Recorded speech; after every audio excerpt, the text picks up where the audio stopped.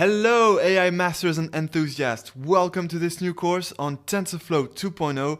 I'm so excited because actually TensorFlow 2.0 beta was just released. And this is super good news because that means that TensorFlow 2.0 is here to stay, and besides it is starting to be super popular now. People are very happy about the new features because indeed now TensorFlow 2.0 is more user-friendly, more simple to use, and besides it has many new features which allow you to build deep learning and AI models in a much more efficient way. So this is the perfect timing for you. You're about to get a very complete course on TensorFlow 2.0. Indeed, you will see we will study everything about TensorFlow 2.0. The course is structured in 5 parts, and each part tackles something different which you can do with TensorFlow 2.0. It's like, a new combination of a deep learning course and an artificial intelligence course, because you will see with TensorFlow 2.0, we will learn how to build deep learning models, artificial intelligence models, and many other applications. So this is what this first lecture will be about. I will introduce you to this course and walk you through its different parts so that you can already take a step back and get prepared for this huge adventure we're gonna have in this course. So let's do this, but before we start, I would just like to remind that the other big plus of this course is that not only you will get a super extended knowledge on TensorFlow 2.0, but you will also get a large toolkit, a very complete toolkit with many deep learning and artificial intelligence models implemented with TensorFlow 2.0. And the tools in this toolkit are actually right here. These are all these Colab files. I'm going to explain what Colab is in a second, but these are all the tools that you'll get. And each tool is like a different deep learning or AI model implemented in TensorFlow 2.0. So in front of us, we have the whole structure of the course, and I'll give this to you right after this tutorial. You'll get exactly this. This is very practical because not only it allows you to take a step back, but also it gives you all the links to the different Colab files, meaning the tools that you will get in this course. And so speaking of Colab files, well, let me explain why this is such a good thing for you to have it. That's because it is super practical to use. I'll show you an example. This is a Colab file that builds an artificial neural network in TensorFlow 2.0. And the great thing about this is that you simply need to connect to this link, the link provided here in this spreadsheet. You just need to connect to this link, and then you can directly play the cells and execute your model, either to train it or to make predictions. So in other words, you don't have to install anything on your machine. You can directly plug and play your AI models on this Colab file, which is just a Jupyter notebook with many packages installed already, including TensorFlow 2.0. So in other words, you don't have to do anything. You can directly play your models and do artificial intelligence. So that's a huge plus, which I'm very happy about. And this is a brand new feature by Google. So this will be super practical for you. All right, so now let's do this. Let's explore and take a step back of what we're going to learn in this course, starting with the first part, which is just an introduction to TensorFlow 2.0. This part is composed of 2 sections. Section 1, introduction, which is just the intro lecture that we are having right now, where we have a look at the structure of the course. And section 2, a very important section that will give you the TensorFlow 2.0 basics, covering how constants work, how variables work, how tensors work, that's very important. We'll work a lot with TensorFlow tensors, and how operations work in, of course, TensorFlow 2.0. And all the basics are included in the first Colab file of this course, Colab 2, corresponding to section 2, and which is, of course, this one, Colab 2, TensorFlow 2.0 introduction. You'll get, as we can see here in the table of contents, all the different new features of TensorFlow 2.0, and I started to remind what was in TensorFlow 1 so that we can understand the difference between TensorFlow 1 and TensorFlow 2. You'll get a real understanding at how TensorFlow 2.0 got improved with respect to TensorFlow 1. All right, so as I told you, here we study the constants, the variables, operations with tensors, and even strings in TensorFlow 2.0. And that's because in this course we will even do deep natural language processing. All right, so all the basics are in this first Colab file, and then we move on to the second part, part 2, which is deep learning in TensorFlow 2.0, and that's where, you're going to build different neural networks with TensorFlow 2.0, so that's why I was telling you this course is like a whole new deep learning course and also an artificial intelligence course where you build tons of models with TensorFlow 2.0. Right, so this part 2 is composed of 4 sections. In section 3, we will build an artificial neural network in TensorFlow 2.0 for a classification task, and the collab file for this is this collab3 file, which is right here. That's where we build an artificial neural network in TensorFlow 2.0. If we have a look at the table of content, well, you can see that we do it step by step. We first pre-process the data, and then we define the model as a sequential class. Then we add the first fully connected hidden layer, the second one with dropout. You will learn about the dropout technique. Then the output layer, then we compile the model, then we train it, and then we evaluate it and make predictions. So you see, all the implementations will be done step by step so that you can really understand everything and not get overwhelmed at any time. And besides, at the end, you'll get some exercises so that you can practice your skills. Right, so there we go. Let's go back to the structure of the course. The next section, section 4, is about building a convolutional neural network in TensorFlow 2.0 for another classification task. And the collab file for this is collab number 4, which is right here. Here we go, collab number 4, and it follows the same structure with first some data preprocessing, and then we build the CNN by first defining the model, adding the first convolutional layer. No worries, you will get all the theory of that in the course in annex parts actually, in case you're not very familiar with the theory. Then we add the second convolutional layer, the third one, the fourth one, the flattening layer, the first fully connected layer, the output layer. So again, everything is done step by step. We implement every neural network from scratch. Then, next section, section 5, is about building a recurrent neural network in TensorFlow 2.0. The application for this will be a natural language processing application, and the collab file for this is collab number 5, which is right here.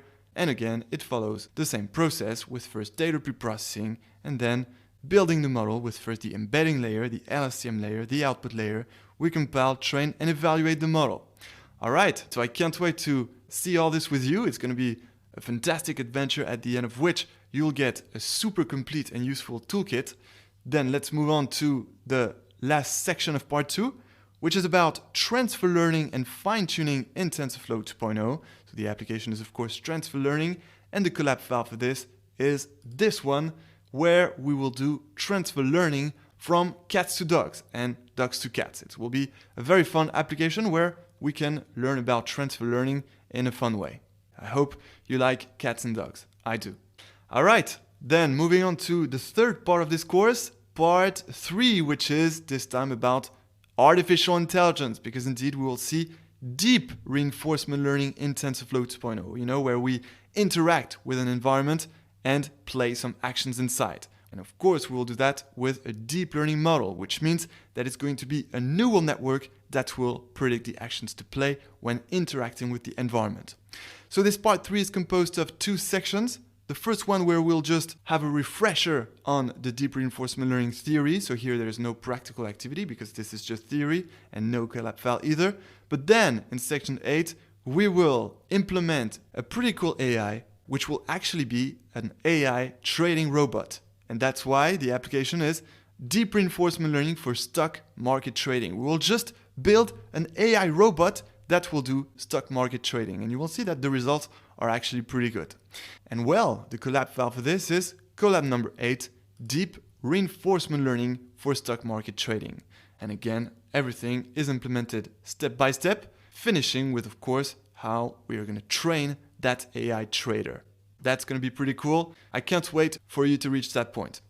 Then, next part, part 4. So here we move on to the more advanced part of TensorFlow, because as I told you, this is a very complete course on TensorFlow 2.0, which is not only addressed for beginners who want to learn the basics of TensorFlow 2.0 and start to build some deep learning and AI models with it, but for those of you who want to really go far in TensorFlow 2.0, well, you have these last 2 parts, part 4 and part 5, where you get to learn some more advanced features of TensorFlow 2.0. And the first one is TensorFlow Extended. That's a super powerful feature of TensorFlow, which would be super useful for you to have in the toolkit. And this part 4 is composed of 2 sections. Section 9, which is about data validation with TensorFlow data validation, TFDV. So the practical activity is about data validation, and the collab file for this is collab number 9, where you will learn some very powerful techniques to do data validation, which is something very useful to master when doing deep learning or AI, because indeed the data, as you understand, is power. The data is super important for your deep learning models and AI models to learn correctly. So the better you can do data validation, the higher chance you have to reach top performance with your deep learning and AI models. Then, next section is about data preprocessing with TensorFlow Transform, TFT. So here you will learn another powerful technique to do data preprocessing with TensorFlow 2.0, of course, and the collab file for this is collab 10, which is right here, and inside which you will do data preprocessing with TensorFlow Transform, TFT, which once again is implemented step by step. So you'll see we will work with real-world datasets as the other ones here, as the other applications here. This will be the pollution dataset. You will learn how to pre-process it with TensorFlow Transform. And so once again, this will be explained step by step. And that's for those of you who really want to get the advanced techniques of TensorFlow 2.0. Then, final part 5, which is about putting a TensorFlow 2.0 model into production. So here, this part is great if you want to really practice on how to apply your TensorFlow skills in the real world, because in the real world, what you usually do is to not only build a TensorFlow 2.0 model, but mostly to put it into production. And so that's what this part 5 is about, this final part of this course, divided once again into 4 sections. Section 11, where you will learn how to create an API with Flask and TensorFlow 2.0. So here, there is no collab file because Google Collaboratory was not compatible with this application, because we are creating it with Flask. So it was much easier to do it with a classic Python file, a .py file. And so we will give it to you separately once you reach section 11. Then section 12 is about serving a TensorFlow model with the RESTful API, TensorFlow serving. And so the practical application for this will be an image classification API, which you will see in the collab file number 12, which is right here. There you go. You'll get to implement an image classification API with TensorFlow serving. Again, this is another advanced technique, which is totally optional, but good for you to learn. And the technique of TensorFlow that does it is TensorFlow serving. So that's really good if you can master this as well. Then last 2 sections, section 13, which is about preparing a TensorFlow model for an Android or iOS device. And that you can do with TensorFlow Lite. So the collab file for this is collab number 13. There you go. You will basically learn how to prepare a TensorFlow model, which will be integrated into a mobile device application, whether it is Android or iOS. And that you do it with TensorFlow Lite. So again, congratulations if you decide to tackle this as well. And finally, final section of the course, which is about distributed training of TensorFlow 2.0 models. So that's a great technique to know and master if you want to train some TensorFlow 2.0 models on highly compute intensive tasks. Sometimes you can train a deep neural network or an AI model for days because the environment is so complex that your DL or AI model can just take a very long time to learn. Well, in that case, you have some techniques that accelerate the training process. And one of these techniques is distributed training, which can apply on TensorFlow 2.0 models. And that's exactly what this section 14 is about. And the collab file for this is the last one, the last tool of your toolkit, collab 14, distributed training of TensorFlow 2.0 models. So you will learn everything in this final collab file, and I highly recommend to do it because I'm sure that at some point in your data science career, you will get to train some TensorFlow 2.0 models on very complex tasks. So therefore, it can take many, many days to train before you get some results. And for this, you will definitely need some distributed training technique. So I highly recommend to do this. That's why I put it at the end, because there is the usual final sprint at the end of an adventure. So I wanted you to have some great energy for this because this is a really useful technique to have in the toolkit. All right, so there you go. Now we can start the adventure. I'll just quickly show you how to open a collab file if by any chance you decide to re-implement everything by yourself as you follow the practical lectures of this course. So it's very easy. you just type here on your favorite browser, Google Collaboratory. Here we go, first one here.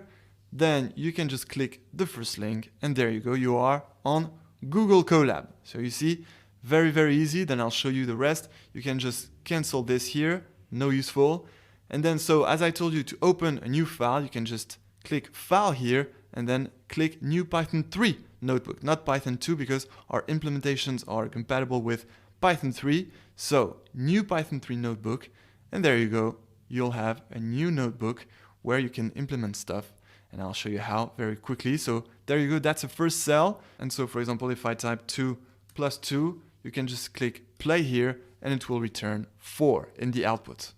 There you go. And then if you want to add another cell, you can just click here. If you want to add some text, as I did, for example, here, this is a text cell where I just implemented some text just to make some sections in this notebook to structure it well.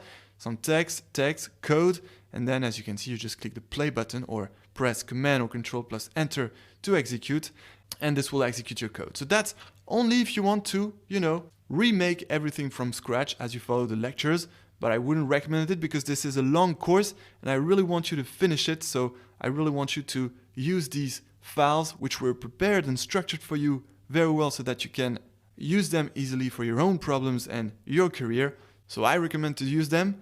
And lastly, what I want to show you is that when you'll get this file, the spreadsheet with all the structure of the course and the different Colab files, well, you'll get the links here to the Colab files. And once you click on these links, this will open the Colab files, but this will only be given in view mode, which means you won't be able to edit it. But of course, no worries. If you want to edit the files and get different cells, well, you can do it very easily by clicking File here and then save a copy in Drive. So you will need a Google address with a Google Drive account. So that's all free, of course, and I'm sure most of you has one. And so there you go. Now this is a copy which belongs to your Google Drive, and now you can do some modification here, right? If I want to modify this file, or maybe this one, if I want to do 52 here, well, I can do it and just play again. Well, you can just modify anything and of course add some new cells by clicking plus code here, right? So very easy. Now your toolkit is ready. You can just start the course, start the adventure, and I can't wait to see you in part 1, section 2, to start with the TensorFlow 2.0 basics. So I'll see you in this next section. Let's start the adventure, and until then, enjoy TensorFlow 2.0. Hi guys, and welcome to this very first practical section on TensorFlow 2.0. This is in this section that we will get introduced to TensorFlow 2.0, but before, as you see, we're just gonna have a quick refresh on TensorFlow 1, just so that we can see the main difference and the main added value of TensorFlow 2.0 with respect to TensorFlow 1. So, right now what we have in front of us is a Jupyter Notebook environment on Google Collaboratory. This is super practical. You'll get many notebooks in this course where you will have basically all the TensorFlow syntaxes that are used in general for several purposes, whether it is to work with constants and variables, or to build neural networks, or even to build convolutional and recurrent neural networks. So you'll have several notebooks, and this first notebook that we have right now contains the general features and the general tools of TensorFlow 2.0 with, of course, a little recap on TensorFlow 1. So you're going to see we're going to learn everything about the constants, how to define a constant, how to get the values of a constant. Same for the variables, how to define a variable, how to get the values of a variable, how to change a specific value in a variable. We'll see all the different operations we have with tensors, like an addition, multiplication, how to use NumPy functions on TensorFlow tensors, and how to do a dot product between two tensors. And then we'll even study how to work with strings with TensorFlow. So that's one notebook, and the approach we're going to take in this course is going to be quite different from our previous courses, because I'm not going to type in front of you all the different TensorFlow commands that we have in each notebook. And the reason for this is that I wanted to make this new course much more interactive than before. In fact, after each notebook that we're going to see in this course, you're going to have a series of practical activities, little exercises, which will check your knowledge and skills on each notebook. So the way this is going to go is that I'm going to explain each notebook, meaning each of the cells, step by step until the end, after which you will get a series of exercises on the same notebook explained by me just before. And actually, these little exercises are a new feature of Udemy. Now you can make some video lectures, but you can also make some coding exercises. So this is going to be quite new. The approach basically is in 3 phases.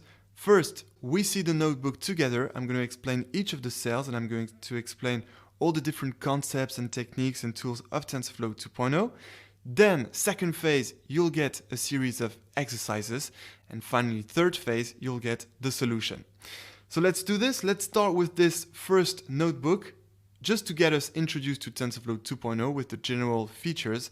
And then we'll move on to some more advanced features of TensorFlow, which are, of course, to build artificial neural networks, convolutional neural networks, recurrent neural networks, and actually much, much more. You're going to have a very broad course on TensorFlow 2.0 covering basically all its techniques. So let's do this. Let's first get the basics of TensorFlow. And as we said, I just want to do this little quick tour on TensorFlow 1 first, because I want you to understand the main new features of TensorFlow 2.0 with respect to TensorFlow 1. So first of all, the first cell here just installs TensorFlow 1. You install it with the pip command preceded by an exclamation mark. Then you just click the play button here. But by the way, you won't have to execute any of the cells, even though you could, if you want to execute them again, you can.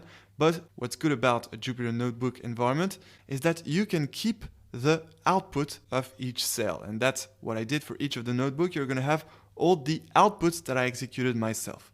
So this is the output of running this. And indeed, you install a series of dependencies, after which you install TensorFlow GPU, and that's TensorFlow 1. Then, of course, after installing it, you have to import it, and that's what this next cell is doing. And then, if you want, you can get the version. I give you the syntax for that. And indeed, we're using TensorFlow 1.13.1. No worries, we'll soon get to TensorFlow 2.0. Then, let's see what we have. So, as you can see, in TensorFlow 1, the quick refresh that I want to do is only on constants and variables, because this is where we have a big difference in TensorFlow 2.0. And you can already suspect what this big difference is going to be. It's actually about how to get the values of a constant and a variable. So we'll get to that right now. First, how to define a constant. Well, that's really easy. You do this thanks to the constant function, which you take from TensorFlow. That's the shortcut TF we gave to the TensorFlow library. So this constant function takes as input a tensor, because usually, when you create a constant or a variable in TensorFlow, it is a tensor. Most of the TensorFlow variables and constants you create are tensors, because the whole point of working with TensorFlow is to use its advanced tensors, because they have a lot of properties and a lot of tools that actually allow you to build, for example, advanced deep learning or AI models, such as artificial neural networks or DQ networks. So whenever you're going to create a TensorFlow constant or a TensorFlow variable, it will usually be a tensor. So that's why I called here the TensorFlow constant tensor. And so inside this constant function, you're going to input, the shape and the values of your tensor. So here we have a double square brackets, meaning it's a 2D tensor composed of 2 rows and 2 columns. Okay, so then after you define your TensorFlow constant, you can call it, but you won't get the values actually. You will just get the shape of it, and indeed it's a 2x2 tensor, and you will get the type of the values inside, and indeed they are integers. But then, and that's where we get to the main difference between TensorFlow 1 and TensorFlow 2, if you want to access the values of your tensor, 23, 4, 32, 51, you have this method called eval, the eval method, which you call from your TensorFlow constant, which we call tensor. But in order to call this eval function, to get the values of this tensor, you have to initialize what we call a TensorFlow session. That was in TensorFlow 1. Whenever you want to access the values of a constant, and you will see that it will be the same for a TensorFlow variable, you have to initialize a session first. And that's why right now we haven't initialized any session yet, and therefore when we call the eval method to get the values of this tensor, we get a value error. And it even explains why we get such an error. This is because no default session is registered. right? So you have to register a session, you have to initialize a session and actually initialize all the variables that are going to be in this session in order to access the values of a constant or a variable. And so now, well, let's see in the next section how to get the values of a constant by therefore initializing a session. And that's why in the next section here, in order to get the values of the constant, the same constant that we introduced before, well, the first thing we do is we initialize a session. And to do so, well, we introduce a new variable that I chose to call session, which is created as an instance of the session class. The session class, which is a class by TensorFlow. So that initializes your session, but then as I told you, you also need to initialize all the variables inside your session, and you do this with the run method to which you input tf.globalVariables initializer. That's an initializer of all the global variables in your session. Then you're going to connect your tensor to the initialize session with the run method again, and that will return a new variable which we called tensor value, because now indeed when we call tensor value, well, we are able to get the values inside this constant tensor, right? This time, since we have our registered session, well, we can access the values of the constant tensor. All right, so again, I'm showing you this because you're going to see that it will be different with TensorFlow 2.0, and actually a lot of people were so happy about this. You're going to see that indeed with TensorFlow 2.0, it is much easier to access the values of a constant and a variable. So speaking of variable, well, now let's get a quick refresh on the variables in TensorFlow 1. How to define first a TensorFlow variable? Well, this time you're not going to use a function here, you're going to use a class, which is the variable class, called from the TensorFlow library, of course. Therefore, your variable is actually an instance of that variable class. But same, inside this variable class, you're going to input the shape of your tensor with, of course, its values. Right? Once again, when defining a TensorFlow variable, it's usually a tensor. That's why I chose as an example to create a tensor variable. Then, it's the same when you call your variable this way without doing anything else. Well, you will only get the shape, which is a 2 by 2 tensor with integers inside, okay? But you don't get any values. And same again, if a session is not initialized, well, you cannot access the values of the variable. Indeed, you access the values of your variable with the eval method, which you call from your variable tensor, but then you get this value error because indeed no default session is registered. All right, so same, in order to get the values of a variable, well, you first have to initialize a session, which you do the same way by creating a session object as an instance of the session class by TensorFlow. Then you initialize all the variables from the session with the run method that takes as input the initializer tf.globalVariables initializer. And then actually for a variable, you can just directly call the eval method from it, because remember the difference with a constant is that, your variable is an object, an instance of the variable class. And the variable class has directly this eval method that allows you to access the values of that variable, but only if the session is registered. And that's why in the eval method, as opposed to what we did here, in the eval method, you have to input that session. Here we didn't input any session, so we had a value error, but now we register the session, we input it in the eval method, and there we go, we get the values.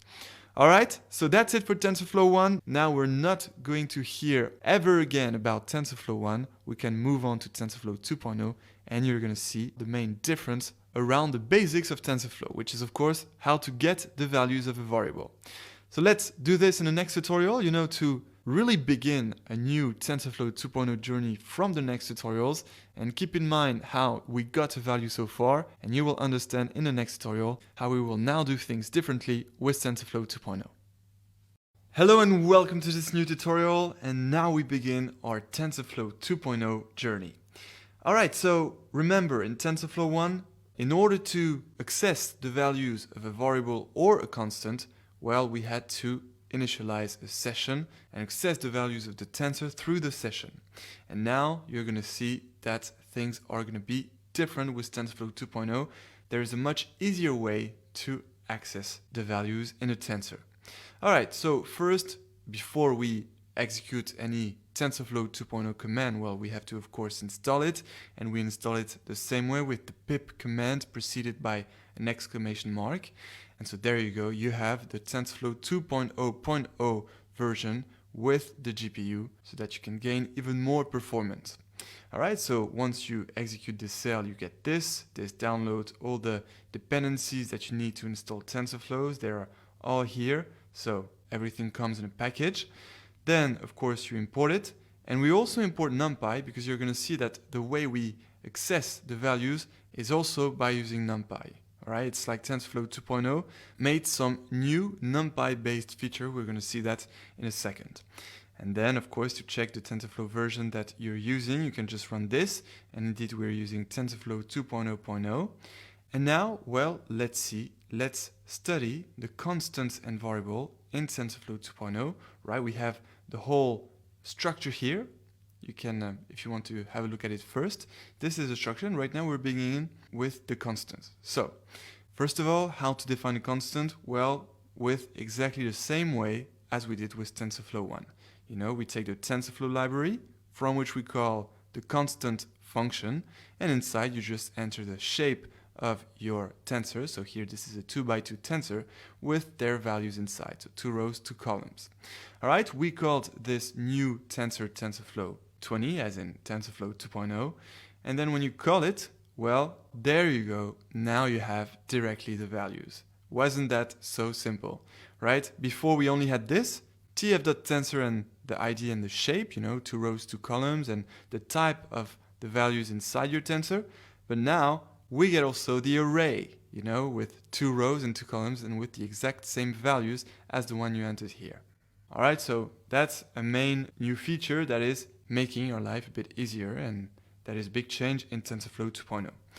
And then, well, if you just want the shape, you know, if you just want the dimensions of your tensor, well, you can just call the shape attribute from your tensor constant, right? And you will get tensor shape, 2 rows, 2 columns.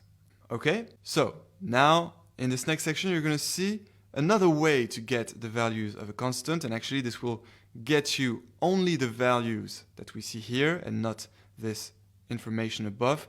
As you see, you will get directly the array. And the trick to do that, I just added it so that you know it as well. To get the values straight from a TensorFlow constant with NumPy, that's why we imported NumPy, and without the need of a session, you just enter this, you know, your constant tensor, and then you just add NumPy with some parentheses, and you will get directly the values, right? So pretty practical too, and mostly we're not needing any session, right? We won't bother opening new sessions now, which was something we always did with TensorFlow 1. Each time, you know, you are starting to build a new TensorFlow program, and especially a new neural network or a new neural machine or whatever, you always had to open a session. And here, as you can see, we don't need it anymore. And again, so these are the main differences in TensorFlow 2.0 around the basics of TensorFlow, but we're going to see that there are going to be more differences when building neural networks. And by the way, we will see if we use any session.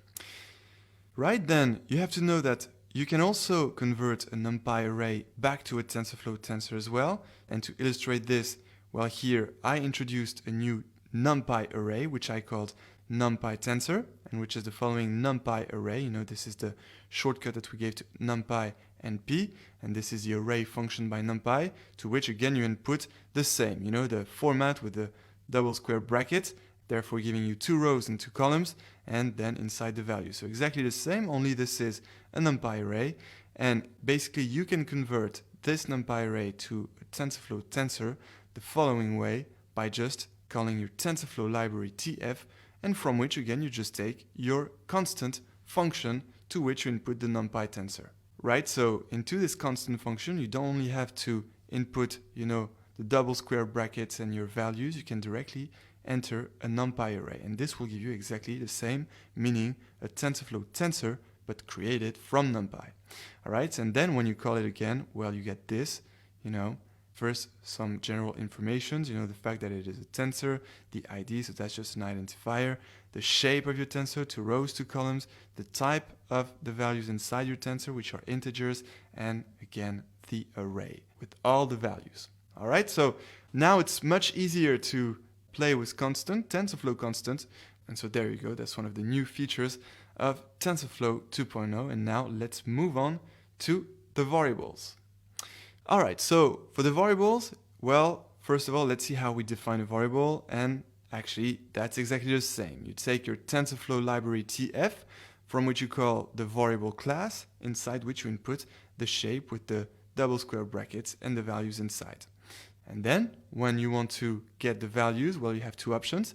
Either you just call your TF2 variable, which, as opposed to before, won't only give you these informations, but also the array with the values, right? And then the second way to get the values of your variable, of your tensor variable, is to do the same. You take your TF2 variable, so that's our tensor variable which we've just created, and from which you call the numpy function that was associated with TensorFlow 2.0 and which directly gives you, this time, only the array and also the type. All right, so much easier. And now I'm just giving you an extra tool which you might use sometimes in your project, and which is something you do on a variable only, of course, because a constant cannot be changed its value. So this is about changing a specific value in the variable. Like, for example, let's say you want to change this cell here, this value here in the first row and the third column. Well, to do so, what you're going to do is take your variable, get the first row which has the index 0, and get the third column which has the index 2, and then you just add dot and assign 100.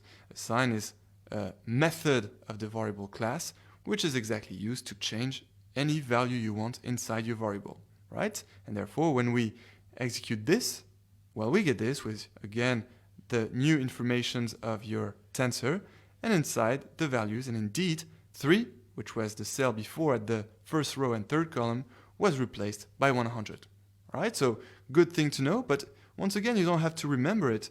We're giving you all the notebooks, and you can just keep them close to you on your computer whenever you're working on a project, so that you can quickly get access to a series of practical functions to use with TensorFlow 2.0. All right, and then once again, if we call the TF2 variable again, we just get the same thing, because indeed the assign replaces the cell you wanted to replace in that TF2 variable. So it's not like a new one is created. Indeed, the value was replaced in your TF2 variable, which we created before.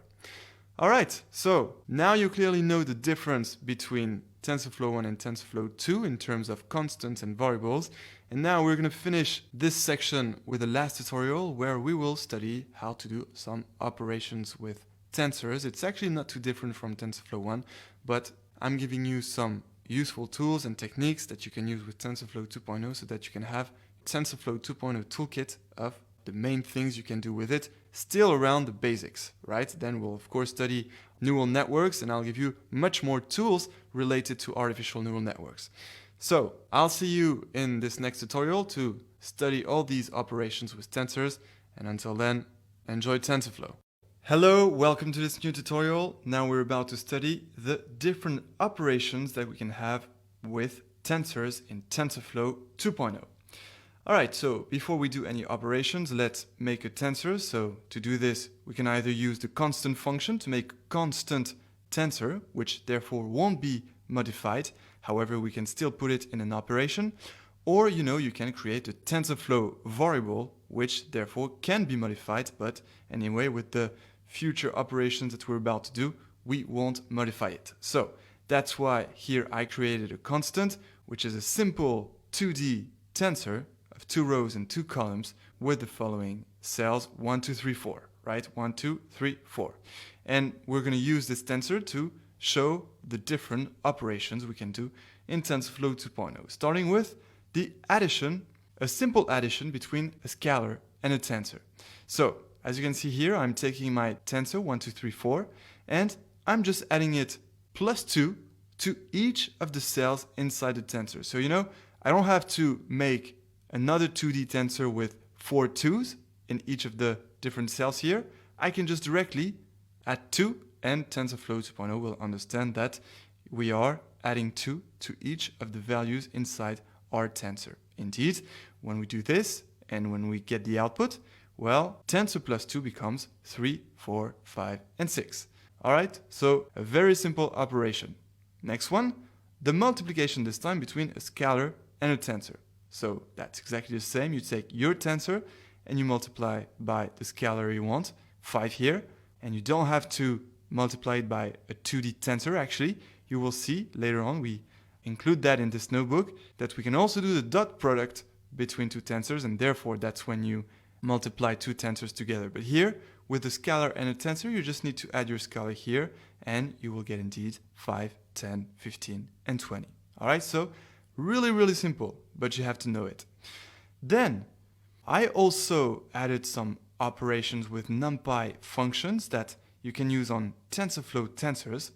And these NumPy functions include, for example, the square, taking the square of each element of a tensor, and that's exactly what we're starting with here. We're getting the squares of all the numbers in a TensorFlow tensor object. And to do this, well, indeed, we use the square function by NumPy, to which we input only the tensor, of which we want to take the squares of the cells. And indeed, by doing that, well, we get the following output, a new tensor with the following cell, 1, which is 1 squared, 4, which is 2 squared, 9, which is 3 squared, and 16, which is 4 squared. All right, so once again, very simple. You have to know that you can use directly the NumPy functions on a TensorFlow tensor, and you don't have to do everything with TensorFlow. And I gave you another example with the square root. This time you're computing the square root of all the numbers in your TensorFlow tensor object. And indeed, well, that's exactly the same as before, but this time you're going to use the sqrt function by NumPy, which indeed will compute all the square root of the cells in your tensor. And so indeed, well, here we get the square root of 1, here we get the square root of 2, here we get the square root of 3, and here we get the square root of 4, 2. All right, so now you know it, and you can also take some other NumPy functions like the exponential or the logarithm, whatever you want. But whatever the function you choose, it's exactly the same, just NumPy dot the function of NumPy, which takes as input your TensorFlow tensor. All right, then, moving on. Well, as we said, we can also take the dot product between two tensors, but be careful to do this. You don't do tensor times tensor 2o. Remember, tensor 2o is a previous tensor we had before. Actually, let's have a look at it again just to see what it was exactly. Here it is, tensor 2o, that is this one, 23, 4, 32, 51.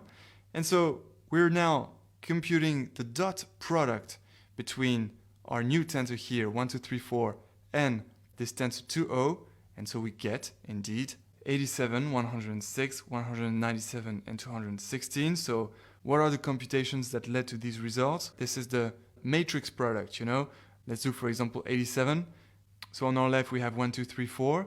On our right, TensorFlow 2o is 23, 4, 32, 51. And the matrix product for the first cell on the upper left is 1 times 23 plus 2 times 32. 2 times 32 is 64, and 64 plus 23 is 87. And so we get in, the first cell, 87. Right? So that's the matrix product. Maybe you want to check that again online. But, for example, if you want to do the matrix product between this and this, well, on the upper left, we do 3 times 5 plus 4 times 15. On the upper right, we do 3 times 10 plus 4 times 20. Then on the lower left, we do 5 times 5 plus 6 times 15. And on the lower right, we do 5 times 10 plus 6 times 20, right? So the very classic matrix product. And so we get this, and, well, the purpose of showing you this was not to do a little linear algebra refresher, but to show you how to do the matrix product with the dot function by NumPy, which takes as input your two TensorFlow tensors. All right, and then to finish, I also added one last thing which could be useful for you. These are the strings in TensorFlow 2.0, so we'll see that in the next tutorial, and then we'll be ready to move on to some more exciting applications of TensorFlow 2.0, which are, of course, the neural networks. Hello and welcome to this new tutorial. And now, just before moving on to the more exciting applications of TensorFlow 2.0, which are of course related to the neural networks, let's finish with some final basics about the strings. How to handle strings with TensorFlow 2.0, that's what we're about to discover. So first of all, first things first, let's start with the basics, the very basics. The way to create a string with TensorFlow is by using, once again, the constant function. You know, this is not only used to create a tensor. With TensorFlow, you can also create a string constant, which same you create through this constant function by TensorFlow. So once again, you take your TensorFlow library from which you call the constant function, which takes as input your string instead of the tensor as before. And indeed then, when we call our tfString variable, which is the name of the variable I gave that gets the string, well, indeed we get the different informations, of the properties of this TensorFlow object, such as the shape. So the shape is null this time, and the type is of course a string, and the value of the string inside is indeed TensorFlow, right? That's your string, TensorFlow. Alright, so that's how you define a string with TensorFlow. You don't have to do it with TensorFlow, but if you want to do deep NLP, for example, well, you might want to create your strings with TensorFlow. And now that we define a string, well, let's see some simple string operations, starting with the first one, which is widely used, especially in natural language processing, and which is to get the length. If you want to get the length of a string, the number of letters composing your string. And to do this, well, you have a certain path to get to first. You start with the TensorFlow library, from which you get the strings module, from which you call the length function, which takes as input, of course, your TensorFlow string object, tfString. And so by calling this, well, we get, once again, no shape, because this time it's just a number, and the value of 10. 10 because there are 10 letters in TensorFlow. All right, so very simple string operation. Now, a less simple one, well, it's still very simple to do it.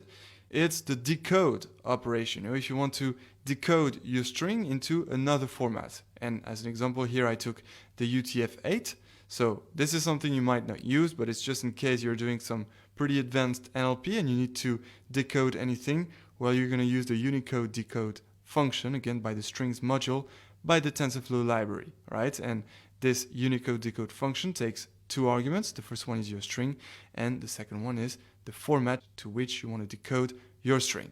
All right, and indeed, by calling this, we get this time a shape, because indeed, when you decode a string into UTF-8, you will get one number for each of the letters of your string, and that's why here we get 10 numbers, which are resulting from the UTF-8 format, and each is indeed an integer.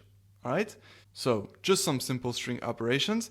And now another thing that might be very useful for you if, once again, you want to do deep NLP or even simple natural language processing with TensorFlow. But if you're using TensorFlow, you might do deep NLP in the sense that you might build and use a TensorFlow neural network.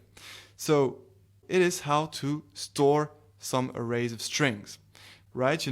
Imagine you have several strings and you want to put them into an array. Well, the way to do this is once again to take the constant function by TensorFlow. You create your array, which is this time a 1D array, with the single pair of square brackets containing your different strings. So the first one is TensorFlow, the second one is deep learning, and the third one is AI. And that will create an array of string. Very simply, an array of strings which you put into a variable, but which is in fact actually a constant, and which I called tfString array. All right, and then once you have an array of strings, well, you might have to iterate through this array, iterate the different elements of this array, just to get the different strings separately one by one. That's something we do many times in NLP. And, well, to do this, you can do a simple for loop. I provided the for loop here. You iterate the different strings inside your array of strings. And then I just printed the different strings just to show you that indeed we're well iterating our array of strings. And we get each of its elements. The first one is TensorFlow indeed. The second one is deep learning. And the third one is AI. All right, so I just provided that as extra. If any of you is interested in NLP and want to do deep NLP with TensorFlow 2.0, so you have the basics. And besides, we will have a great deep NLP application in this course. So it's even greater that we actually introduce the basics of the strings in TensorFlow 2.0. So now I guess we are ready to move on to the real and more exciting applications of TensorFlow. This was just the introduction. Now we're going to move on to neural networks, and we're going to start with artificial neural networks. And each time they're going to be applied to a real world problem, or to an advanced application, so that you can see how useful can be TensorFlow 2.0. So I look forward to seeing you in the next sections on the neural networks. And that's not all. Then after the neural networks, you'll see we're going to have some more applications of TensorFlow 2.0 and even more advanced features of TensorFlow. I remind that this is a very, very complete course on TensorFlow 2.0, so you'll get everything and you'll get a variety of applications. So I look forward to seeing you in the next section, and until then, enjoy TensorFlow. Hello and welcome to this new section on artificial neural networks. We're going to learn how to build an artificial neural network in TensorFlow 2.0, and that's why I have here in front of me a new notebook which was shared with you too, so that you can follow it with me, and in the end you'll get a series of practical activities to practice your skills on building artificial neural networks with TensorFlow 2.0. Alright, and so as you can see, well, the first cell is the image of the dataset we're going to work on, which is the Fashion-Minsk dataset. That's a classic in artificial neural networks. And not only it is a classic, but also it is used as a benchmark, to test the power of your artificial neural networks. You're going to see that at the end of this notebook, we will end up with a certain accuracy that we managed to obtain after training the artificial neural network we'll build on this dataset. And so you'll be able to compare this accuracy with other accuracies obtained through other models and other architectures of neural networks, and you'll see how well you're doing and how much you can improve. So let's do this. But before we start with the first steps, let me show you the original dataset that is on Kaggle. That's why here I precised the image source from Kaggle, and the exact link is this one.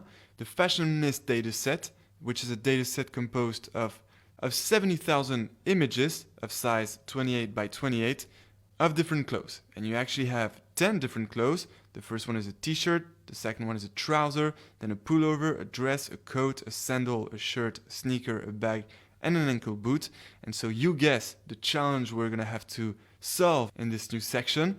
It is going to be, of course, to build a neural network that can recognize these objects. So it will have to predict 10 classes, which are these ones here, and of course it will have to predict them correctly. And the accuracy we'll get at the end is simply the number of correct predictions out of the total number of images in a test set, which is 10,000, right? Because in total we have 70,000 images, including 60,000 images in the training set and 10,000 images in the test set.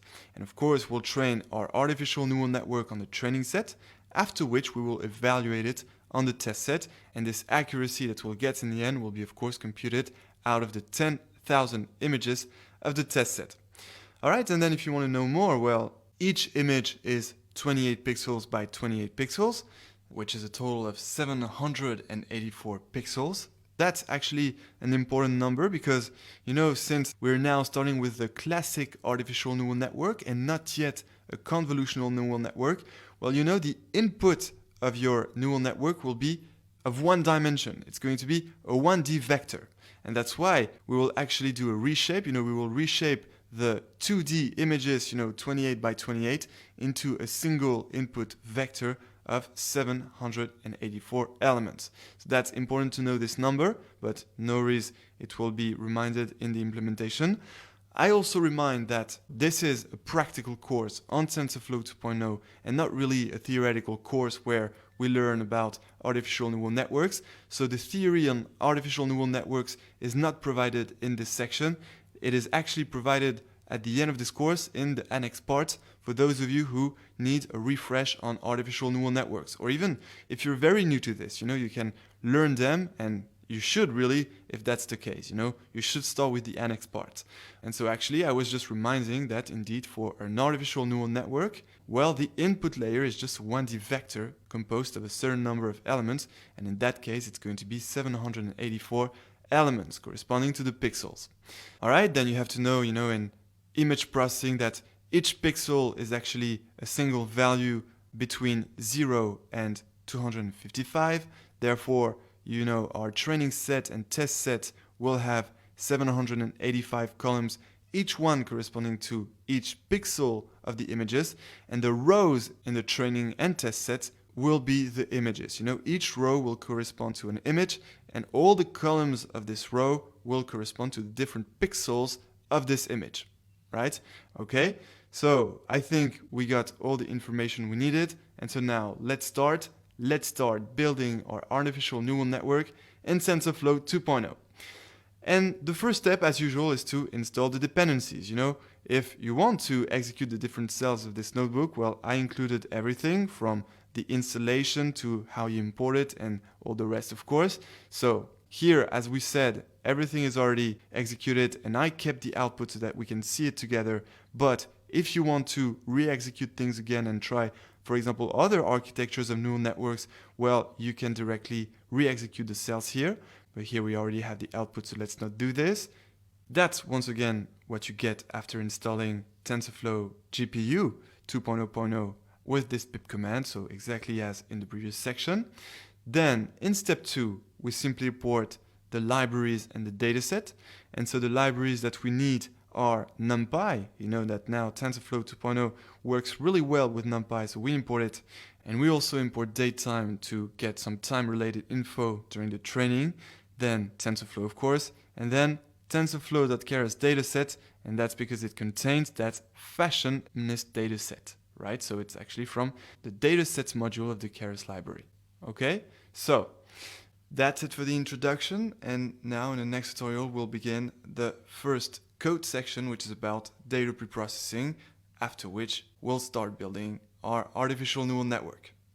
Hi guys, and welcome to the third step of this implementation about data preprocessing. So, data preprocessing is definitely not the most exciting part in our implementation, but that's something we always have to do, especially before building a neural network, because indeed you have to pre-process the data in order to set it in the right format expected by your neural network. And so here, the data preprocessing phase will consist of first loading the dataset, then normalizing the images, then reshaping the dataset, into this 1D vector format that is expected by a fully connected neural network, as explained in the previous tutorial. And then that's it. We just want to set the right format expected by the neural network. So let's do this. Let's see each of these sections one by one, starting with loading the dataset. And so here, well, we're lucky to have this fashionist module by Keras, because indeed it contains this load data function, which will allow us to get directly the training set and the test set of the whole data set. 60,000 images in the training set and 10,000 images in the test set. So right now, what's important to understand is that at this stage, when we import the training set and the test set this way, well, these are the images. Xtrain contains 60,000 2D arrays, containing all the pixels of the images. And same for Xtest, it contains 10,000 2D arrays containing the pixels of the images. And of course, Ytrain are the classes, meaning the targets of the training set, and Ytest are the classes, the targets of the test set. So right now, no reshaping, with this vector of 784 pixels has been created. That's what we'll do in a further code section. So basically, at this stage, we just import the images and their targets, their classes telling which cloth is each image. So when you execute this cell, then you get this, which basically downloads all the data. And then here we go for the next step and the very real first data preprocessing step, which is about normalizing the images. So indeed, when working with neural networks, we always have, or it is always highly recommended to normalize your inputs. Why is this? Simply because by normalizing your inputs, well, your neural network will train faster, right? I specified this here. By normalizing images, we make sure that our model, ANN, trains faster. And so here, very simply, to normalize the images, well, since each pixel of the image is a value between 0 and 255, well, the simple way to normalize the images is to divide each of their pixels by the maximum number of pixels, which is 255.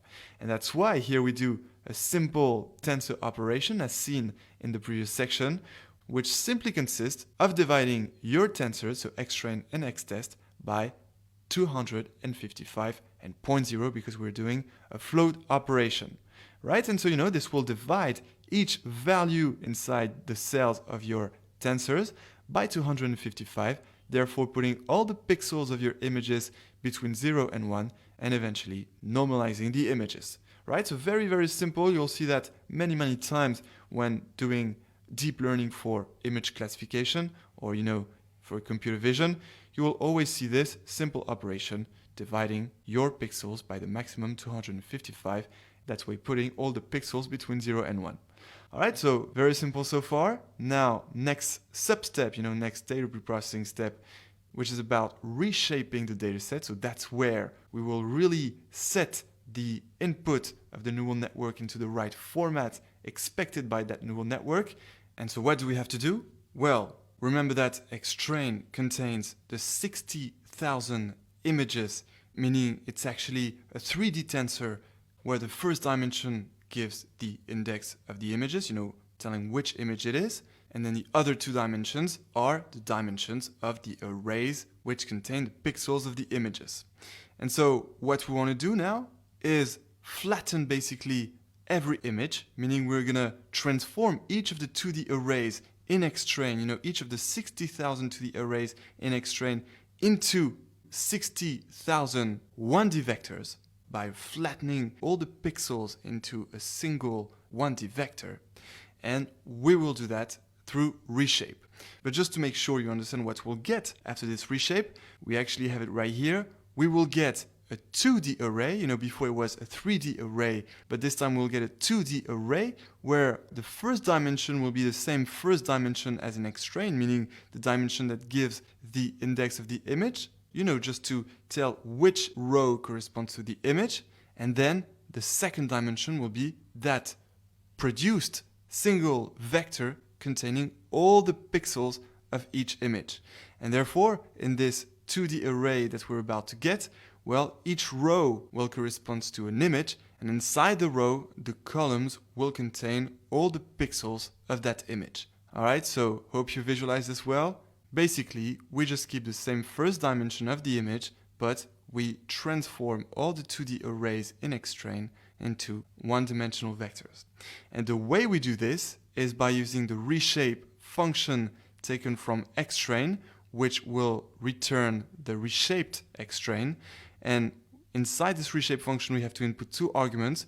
First is -1 here, which says that we want to reshape all the images in xtrain, meaning we want to take all the elements in the first dimension of xtrain, which just corresponds to the images, their indexes. And the second element here, 28 by 28, is of course how many columns we want to get in that new xtrain. And since we actually want to get all the pixels into the columns, well, since we have 28 times 28 pixels in each image, and we want to flatten all these pixels into 1D horizontal vectors, well, you'll get 28 by 28 columns to receive the 28 times 28 pixels. And that's why here, by reshaping into a 2D array of 60,000 rows, because here we specify -1 and 28 by 28 columns, well, we'll exactly get what we want, meaning a 2D array with all the rows corresponding to the images and all the columns corresponding to the pixels of these images, right? And then each image of this 2D array, or, some batch of images taken from this 2D array, will enter the neural network and will be accepted by it because they will be in the right format, after which, they will be forward propagated to get the final predictions. All right, and then we do the same reshape for the test set. Here it is. And that's, of course, because then, we'll use the test set to evaluate our model and see which final accuracy we get. Okay? So there we go. Congrats. We did the little boring phase, data preprocessing. And now, good news, we can move on to the exciting phase, which is about building the artificial neural network. And that's where TensorFlow 2.0 comes into play. All right, let's do this. Let's build the artificial neural network with TensorFlow 2.0. All right, so first of all, the first thing we have to do whenever building an artificial neural network, which in this section will be a fully connected neural network, is to create the model object itself. And this object will actually be an instance of a class called the sequential class. And that's because we are building a fully connected neural network, which is a series of dense layers. And as opposed to being a computational graph, well, it is a sequence of layers, and that's why we use the sequential class. And that sequential class is taken from the models module from the Keras library that we take from the TensorFlow library. All right, so we have our model. Basically, it is initialized as a sequence of layers, and now we're going to add one by one the different layers that are going to be in this neural network. So once again, if you're new to neural networks, you absolutely have to close this tutorial right now and jump down to the annex parts at the end of the course, where we provide the whole theory of artificial neural networks. However, if you do know about neural networks, well, you will understand what I'm going to explain in this tutorial, meaning how we're going to add the different layers inside this artificial neural network. All right, so let's start with the first one, which is a first fully connected hidden layer. All right, so I specified here in the text the different hyperparameters that are going to be in this first fully connected hidden layer. And we're going to have 128 neurons, which are called units by TensorFlow. You know, that's the units here. We'll get to that very quickly. Then the activation function, you know, which breaks the linearity inside your neural network so that indeed your neural network can learn the nonlinear relationships that are between the pixels of the images and the output, saying which kind of cloth it is.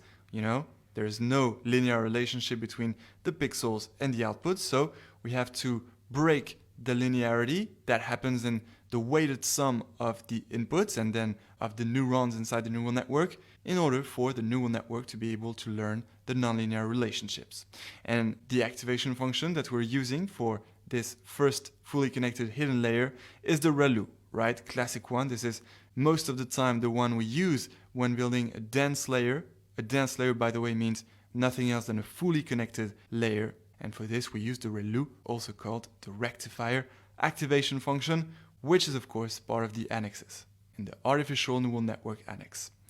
Okay, and then the input shape. Well, you know what the input shape is. We understood that the inputs of the neural network are the single vectors which contain all the pixels of the images flattened into one dimension, and that's why the input shape here is indeed a vector of 784 elements, corresponding to the 784 pixels of each image.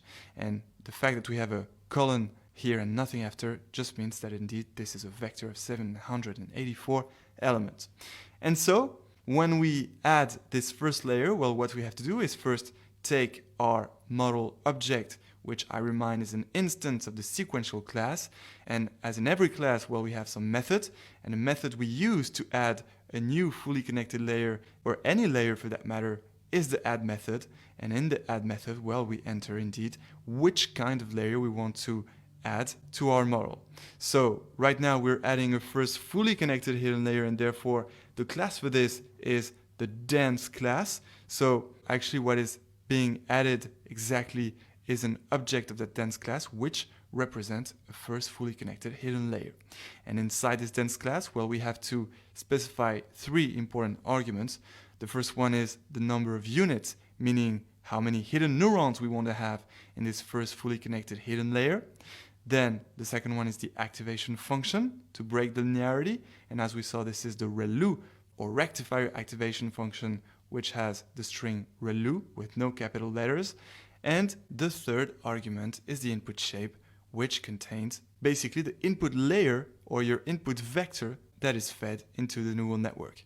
And right, remember, this input vector contains the 784 pixels that were all flattened from the 2D array of the image. Okay, so very simple, but again, you don't have to remember this. The purpose of this course is just to give you some notebooks that you can keep with you, close to you on your machine, and that you can use anytime you want to build a neural network with TensorFlow 2.0 for one of your projects. So you don't have to remember, for example, that the dense class is taken from the layers module, from the Keras library, and from the TensorFlow library. No, you can just copy this and then make sure to change the parameters, especially this one, for the right input shape. And then you can keep this architecture if you want. You know, there is always big work on finding the optimal architecture. All right, so there you go. Great stuff. We've added our first fully connected hidden layer. Now, moving on to the next one. What we're going to add now is going to be a second layer with dropout. So what is dropout? Dropout, I specified it here. I explained everything. Dropout is a regularization technique where we randomly set neurons in a layer to 0. In other words, you know, you're going to have a layer inside which some neurons are going to be deactivated, therefore not learning during backpropagation. You know, their weights won't be updated. That's why I say here, while training, those neurons won't be updated. And so how many neurons are going to be deactivated and therefore not updated? Well, that's a certain percentage of them, which we choose when adding this layer with dropout. And usually we choose 20 to 50%. All right, so let's do this. To add this new layer with dropout, well, of course, we use again the add method, inside which we're going to input what we want to add. And a new layer with dropout is simply given by the dropout class, which takes as input exactly this percentage of neurons that we want to deactivate, basically that we want to drop out. And so that's why here I specified 0.2, meaning 20% of neurons are going to be deactivated from time to time. Of course, they're not going to be the same deactivated neurons every iteration, you know, just 20% of them will be deactivated from time to time to block the learning process. And the reason why we do this, the reason why we add dropout, is to indeed avoid overfitting. Because by preventing some neurons from learning, well, intuitively, we understand that this will prevent from learning too much, you know, learning to close the training set. And you know, when you learn to learn on the training set, you'll have poor results on the test set. And that's what we want to avoid thanks to this dropout technique. All right, so that's for the second layer with dropout. Now you know the syntax to add a new layer with dropout with TensorFlow. You understand that it's very easy. I recommend to include this in your neural networks. Dropout is always very efficient and can improve the results on the evaluation set. So just make sure to keep that close to you. And now we're going to add the output layer, which is of course the final layer of your neural network that contains the output, meaning that contains the final class that the neural network predicts on the image. You know, the neural network predicts which cloth basically is the input image that was fed to it. And so, well, here I specify the info. The unit argument, which is how many neurons you want to have in your output layer, is going to be 10 because we have 10 classes and we're actually using the softmax activation function in order to get probabilities for each of the class. And you know, the final output, the final prediction will be the class that has the highest probability. So that's why instead of having one neuron in the output layer as the final predicted class, well, we have 10 classes with their predicted probabilities. And so there you go. That's how you add this final output layer using again the add method. And then the dense class, and that's because you want some full connections between your second layer with dropout and the output layer. And this dense class takes again as argument unit, which is how many neurons you're going to have in the output layer, meaning 10 because we have 10 classes, and the activation function that will get you the final output, which is softmax, meaning that before getting the final output, we will return some probabilities for each of the classes and return the final class that has the highest probability. All right, and that's it. That's how you build the full architecture of the neural network in TensorFlow. And by having this, you know, I included enough so that then you can build any other architecture of any neural network you want, because now you know how to add any type of layers. I'm not talking about the ones we'll have in a convolutional neural network. I'm talking about the layers in a fully connected neural network. You know how to add a simple first fully connected hidden layer with the dense class.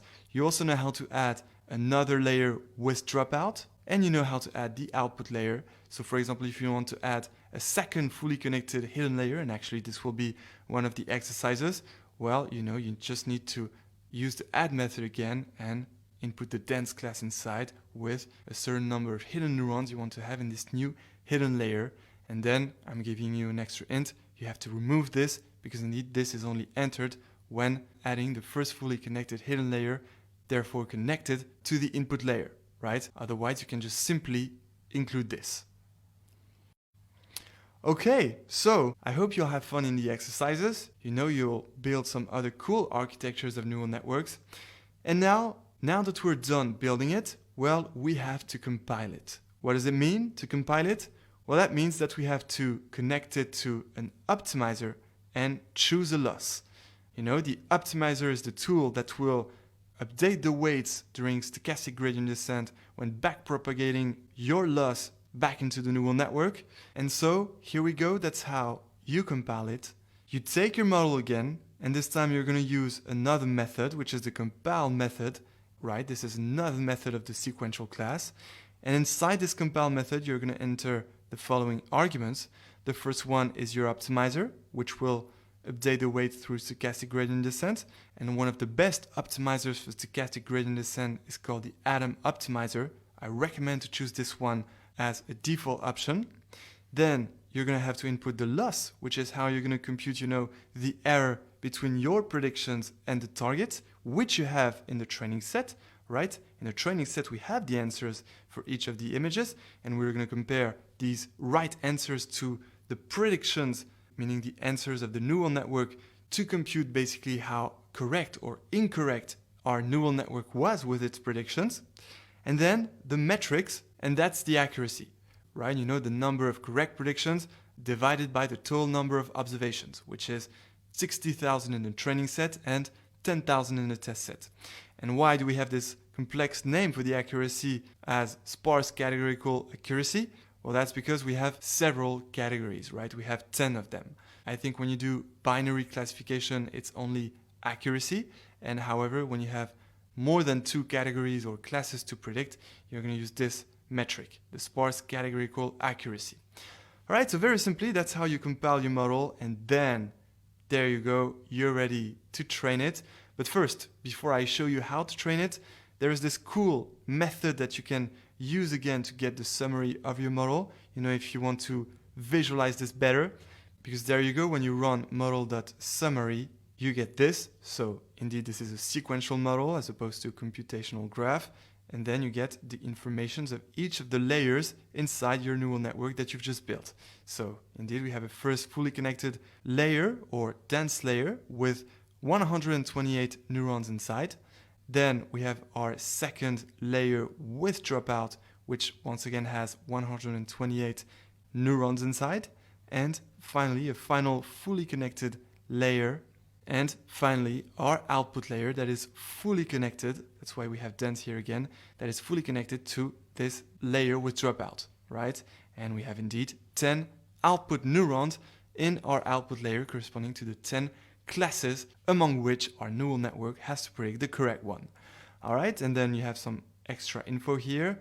So total parameters, we have this total number of parameters. That's interesting, that corresponds to all the weights inside your neural network. Then trainable parameters, meaning the parameters you can update through the training, in other words, the weights are the same because indeed in our neural network, we don't have any hyperparameter. A hyperparameter is something that is not updated through the training, but which you can tune then by experimenting several trainings of your neural network. But here we don't have any anyway. And there we go, yes, non-trainable parameters. These are the hyperparameters 0. Okay, perfect. So now that we have a model built and that is also compiled with the best stochastic gradient descent optimizer, the right loss for multi-class classification, and the right metrics, the accuracy when having several classes, well, we are ready for the next step, which is to train the model. And there's nothing more simple to train the model with TensorFlow. It's actually in just one line of code. And besides, the arguments are so simple, you're just going to take your model again, Then from it, you're going to call the fit method, which once again is another method of the sequential class. And you're going to input just 3 compulsory arguments. First, your input, which are your reshaped images, in this 2D array containing all the images in rows and all the pixels of the images in columns. Then yTrain, which are the real answers, or in other words, the targets, which are the right classes for each of the images in xtrain. And then finally, the number of epochs, meaning the number of times you're going to train on the full amount of images in xtrain. Basically, it's the number of times the full training set will enter the neural network, get the predictions, incur the loss, backpropagate the loss, and this for all the observations in the training set. And then there is an optional argument which you can add, which is the batch size, and that's if you want to do mini batch learning, which is the combination of, remember, stochastic gradient descent and batch learning. Everything is explained in the annex parts, but here you're going to see that with these simple arguments and with no batch size, we're going to get a very good accuracy in the end on the evaluation set, you'll see. All right, so when you execute this, what do we get? Well, we get our 5 epochs with for each the accuracy obtained on the training set. So that's not the final victory. It will be, of course, on the evaluation set. But on the training set, we already have a good sign. We get 81% accuracy on the first epoch, 85% accuracy on the second epoch, almost 7% accuracy on the third epoch, 87.33% on the fourth epoch, and 87.72% on the fifth epoch. So you see the purpose of training it on several epochs. It's because over a certain number of epochs, well, the accuracy will improve because the neural network remembers the previous updates of the weight in order to make some new update and improve the accuracy, as the neural network clearly understands that it is its goal, that it is what it has to do. So you can actually try with more epochs, and I'm sure you can improve a bit more the accuracy, but not too much, because indeed we can see that it's about to converge. But then maybe, who knows, with other architectures, you can get some higher accuracies, and that will actually be, of course, the exercises of this section. All right, so we're going to take a little break now, and we're going to keep the surprise for what we get in terms of accuracy on the evaluation set, right? This is really the final result we're interested in. So I'll see you in the next tutorial, and we'll find out about that final accuracy. All right, we are about to find out about the accuracy on the evaluation set, which is the relevant set on which you assess the performance of your model, right? Because the accuracies we got here were on the training set, but the training set is where our model learned, as opposed to the evaluation set where the model hasn't learned at all. So basically, we're going to measure the performance on brand new observations, which is, of course, much more relevant than on the training set. So, first of all, I'm going to show you the syntax that allows you to evaluate your model on the test set. Here is the syntax. It is simply another method from the sequential class, the evaluate method, that you call, of course, from your model object, and which takes, of course, as input the 2 arguments, xtest and ytest. Right, of course, xtest contains all your input, the input images of the test set, well formatted into, the one-dimensional vector fed into the neural network, and ytest, which contains the real values, the real classes of each of the images in xtest. But of course, the model is not going to look at ytest, the model is going to return the predictions of xtest, and we're going to compare these predictions to ytest to finally measure the ratio of correct predictions in the test set. And just before we look at the results, well, since the evaluate method actually returns 2 elements, which are first the loss incurred in the test set by the predictions of the model, and also the accuracy, and that's exactly what we want. We will have a better idea of how well our model performed by looking at the accuracy. So since it returns these 2 elements, well, that's why you have these 2 variables introduced here, test loss and test accuracy. All right, and now, well, let's have a look at the final result on the test set. Here we go, and the final result is a brilliant accuracy of 87%. So the same as in the training set, actually. And that's probably thanks to this dropout layer, because this dropout layer was used to protect us from overfitting, to prevent overfitting from happening, meaning that indeed we still get a great accuracy on new observations, which are the observations of the test set. Maybe you can try. Maybe if we didn't add this dropout layer, well, we would have obtained a lower accuracy on the test set and a higher accuracy on the training set, because this is exactly a situation of overfitting. So there you go. You have a great accuracy here on 10,000 observations, and maybe now you can improve it. That's, of course, going to be part of the exercises you'll have for this section. And feel free to share your results, especially if you get, for example, some accuracies over 90%. We will be very curious to see the architecture you figured out. All right, and that's the purpose of this course. We give you the notebooks, we explain everything in the notebooks, and then it's your turn. You have to practice on all the series of exercises we give you. So really try to do the exercises following this section. And it doesn't matter if you don't figure out all the solutions. What matters is that you practice, try, and that's how you improve your skills. And of course, if you find the solutions, well, congratulations. Share them in the Q&A. That will help the other students. This is also a community where you not only learn from me, but also where you help each other. So communicate as much as you can. We will be happy to have a very dynamic communication in this course. All right, so I also provided this print, if you don't want all the different informations, including the loss. What we really want indeed is the accuracy. That's why I added this final print with the test accuracy and, this format syntax to return the real value of the accuracy, which is 87.4%. All right, so now your turn. Practice well, and as soon as you feel that you got the skills in artificial neural networks, well, you'll be ready to tackle the next section about convolutional neural networks, and that's where we'll learn how to build a convolutional neural network with TensorFlow 2.0. So I look forward to seeing you in the next section, and until then, have fun on the exercises and enjoy TensorFlow. Hello and welcome to section 4 now on convolutional neural networks. We're now going to learn how to build a CNN with TensorFlow 2.0. And of course, the application is going to be similar to the application we did with artificial neural networks, because a convolutional neural network is mostly used for object recognition, face recognition, object detection, or image classification. And well, speaking of image classification, that's exactly what we're going to do in this section. Because once again, we're going to use a classic and simple dataset so that we can focus on TensorFlow 2.0.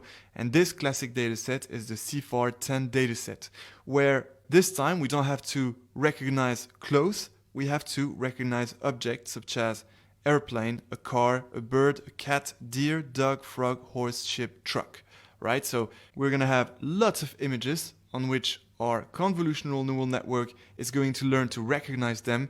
And in the end, again, we'll have an evaluation set where we'll measure a relevant accuracy to see which percentage of correct predictions it manages to achieve.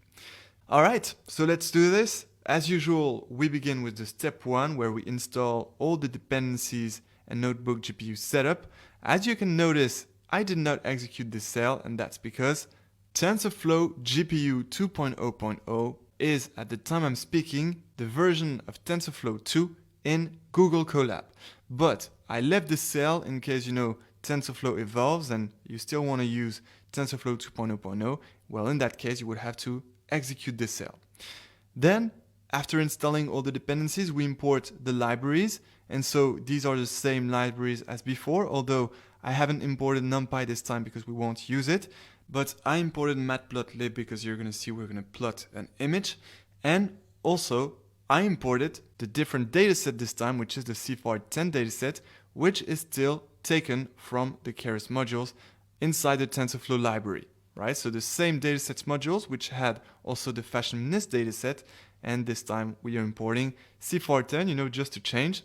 And when we call for the version, just to check which version we have, well, indeed, we have TensorFlow 2.0.0. All right, so now let's begin with step 3, data preprocessing. And of course, the first step, any first step of data preprocessing is to load the dataset. And again, well, here that's very simple because thanks to this load data function by the CFAR10 dataset, which is taken from the datasets module by Keras, well, we import that very, very easily. And again, everything is already put into the training set composed of xtrain, which contains all the input images, and ytrain, which contains the class names for each of the images, and the test set composed of same xtest containing all the input images of the test set, and ytest containing all their class names. And speaking of class names, well, I got them first here. Here are all the class names that our convolutional neural network will have to recognize, and we have indeed these same objects. So very different objects actually. So our neural network will have to be trained quite well to recognize them. This is actually a dataset a little bit more challenging than the one we had before, and you will see that at the end with the accuracy that we managed to achieve and that you will have to improve yourself. All right, then when we execute this cell, well, of course, this is downloading the data from this website, which is the Deep Learning Research Laboratory, which contains these datasets that are used mostly for experiments. It's once again used as a benchmark, so that then we can research on some new architectures of neural networks or some brand new deep learning models or even some brand new theory and see if we manage to beat the leaderboard for that specific dataset. And by leaderboard, I mean the highest accuracy that was able to be achieved on this dataset. Okay, and then after we load the dataset, well, we have to normalize the images, right? You remember this. This is exactly the same. We want to normalize the images so that our convolutional neural network can train faster. And the way we initialize the images is exactly the same as before. We're going to divide each pixel of all the images by 255 because this is the highest value that a pixel can have, and 255.0 because we are doing a float operation. And that will put all the pixels in the images into the range 0 and 1. And that's exactly what normalization is about. And that will be much better for the training. All right, and then I actually provided this time the shape of xtrain just so that you can visualize this well. So this time it's actually in 4 dimensions as opposed to 3 as before, because we only had black and white images. And this time we will have colored images, so that's another reason why it's more challenging this time. So the first dimension corresponds to simply the indexes of the images, right? So each row of this first dimension corresponds to an image, the index of the image. Then the second and third dimension here corresponds to, well, the 2 by 2 dimension of the image, meaning, they're pixels into a 2D array, right? So instead of having 28 by 28 as before, we have a size of 32 by 32, so that's the dimensions of the image. And then we have 3 here, and that corresponds to the RGB format containing the 3 channels, red, green, and blue, with which you can make colors. And this will allow our neural network to indeed see the colors in the images, right? So that's the RGB scale, and of course, that's part of the annex. Once again, if you're new to this, especially deep learning or mostly convolutional neural network, well, you have to see the annexes first. This is a practical course on TensorFlow. We, of course, provided the theory of deep learning and neural networks and convolutional neural networks in this course in case you're new to this. And so if that's the case, well, you have to go see the annexes first. And we explained that format, with the 3 dimensions, the first 2 corresponding to the pixels in the 2D arrays, and the third dimension corresponding to the colors. All right. Then, once again, we divide all the pixels in xtest by 255, the highest value that a pixel can have, so that we put all the pixels of xtest between 0 and 1. And so we normalize well xtrain and xtest.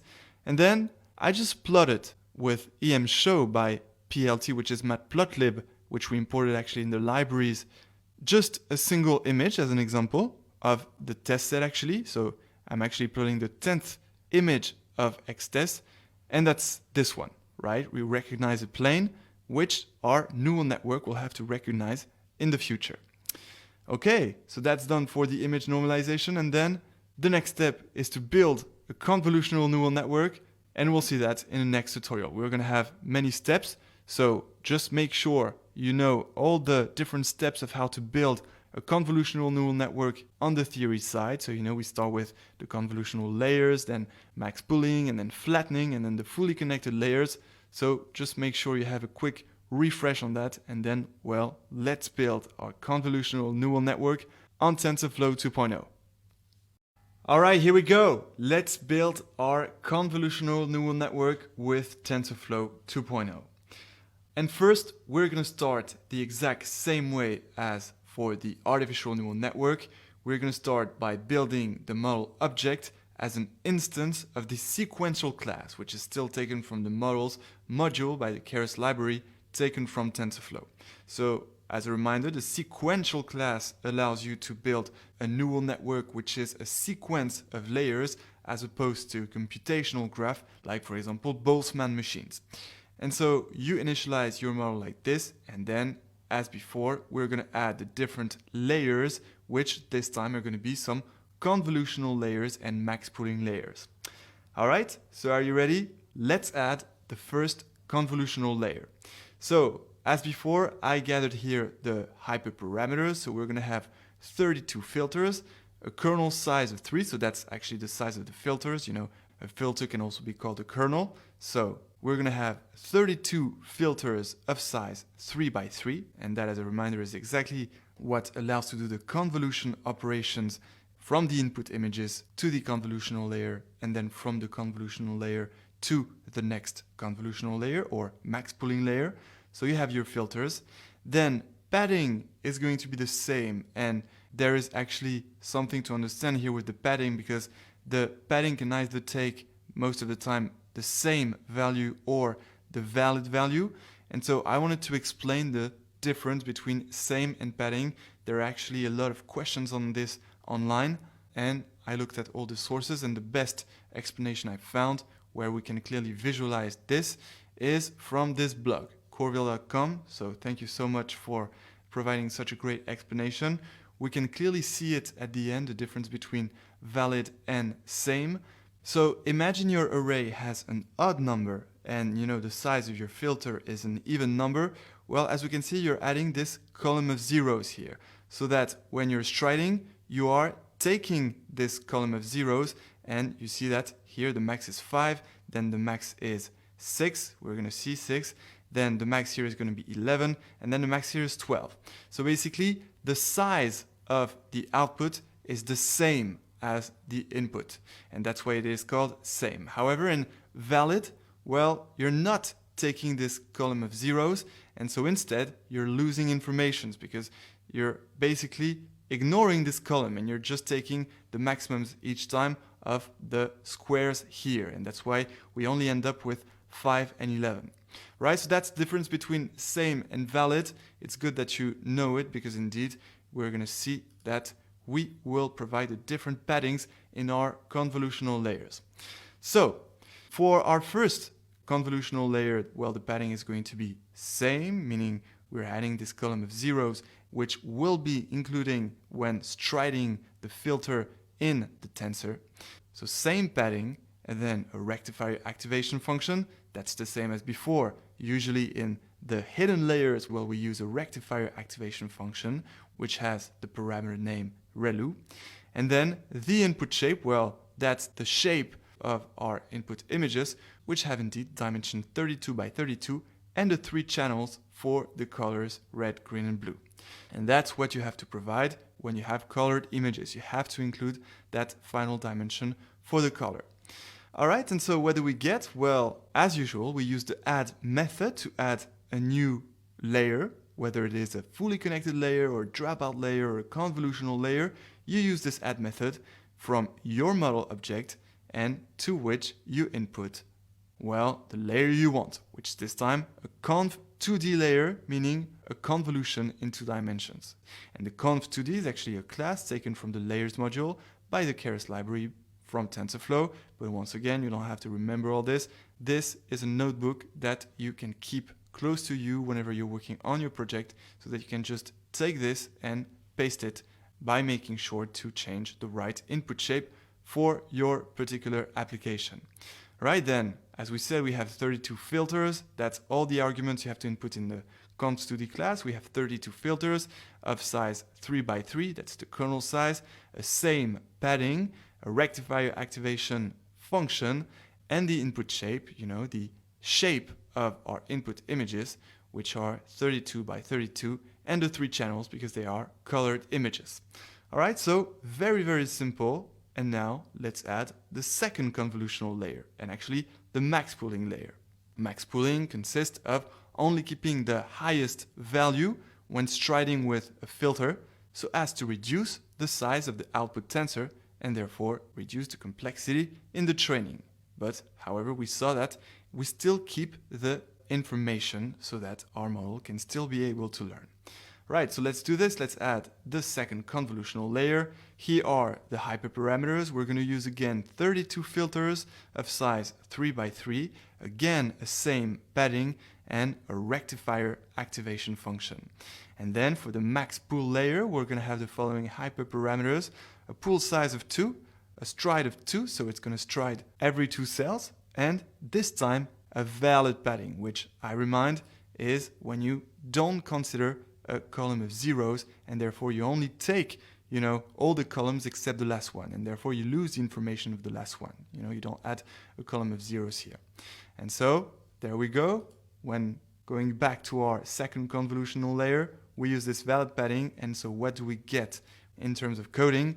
Well, once again, we use the add method from our model, which for the second convolutional layer will input again the conv2d class, and which takes as input, all these parameters here, the hyperparameters, 32 filters of size 3 by 3, a same padding, and a rectifier activation function. And then once this second convolutional layer is added, we choose to add a max pooling layer, and to do so we use the add method once again, and then the max pool 2d class. That's a class that will create a max pooling layer with max pooling applied on your last layer. And so, as we saw, we have a pool size of 2, a stride of 2, and this time a valid padding. Alright, so now you know how to add a convolutional layer, and you know how to add a max pooling layer, and now let's add a third convolutional layer. So, in case you're wondering how did we choose such an architecture, the dataset is so classic, the CIFAR10 dataset, that there are actually many architectures which were already identified as good ones, and this is just one of them. This is a good architecture for the CIFAR10 dataset that allows to have good results. However, I just changed some little things inside so that you can then practice and try to improve the final accuracy that we'll get in this section. So let's add the third convolutional layer. What are going to be the hyperparameters this time?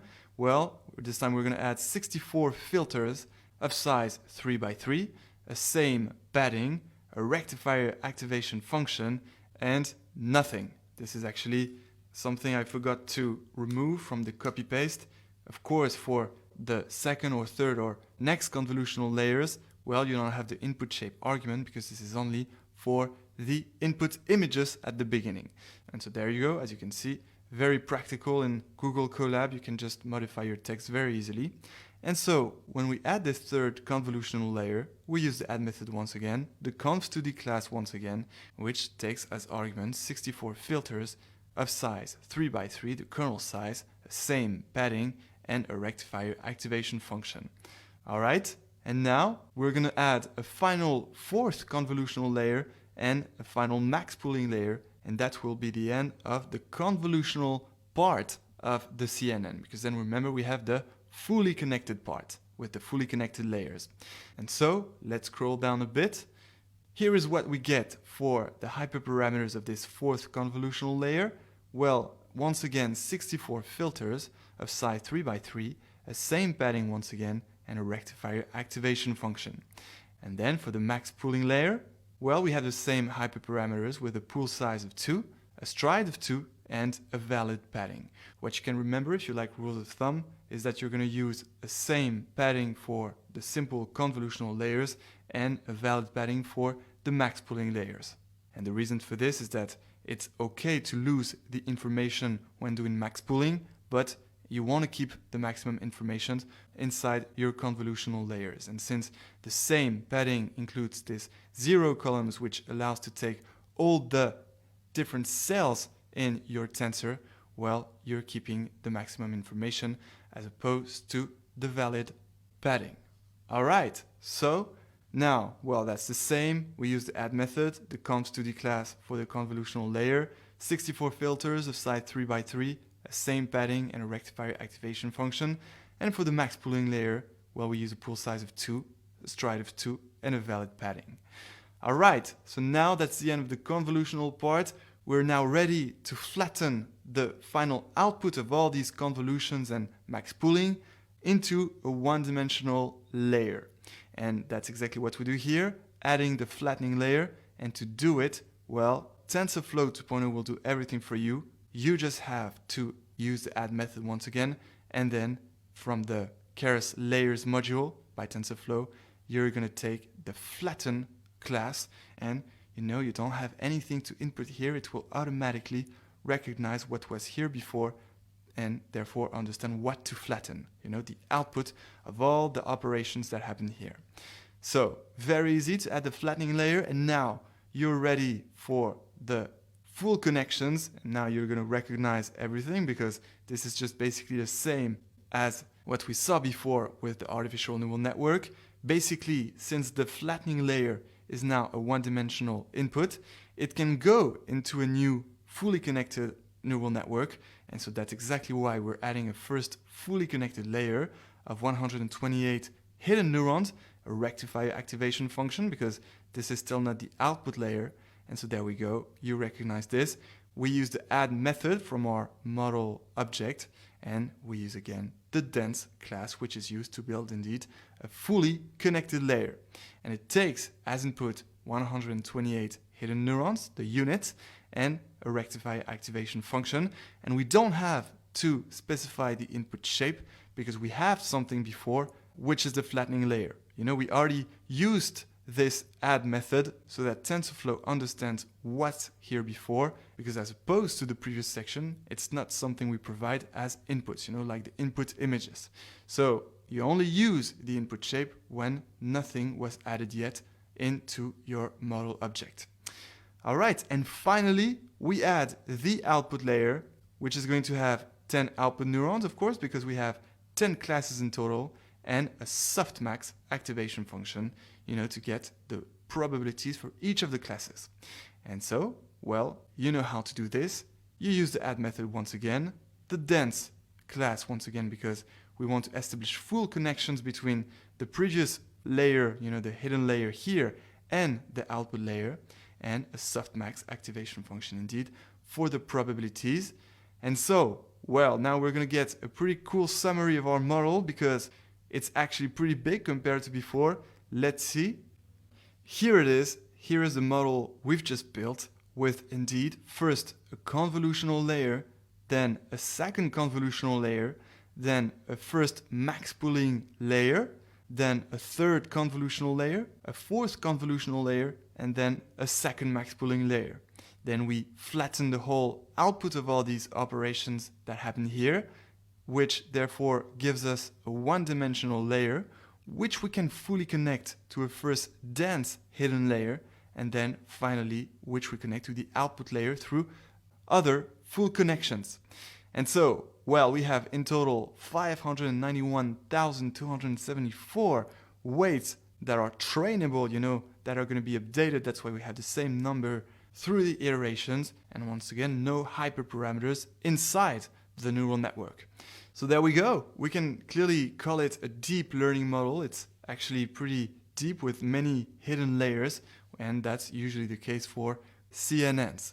And luckily, we have today powerful enough computing resources to be able to train such a model to classify some images.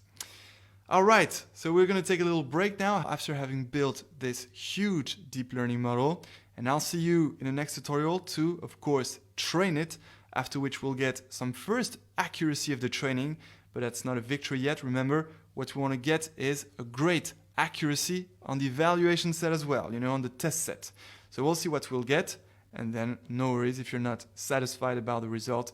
you'll get the opportunity to practice and try to improve the accuracy, and we'll of course provide an improvement solution for this.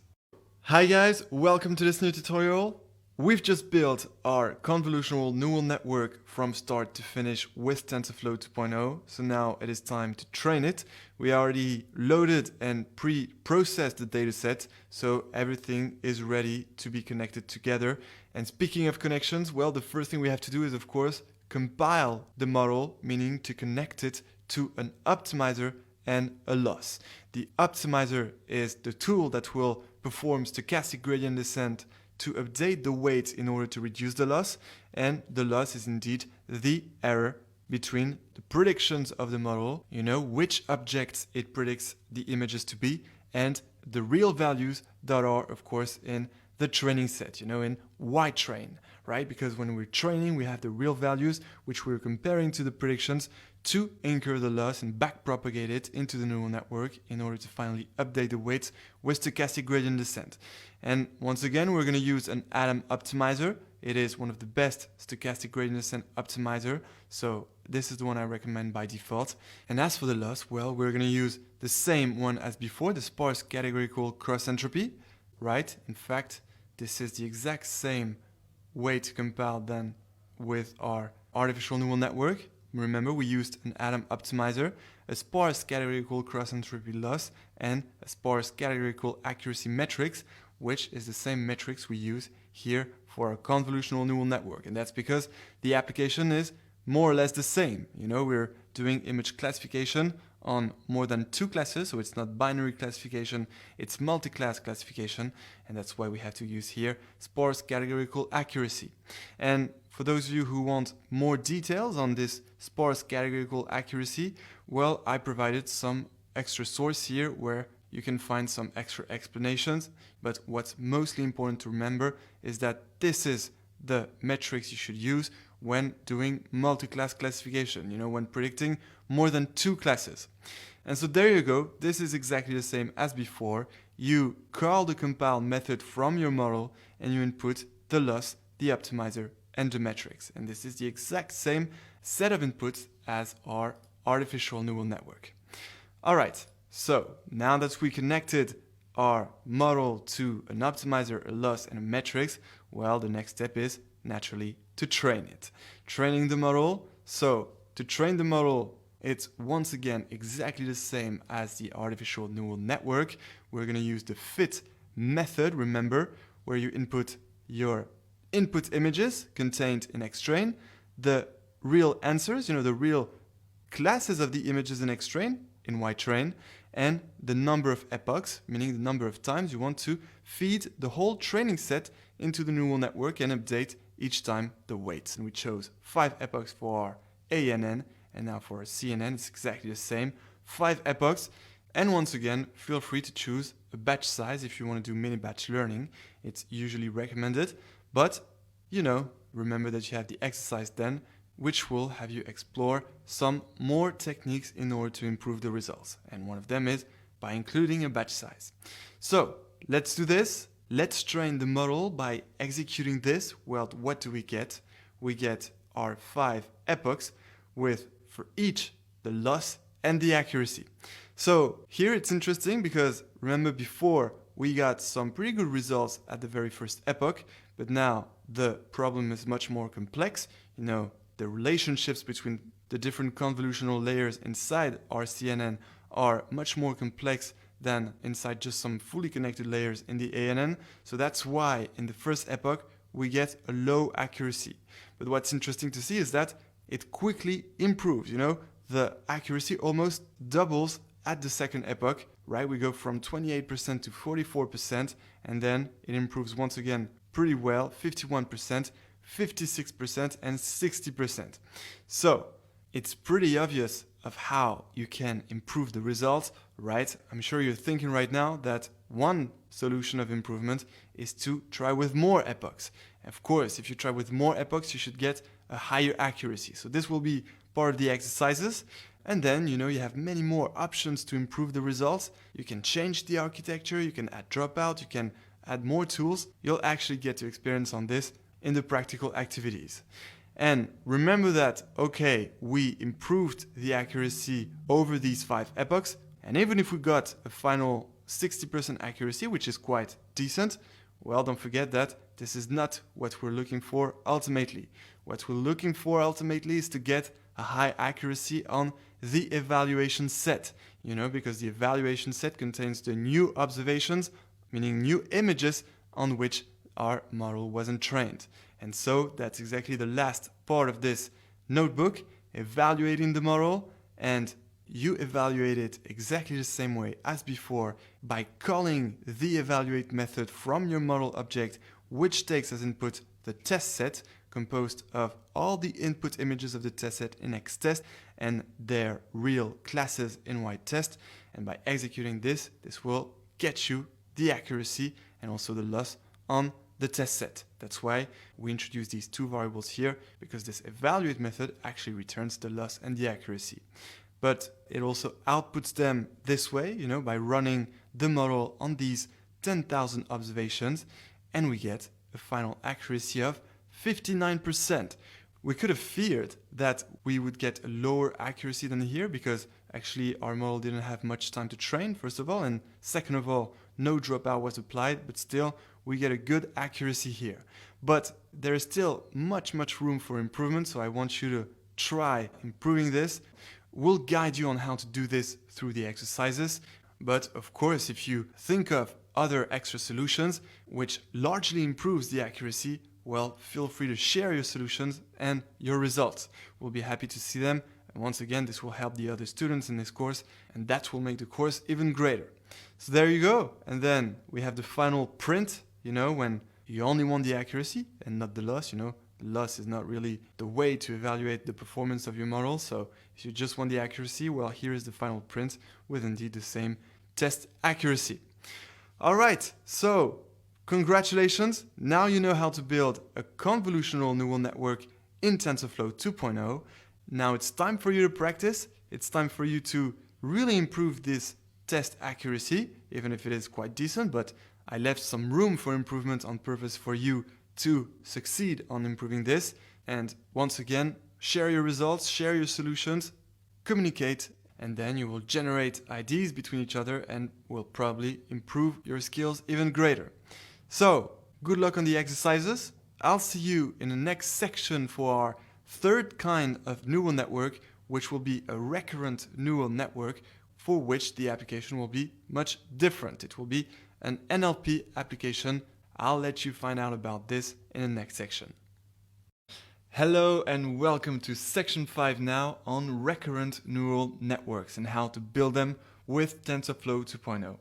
So we're going to use again one of these benchmark datasets which allow to compare the performance of several models, and this dataset is going to be a classic application of what you can do with an RNN, which is text classification. Indeed, since a recurrent neural network is used for datasets having sequences of data, well, since a text is actually a sequence of words, we can very well use an RNN for text classification. And indeed, you will see in the end that the results are really good. And so this text classification is going to be about predicting if a review of a movie taken from the Internet Movie Database is positive or negative. More precisely, here's the dataset. This is the IMDb Movie Reviews dataset, and more precisely, we'll have to predict if the rating of a movie on a scale from 1 to 10 is above 5 or below 5. So it will be a binary classification because it's like we're predicting if a review is positive, if it is over 5, or negative, if it is below 5. So that's the target, that's what we have to predict, and the inputs will simply be reviews, which are therefore sequences of words, and which we will be able to feed in a recurrent neural network. So check this out for more details if you want. It's basically a dataset that contains 50,000 reviews, split evenly into 25,000 reviews in the training set and 25,000 reviews in the test set. And so we will first train the recurrent neural network to predict if each of these 25,000 reviews is positive or negative, and then we'll evaluate it on the test set and we'll compute the accuracy on these 25,000 reviews of the test set. So let's do this. Let's build our recurrent neural network with TensorFlow 2.0, starting with the first step, where we install the dependencies and set up GPU environment. That's because we install TensorFlow GPU. So that's still the same pip command, but actually you don't have to install it because it is now already included in the Jupyter notebooks of Google Colab. Then step 2 is to import the libraries, and for this we actually only need TensorFlow and once again the Keras datasets, right? Same as the artificial neural network and the convolutional neural network. We're taking this IMDb movie reviews dataset from the datasets module by the Keras library taken from TensorFlow.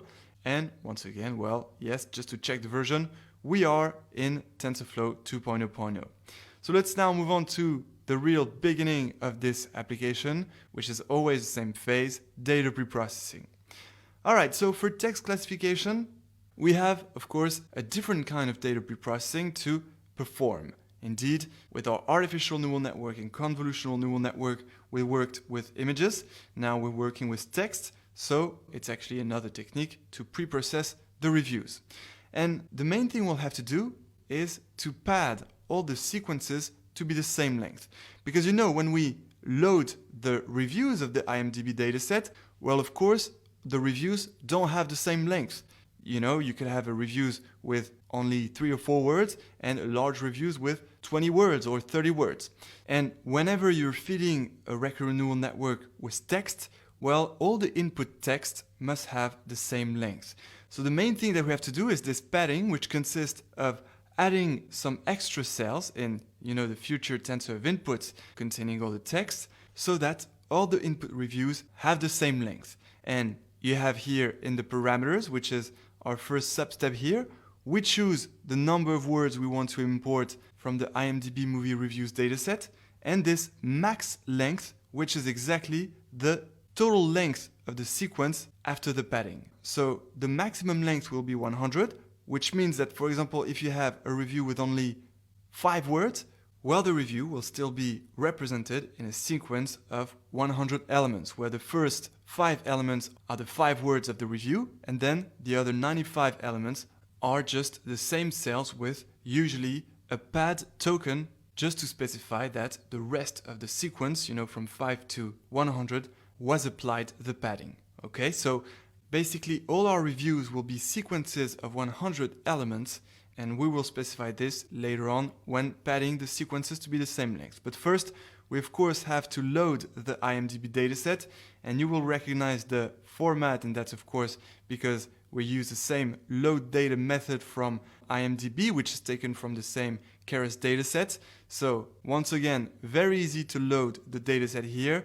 But in the load data, we have to specify the maximum number of words we want to have among our reviews, and that is 20,000, which means that we're not taking all the reviews from the IMDb dataset, we're actually taking all the reviews that have the 20,000 most frequent words, right? So that will ease a bit the training process. All right, so once again, using this load data method gets us the training set separately in xtrain, the input reviews, and ytrain, their labels saying whether or not the reviews are positive or negative, and same for the test set, composed of xtest, containing all the input reviews, and ytest, containing the labels, positive or negative, of these reviews. Okay, so we loaded the dataset, and now here we go, time to pad all the sequences to be the same length.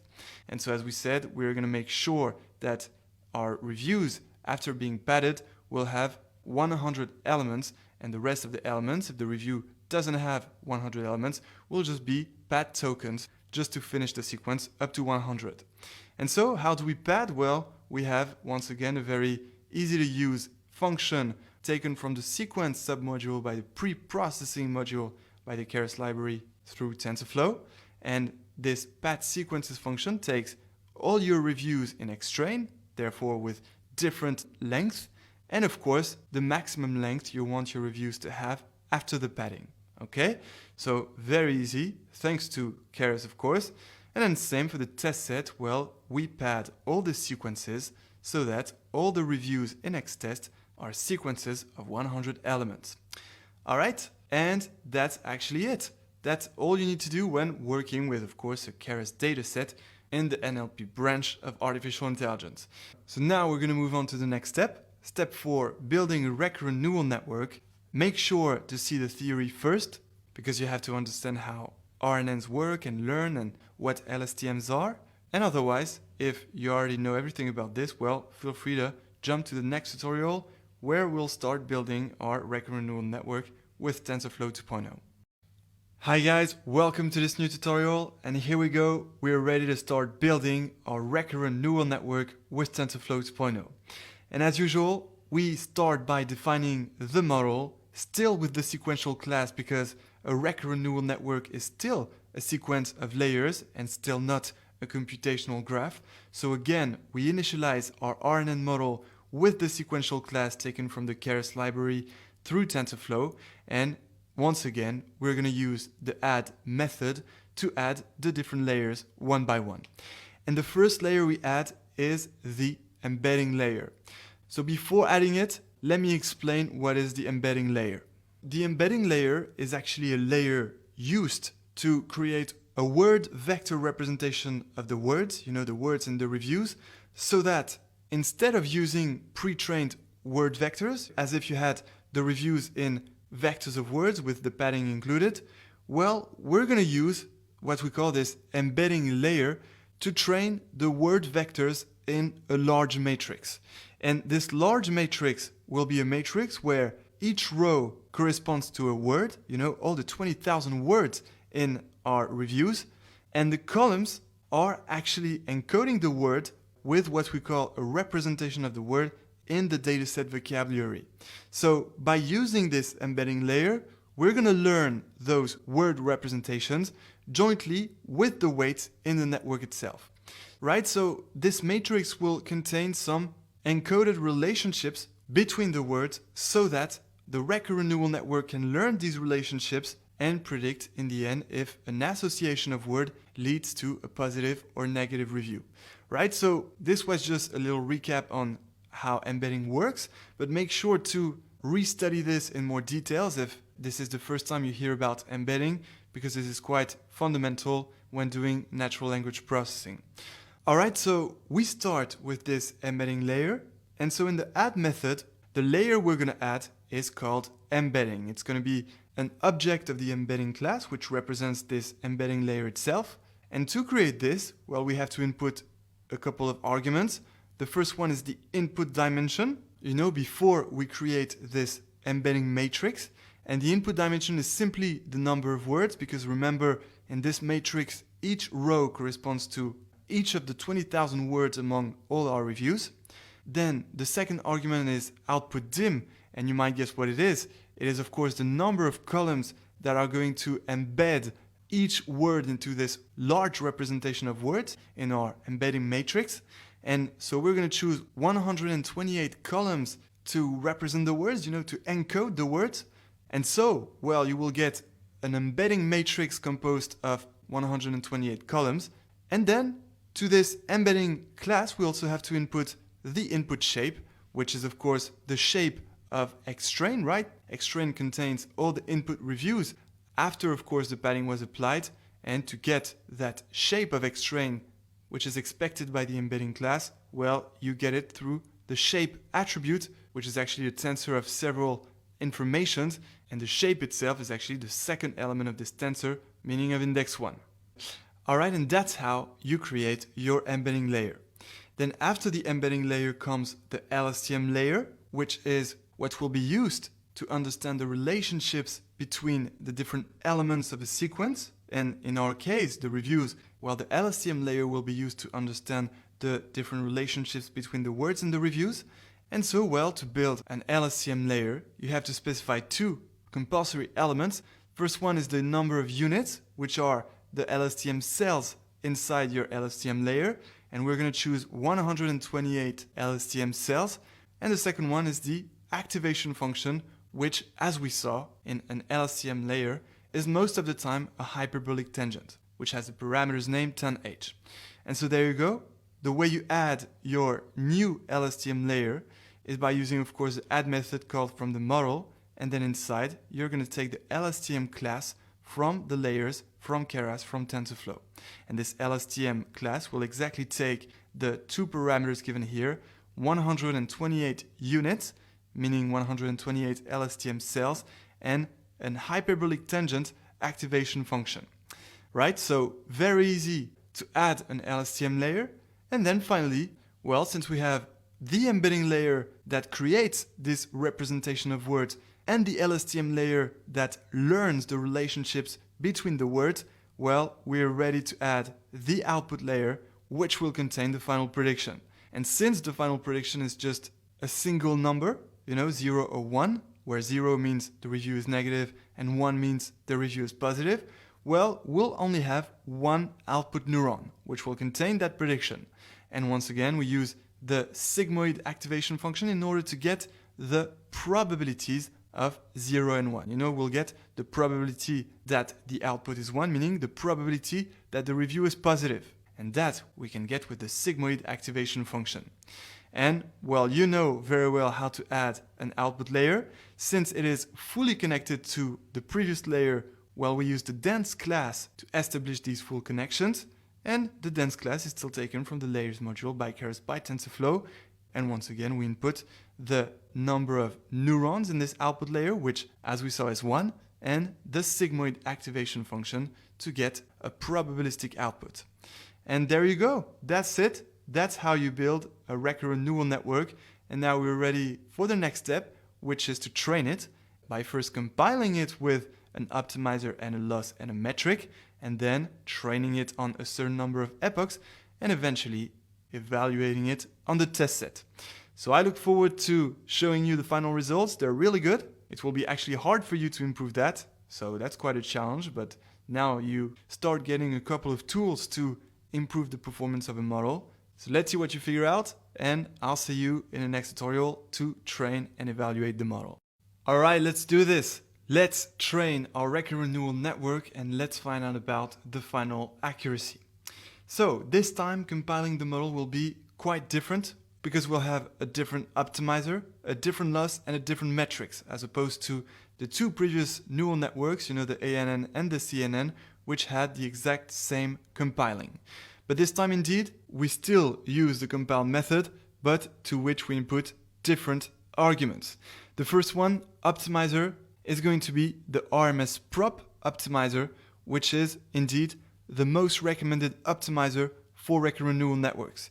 You could still use an Atom optimizer, but in most of the cases using an RNN, the RMS prop leads to better results. Then the loss is not going to be, as before, sparse categorical cross entropy, but binary cross entropy. I'm sure you know why. That's because this time we are predicting a binary result as opposed to a multi-class result like before. We had to predict a class among 10 possible outcomes. And here, the outcome can only be 0 or 1. 0 for negative review, 1 for positive review. And therefore, in that case, when we are doing basically binary classification, well, the loss used is binary cross entropy. So now you know this. And then for the metrics, same, we're not going to use, like before, sparse categorical accuracy, but simply accuracy. That's the simple parameters name given when you are doing binary classification. So it's very simple. When you're doing binary classification, the loss is binary cross entropy and the metrics is accuracy. And when you're doing multi-class classification, the loss is sparse categorical cross entropy and the metric is sparse categorical accuracy. Right? So it's good that you see both situations, and now basically you can do any classification with any neural networks. And so there you go. That connects your model to the right optimizer, the most recommended one, the appropriate loss and the appropriate accuracy metric. And so just before we train the model, well, let's have a look at its summary by just calling the summary function from our model.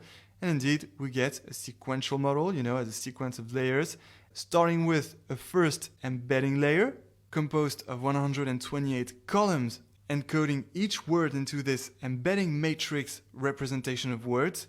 Then the second layer is an LSTM with 128 units or LSTM cells. And finally, the output layer fully connected to the previous LSTM layer with only one unit, corresponding of course to the final output, the predictions. And so in total, we will have 2,691,713 parameters to train. These are, of course, the weights that will be updated by the RMS prop optimizer during stochastic gradient descent when backpropagating the binary cross-entropy loss during backpropagation. Then we have the same number of trainable parameters because we have no hyperparameter inside the neural network. All right, so we compiled our model the right way, and now let's train it. And you're going to see that this time the way we train it is slightly different from before because we're going to include a batch size. There you go. You know, before we didn't have a batch size, we just provided a certain number of epochs and of course the inputs and the targets, you know, the real classes with the ground truth. And so this time, well, I included a batch size because indeed I wanted to get great results, to give you some challenging exercises for you to try and improve this. So there you go. We have a batch size of 128, meaning that you're going to feed the neural network with different batches, each one having 128 input reviews, all padded of course. So instead of feeding the neural network with either single observations or the full training set, well, you're going to feed the recurrent neural network with batches of 128 reviews. And all these batches will be extracted, of course, from XTrain. And so let's do this. Let's run this cell. It's already executed, of course. And we get the three following epochs with the following accuracies. In the first epoch, we already reached a pretty high accuracy with 78%. But that's not all. The second epoch led to a great improvement with 88% accuracy. And the third epoch showed another improvement because it went up to 91% accuracy. So again, you should try with more epochs. You should get some higher accuracies. As you can see, the results are really good, but don't forget, let's not scream victory yet. We have to check the accuracy on the evaluation set as well, and mostly on the evaluation set. And we get, you know, still by calling the same evaluate method, which takes as input, of course, the test set composed of X test and Y test, and returning the test loss and the test accuracy. And so, by executing this, we get a superb accuracy of 85%.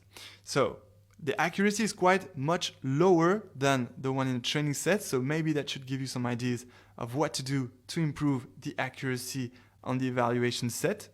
Maybe we have a little bit of overfitting, so you know the solution to overfitting. You'll try that in the exercises. But there you go, that's still very good, 85%. Well, that's surely a great job. But remember that the IMDb Movie Reviews dataset, as clearly said here, is intended to serve as a benchmark for sentiment classification. And you might imagine that this 85% accuracy is way below the leaderboard. So that's also the purpose of using this dataset. It is to check the power and the performance of your model in order to try new RNN models with different architectures and different hyperparameters and tools like the optimizer or a tunable hyperparameter like the batch size to improve the result. Alright, and as usual, I added this print just to get the test accuracy, which is of course the same, 85%. So try to beat this, or simply do the exercises. That will still be a great thing for your skills. And then as soon as you feel confident with recurrent neural networks, well, let's move on to the next section of this course about deep Q-learning. So we are entering a branch closer to artificial intelligence, and this is where also we'll start some real-world applications we can do with TensorFlow 2.0. So these applications will be done with the co-instructor of this course, Luca Anisin, and I already know he's super pumped to do these applications with you. So you'll have fun with him, and on my side, it was a pleasure to share these new knowledge about TensorFlow 2.0 with you, with the three classic neural networks, ANN, CNN, and RNN. And I wish you to have great success and also fun, not only with Luca and the rest of this course, but also in your project and in your career. So I'll see you in the next course I look forward to, and until then, enjoy deep learning and AI with TensorFlow. Hello everyone, and welcome to this amazing section of the course, where we are going to talk about transfer learning and fine-tuning. Before we dig into these techniques, let's see what we had so far. So far, we built a decent number of neural networks, and you might think those networks were too big or too complex. But in reality, all networks that we built so far were amazing, but not even close at the complexity of some neural networks that we are going to work with throughout this section. There is an image classification global competition called ImageNet, and companies all around the world are making massive, complex CNN architectures to win this competition. If you thought our neural networks were complex, let's take a look at this one. The network on this slide is called InceptionNet. It is made by Google specifically for the ImageNet competition. All of our networks were trained in a few minutes or even few seconds. But these kind of architectures, companies are training on hundreds of GPUs for many weeks. You may think at this point that these networks are just useless for everyday tasks, and those resources are just thrown away for a competition. But in reality, the real power of these networks come with transfer learning. Before we dig into transfer learning, let's take a moment to talk about the ImageNet. As we already discussed, the ImageNet is the annual computer vision competition, but it is the dataset as well. It has about 40 million images that are separated into 1,000 classes. The real question is this: what if we could apply that knowledge gained from the ImageNet to a totally different custom task and still perform with the state-of-the-art results? And that is exactly what the transfer learning is doing. The transfer learning is a technique where we use a pre-trained model from an ImageNet to perform great on a custom task. Custom task can be anything. In our case, it will be dogs versus cats classification. This base model is the pre-trained model on the ImageNet dataset. It could be the Inception, and there is a MobileNet, VGG16, VGG19, and many more. There is a lot of pre-trained models that we could use. In this case, we decided for MobileNet.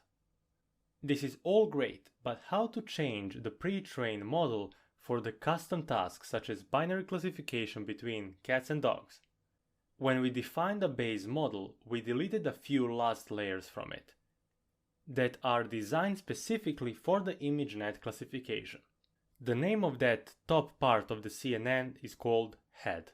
We use the whole base model until its head and change the head with the custom network or the custom head for the custom task. And now we have the base model with the custom head.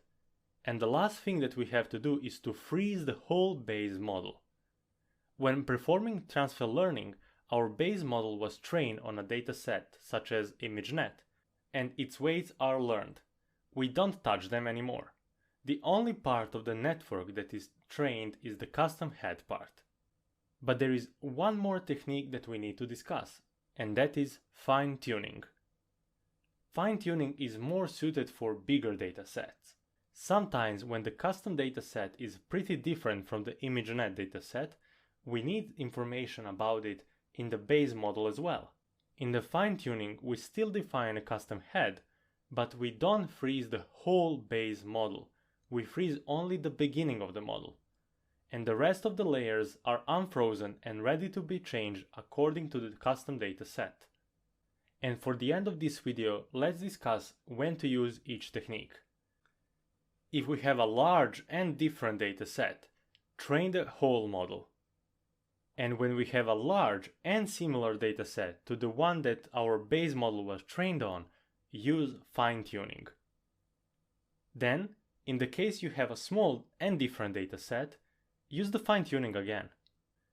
And finally, if you have small and similar dataset, use transfer learning. And that's it for now. In the next video, we will start with our transfer learning project. If you have any questions or comments so far, please post them in the comment section. Otherwise, I'll see you in the next tutorial. Hello everyone, and welcome to this Python tutorial. In this section of the course, we are going to work on transfer learning and fine-tuning project. In the first video of this section, we discussed what transfer learning is, and from this video onwards, we are going to apply that knowledge in practice. These cute cats and dogs are images from the dataset that we are going to use in this section. The dataset contains only two classes, cats and dogs. At the first glance, the task may look very simple. We as humans can quickly tell what a dog is and what a cat is, but that is not that obvious for computers. Both classes have very similar features: eyes, ears, fur, tails, and even the environment is very similar. If we were to create a custom architecture for this task, we wouldn't achieve more than, let's say, 75, maybe 80%. And our goal is to pass 95% and get almost state-of-the-art results on this data set by using transfer learning technique alone. Before we start with the project, let's install all dependencies and set up our environment. The first step, as always, is to set up our environment to use GPU instead of CPU. To do that, go to Edit, Notebook Settings, and here you can select your Python version and hardware accelerator, which is exactly what we need. Select the GPU from the menu and click Save. Now it's time to install all dependencies for the project. The first one is TensorFlow 2.0. In the first free cell, write !pip install TensorFlow-GPU == 2.0.0.alpha0. Okay, TensorFlow is installed. There is one more library to install called TQDM. It is most certainly already installed by default, but to be more sure, let's try to install it. Write !pip install TQDM. And as we discussed, it was already installed, which is perfect. The last thing for this video is to download the dataset to our Google Colab environment. This command will be in the resources for this lesson, so you don't have to learn it by heart. But let's explain some of its parts to know what's going on here. The first part is wget. This command will go to a particular server and download the package to our local computer. Then we have this link, which is the location where we can find the dataset. And lastly, we have this -o, which is the way to specify the output folder, where our data is going to be saved. I'll just specify this /the file name. This will save the file to the current directory, and for the file name, I've just copied the name from the link, but you can name it whatever you want. Execute the cell, and it is already downloaded. Let's go to Files here. You will have this cats and dogs zip file, which we'll unpack in the next video. If you have any questions or comments, please post them in the comment section. Otherwise, I'll see you in the next tutorial. Hello everyone, and welcome to this Python tutorial. In the previous video, we started with our transfer learning project by installing all project dependencies and downloading the dataset for this section. In this video, we are going to unpack the dataset and import all dependencies for our project. Let's walk through all dependencies that we are going to need. The first one is OS. It is going to help us to work with folders, locate files, and work with paths. Since we have our dataset in a zip format, we need to extract the data from it somehow. That's why we need to import the Python library called zipfile. Then we have the NumPy library. As always, we are going to use it for matrices and math functions. TensorFlow 2.0, our library of choice for neural networks modeling. Then we have our matplotlib, which is here to visualize our images, for example. TQDM is here to visualize any progress in the project. It is very easy and cool to use. And lastly, we are importing from the TensorFlow keras.preprocessing.image. I know it's a long path, this image data generator. We will use it to create automatic image preprocessing pipeline. At the bottom of this cell, we have this magic command for matplotlib. It will make sure that all visualizations stay inside the notebook file. And after that, we are just printing out the version of TensorFlow library. The first coding task for this video is to unpack the dataset. Let's specify the path to the dataset.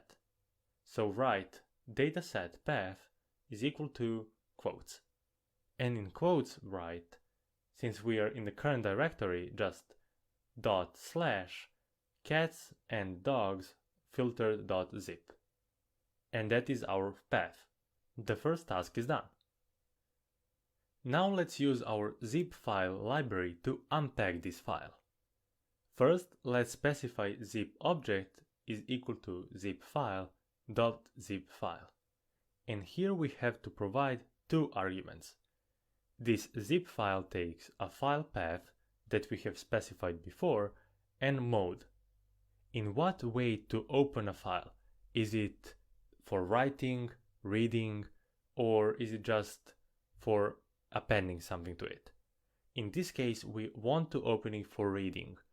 So just specify R. Write file equal to, and let's copy the dataset path, and for the mode set it to R. Execute the cell and add two more code cells. Now let's extract everything from it. This zip object has a method called extractAll. It takes a few arguments, but the most important for us is path. By default, this argument is none. If we don't provide it, it will extract everything to the current folder. So we can leave it to none, but let's specify it to this. In quotes specify /, which means the current directory. Execute the cell, and now let's close our zip object with a method called close. Execute the cell, and we are ready to go to the next step. But before we jump to the next step, let's check what we have extracted. Go to Files, and as you can see, we have one new folder called Cats, Dogs, Filtered. And that is the folder that we got by extracting everything from our downloaded file. If we go to that folder, you have two subfolders and one Python file. This train folder contains all training images, and they are separated in separate folders by class, which is just what we want for our image data generator that we're going to use. And we have the same thing or same folder structure for our validation data set. This vectorize.py won't be used at all, since we are implementing everything from scratch. To conclude our video, let's define all our dataset paths. Start by creating dataset path new and set it to the current directory as always and cats and dogs filtered, which is the new folder that we got. And from this path we are going to derive two new paths, one for training data and other one for validation. Write trainDir equal to os.path.join. This join takes two arguments. The first one is the base directory, which is our dataset path new, and the second argument is some subfolder. For us, just specify train. For validation path, it's almost the same. So copy the line for the trainDir, and where we have the keyword train, change to validation, and execute the cell. With this, we are done with our dataset preprocessing for now. If you have any questions or comments, please post them in the comment section. Otherwise, I'll see you in the next tutorial. Hello everyone, and welcome to this Python tutorial. In the previous video, we downloaded the dataset, extracted, and created paths to each part of the dataset. And in the next couple of videos, we are going to be building the model for the project. The goal of this video is to load a pre-trained network called MobileNet-v2. Any pre-trained network that we decide to use for our project is nothing more but a very big convolutional neural network with fancy weights. And since you have worked with CNNs before, you know that each CNN expects fixed size inputs. Pre-trained models expect the same thing. So let's define IMG shape and set it to 128, 128, 3. This is going to be the shape of all images in our dataset. Now that we know that information, let's use it to load our MobileNet v2. Create a variable called baseModel and set it to tf.keras.applications. Here you can see various models, pre-trained ones, that we can choose from. But in this case, we are going to choose MobileNet v2. It is pretty small and pretty fast. The problem with this model is that it doesn't have a docstring, so we don't know which arguments, if any, it expects. You could easily Google it and find which arguments to provide. In this course, we are going to mention just a few most important ones. The first one is input shape. Set it to our IMG shape that we have defined. The next argument is include top. It is Boolean argument, so it could be true or false. As we learned in the intuition part of this section, these networks are trained on ImageNet dataset, for example. So its top layers, including the output layer, are designed explicitly for the ImageNet dataset. We want that top part to be specific for the task that we are trying to solve. And that's why we are going to create our custom head. So you can set this variable to false. And the last argument is weights. It accepts the name of a dataset that the network was trained on. In our case, let's write ImageNet. Execute the cell, and now it will download the model and load it in our environment. The last thing that we have for this lesson is to check what the architecture of this network is. Write model.summary, and as you can see, these networks are huge. This one has more than 100 layers inside of it. Now that we have our pre-trained model loaded, it's time to define our custom head for our task. If you have any questions or comments, please post them in the comment section. Otherwise, I'll see you in the next tutorial. Hello everyone, and welcome to this Python tutorial. In the previous video, we talked about the base model. Loaded it in memory, and now we have everything at our disposal. Now it's time to freeze the base model, which is also the goal of this video. When you try to train your model for a specific task and you don't freeze the base network, it is going to change its initial weights as well, and that is not what we want. We want to take those learned features on the ImageNet, for example, and apply them on a custom task and only train custom layers that we are going to add on top of this base network. To achieve this, we are going to freeze all layers in our base network and only train a few layers that we are going to add. You can freeze the network in a single line of code, and it's very easy to do. Just write base model that we defined before, dot, and choose trainable. Set that to be equal to false. And that's it. That's all what we have to do to freeze all layers in our base network to prevent them from changing their initial weights. If you have any questions or comments, please post them in the comment section. Otherwise, I'll see you in the next tutorial. Hello everyone, and welcome to this Python tutorial. In the previous video, we have frozen our base network, and now it's time to define our custom head on top of it. The custom head is always designed for a task that you're trying to solve. In this case, it is classifying between cats and dogs. To define a custom head, the first thing to do is to check what is the output size from the base network. And based on that information, we can see how many layers, if any, should be added to the custom part of the network. In the first cell, write baseModel.output. As you can see, the output from our base network has the size of 4 times 4 times 1280. This size is not very suited for the output layer of the custom head. There are a few approaches that we can take to handle this problem. As always, we could use the flattening layer to convert or reshape our output to vectors. But in this case, we would have far too big vectors for our custom part of the network. The other better solution in our case is to use global average pooling layer. We haven't discussed this layer before, but the concept is very similar to the max pooling layer that we used all across the CNNs. The global word means that it's going to take the whole input instead of processing parts of it at a time. And this feature will help us.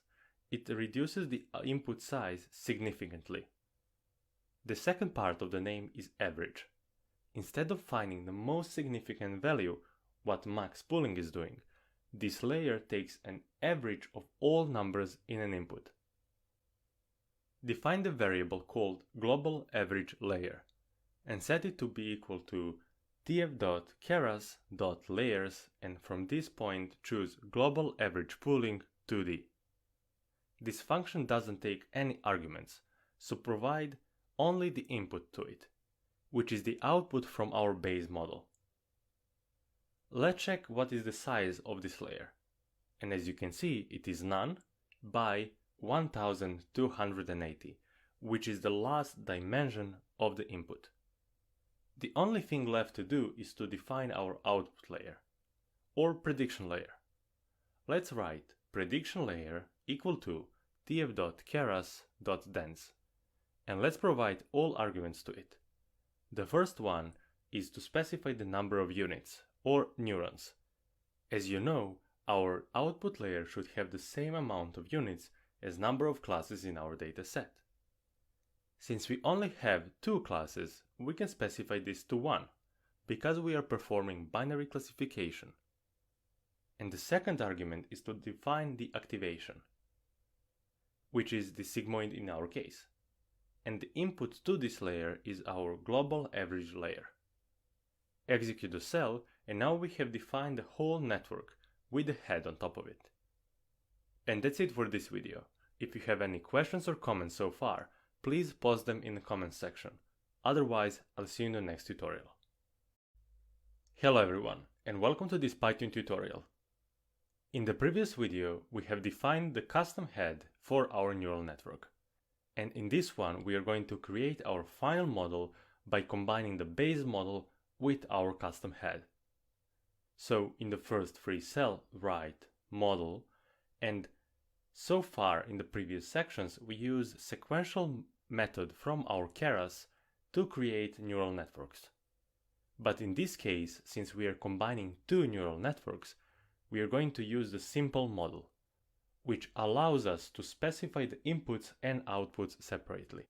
Write tf.keras.models, and now we can choose our sequential, as always, or model. Inside the model, we can specify inputs and outputs, as you can see here in the docstring. So set inputs to our model to access the input layer from our base model. So write base model.inputs, and for the output set our prediction layer. And that's basically it. We have combined 2 networks. From our base model we used inputs, and from our custom head we used prediction layer to create one whole network. For the end of the video, let's check the structure of the whole network. Write model.summary, and as before, we have all layers from our base model, but if you scroll all down to the bottom, you can see 2 new layers, our global average pooling layer and the dense layer, which is our prediction layer as well. And that's it for now. Now you know how to combine 2 networks and create your transfer learning model. If you have any questions or comments, please post them in the comments section. Otherwise, I'll see you in the next tutorial. Hello everyone, and welcome to this Python tutorial. In the previous video, we defined our custom model by combining a base network, which is a pre-trained model called MobileNet v2, and our custom head for the specific task of classifying cats and dogs. The next step for us is to compile the model. If you remember how we compiled all models in previous sections, it is going to be the same. Even though we are using the pre-trained network, which are more complicated and loading in different ways, the compiling step is totally the same. So in the first free cell, write model.compile. And now we have to provide three arguments as always: an optimizer, a loss function, and metrics. So in this case, we won't specify the optimizer with a string as before. We are going to use a specific TensorFlow function for it. I'll explain why in just a second. So just write tf.keras.optimizers. And now we have to choose what optimizer to use. Since we are using the MobileNet architecture as our base network, it is proven to be the best optimizer for it, RMS prop. So we are going to choose it. And because we are using a pre-trained network, we have to specify smaller learning rate than default one. If we want to specify an optimizer with a string, it will take all default arguments. But we have to change the learning rate parameter in this case. And that's why we have used the TensorFlow function to set our optimizer instead of simple string. So inside RMS prop, provide LR, shorter for learning rate, and set that to be 0.3 zeros and 1. At this point, you may wonder, how did I know what learning rate to choose?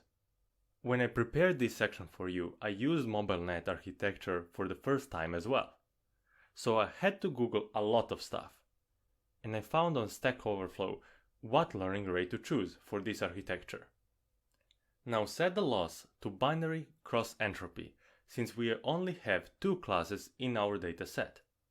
And lastly, let's provide metrics that we are going to monitor throughout the training process. In this case, we are going to simply use an accuracy. Execute the cell, and we have successfully compiled the model. In the next video, we are going to create our data generators for the dataset. For now, if you have any questions or comments, please post them in the comment section. Otherwise, I'll see you in the next tutorial. Hello everyone, and welcome to this Python tutorial. In the previous video, we have compiled our model, and basically our model is ready to be trained. But before we start with our training process, there are some steps that we have to do about data. In the previous sections, we performed all dataset preprocessing steps manually, from scaling to reshaping the dataset. In this section, we haven't done any of these things, except extracting the dataset. And now, for the first time, we are going to use TensorFlow data generators to accomplish all of those dataset preprocessing steps. Since we are working with image data, we are going to use image data generator. And not only that, but we are going to create two generators, one for each data subset, one for our training data and another one for validation. This is good practice in general because sometimes we are going to perform different pre-processing steps on a different dataset subset. Here we have some essential nodes that we are going to use to create our dataset pre-processing steps. If you remember from a few videos ago, we have set a very specific IMG shape for our dataset. You may have wondered why that shape. Each pre-trained model supports only specific input sizes. And if you want to use those models, we have to reshape our dataset to match some of those. In the case of MobileNet, here you can see all of supported input sizes. Okay, now that we have that cleared, let's write the code for our dataset generators. To define our first data generator, define a variable called data_gen and then specify for what subset it is. Put train for this one. Then write image data generator. And if we check the docstring, we will see that it accepts a lot of arguments. And all of those arguments are used for pre-processing of image in some way. I encourage you to study them in more detail. For our example, we are going to use only rescale, which is what we did so far. Divide each pixel by 255 to make them between 0 and 1. Since this rescale works by multiplying each pixel and not dividing it, we will set that to rescale by 1 divided by 255. Let's copy this line to create a data generator for our validation dataset. Paste it below and rename this DataGenTrain to DataGenValid. The next step is to specify for each generator where to find the dataset and how to preprocess it. Define the train generator and set it to DataGenTrain, and as you can see, there are a lot of things what we can do. But since our dataset is in folder, we have to use this function flow from directory function. This function will load our dataset from the specific folder in the background, so it won't occupy any RAM for us or slow down the training process. For arguments of this function, there is the directory where all images are located, and that is the first argument. Then we have target shape, which should be the same as IMG shape that we defined before. Then we are going to specify the batch size, or how many images we feed to the model at the same time. Lastly, we are going to specify class name. It can be a binary, categorical, or input. Since we only have 2 classes in our dataset, we are going to specify this to binary. Okay, for the first argument, use the train_dir that we defined at the very beginning of this section. Target size is 128 by 128, which is the same as our IMG shape. Then set batch size to 128 as well. You can set this to higher if you want, since we have a lot of resources in Google Colab. And lastly, set the class mode to binary. Execute the cell, and as you can see, it automatically detected 2 classes in our dataset, and how many images we have as well. Let's copy the whole declaration for the train generator and paste it in a free cell. Instead of train, write valid, and instead of DataGenTrain, set DataGenValid, and the first argument is train_dir, specify validation_dir. Rest of arguments should stay the same. And now we have data generators for our training dataset and validation dataset. That's all what we have to do for this video. If you have any questions or comments, please post them in the comment section. Otherwise, I'll see you in the next tutorial. Hello everyone, and welcome to this exciting Python tutorial. In the previous video, we defined our data generators, and with that, we have prepared everything for this moment, training our transfer learning model. In this video, we are going to use a new version of a fit function for our model. When using a data generator as a way of pre-processing a data set, we should use a fit generative function instead of normal fit function on our model. In the first free cell, write model dot and choose fit generator function. This function takes a few arguments. The data generator is a first argument, so here specify train generator for our training data.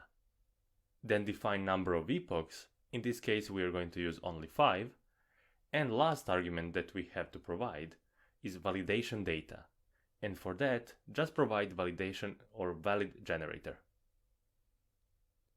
And now we have everything. Are you ready to start our training process? Execute the cell.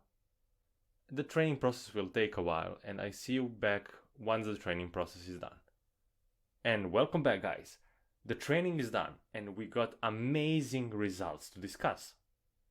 After only 5 epochs, we reached 100% accuracy on the training dataset, and almost 97% on the validation dataset. Don't be too excited about this 100% accuracy on the training set. Our dataset is very small, so for this network on this scale it's not that hard to achieve. But still, we got amazing and terrific results for validation dataset. We can easily put this model in production since we are almost all the time correct in recognizing cats and dogs. At this point we have amazing results, but let's perform another technique and see if we are able to improve these results even further. The technique is called fine-tuning. And in the next video we are going to perform final evaluation of these results and jump into the fine-tuning part of this section. For now, if you have any questions or comments, please post them in the comment section. Otherwise, I'll see you in the next tutorial. Hello everyone, and welcome to this exciting Python tutorial. In the previous video, we trained our transfer learning model and achieved almost 97% of our validation data set, which means that our model is nearly every time correct in recognizing cats and dogs. But before we dig into the second part of this section, fine-tuning, let's perform the final evaluation step of our transfer learning model. As you can see, I prepared two very simple lines of code for this lesson. The evaluation function always returns loss and accuracy, as it did in the previous sections as well. The only difference here is that we are using the function that can be fitted with data generator. So instead of evaluate, we are using evaluate generator. Provide valid generator to it, execute the cell, and we get 96.5%. That is fantastic results, guys. We achieved almost state-of-the-art results on this data set. In the next part of this section, we are going to try to improve these results with a technique called fine-tuning. For now, if you have any questions or comments, please post them in the comment section. Otherwise, I'll see you in the next tutorial. Hello everyone, and welcome to this Python tutorial. In this part of this section, we are going to be focusing on a new technique called fine-tuning, which is directly connected to the transfer learning. In a nutshell, it is used after transfer learning, and sometimes it can improve upon results achieved using only transfer learning. For transfer learning, we used a pre-trained network that we have frozen and just trained the custom part of it to be suited for the task that we're trying to solve. But the base network at this point doesn't have any features connected to our specific task. If we have very specific task to solve, it is handy to have features from the dataset inside the base network as well. Enter fine-tuning. In the fine-tuning step, we use the same architecture that we did in the transfer learning, although we unfreeze a few top layers from the base network. This way, we allow the network to learn even further about the custom dataset. There are a few pointers that I can give you. A critical one: do not use fine-tuning on the whole network. Only a few top layers are enough. In most cases, they are more specialized. When CNN is trained, lower layers are going to learn general features, lines, edges, corners, and so on. But the top layers will get more abstract features about the dataset as well. For example, eyes, tails, ears, and so on. And the goal of fine-tuning is to adopt those specific parts of the network to our custom dataset. And the second pointer that I can give you is start with the fine-tuning after you've finished with the transfer learning step. If we try to perform fine-tuning immediately and our custom head is not trained, gradients will be much different between custom head and our unfrozen layers from the base network. To perform the fine-tuning of the network, the first step is to unfreeze a few top layers. And to achieve this, we are going to unfreeze the whole thing. So write base model.trainable equals to true. Before we choose how many layers to fine-tune, let's count how many layers we have in our mobile net. You can copy this simple print statement from me or write your own. Execute the cell, and as you can see, in our base model alone, we have 155 layers, which is a lot. Define a variable called fine-tuned@. This will store an index of a starting layer from which point on we are going to fine-tune. For this task, let's set this to 100. So we are going to fine-tune all layers from 100 to 155. And to achieve this, if you remember we unfroze the whole network, we need to freeze all layers before that. So let's create a for loop that will iterate through all layers in our base network. So write for layer in base model.layers, and in brackets just set column fine-tuned at. In this for loop write layer.trainable equals to false. This code will freeze all layers up to 100. And that's it for this video. If you have any questions or comments, please post them in the comment section. Otherwise, I'll see you in the next tutorial. Hello everyone, and welcome to this Python tutorial. In the previous video, we talked about the fine-tuning methodology and how to perform it. It is pretty straightforward, and in this video we are going to build on top of what we learned in the previous one by compiling the model that we unfroze a few layers from. We don't have to specify a new model. We have to recompile the model and it will be ready. The compiling method is the same as before, so I copied and pasted the code here. As you can see, we are using the same optimizer what we used with the same learning rate.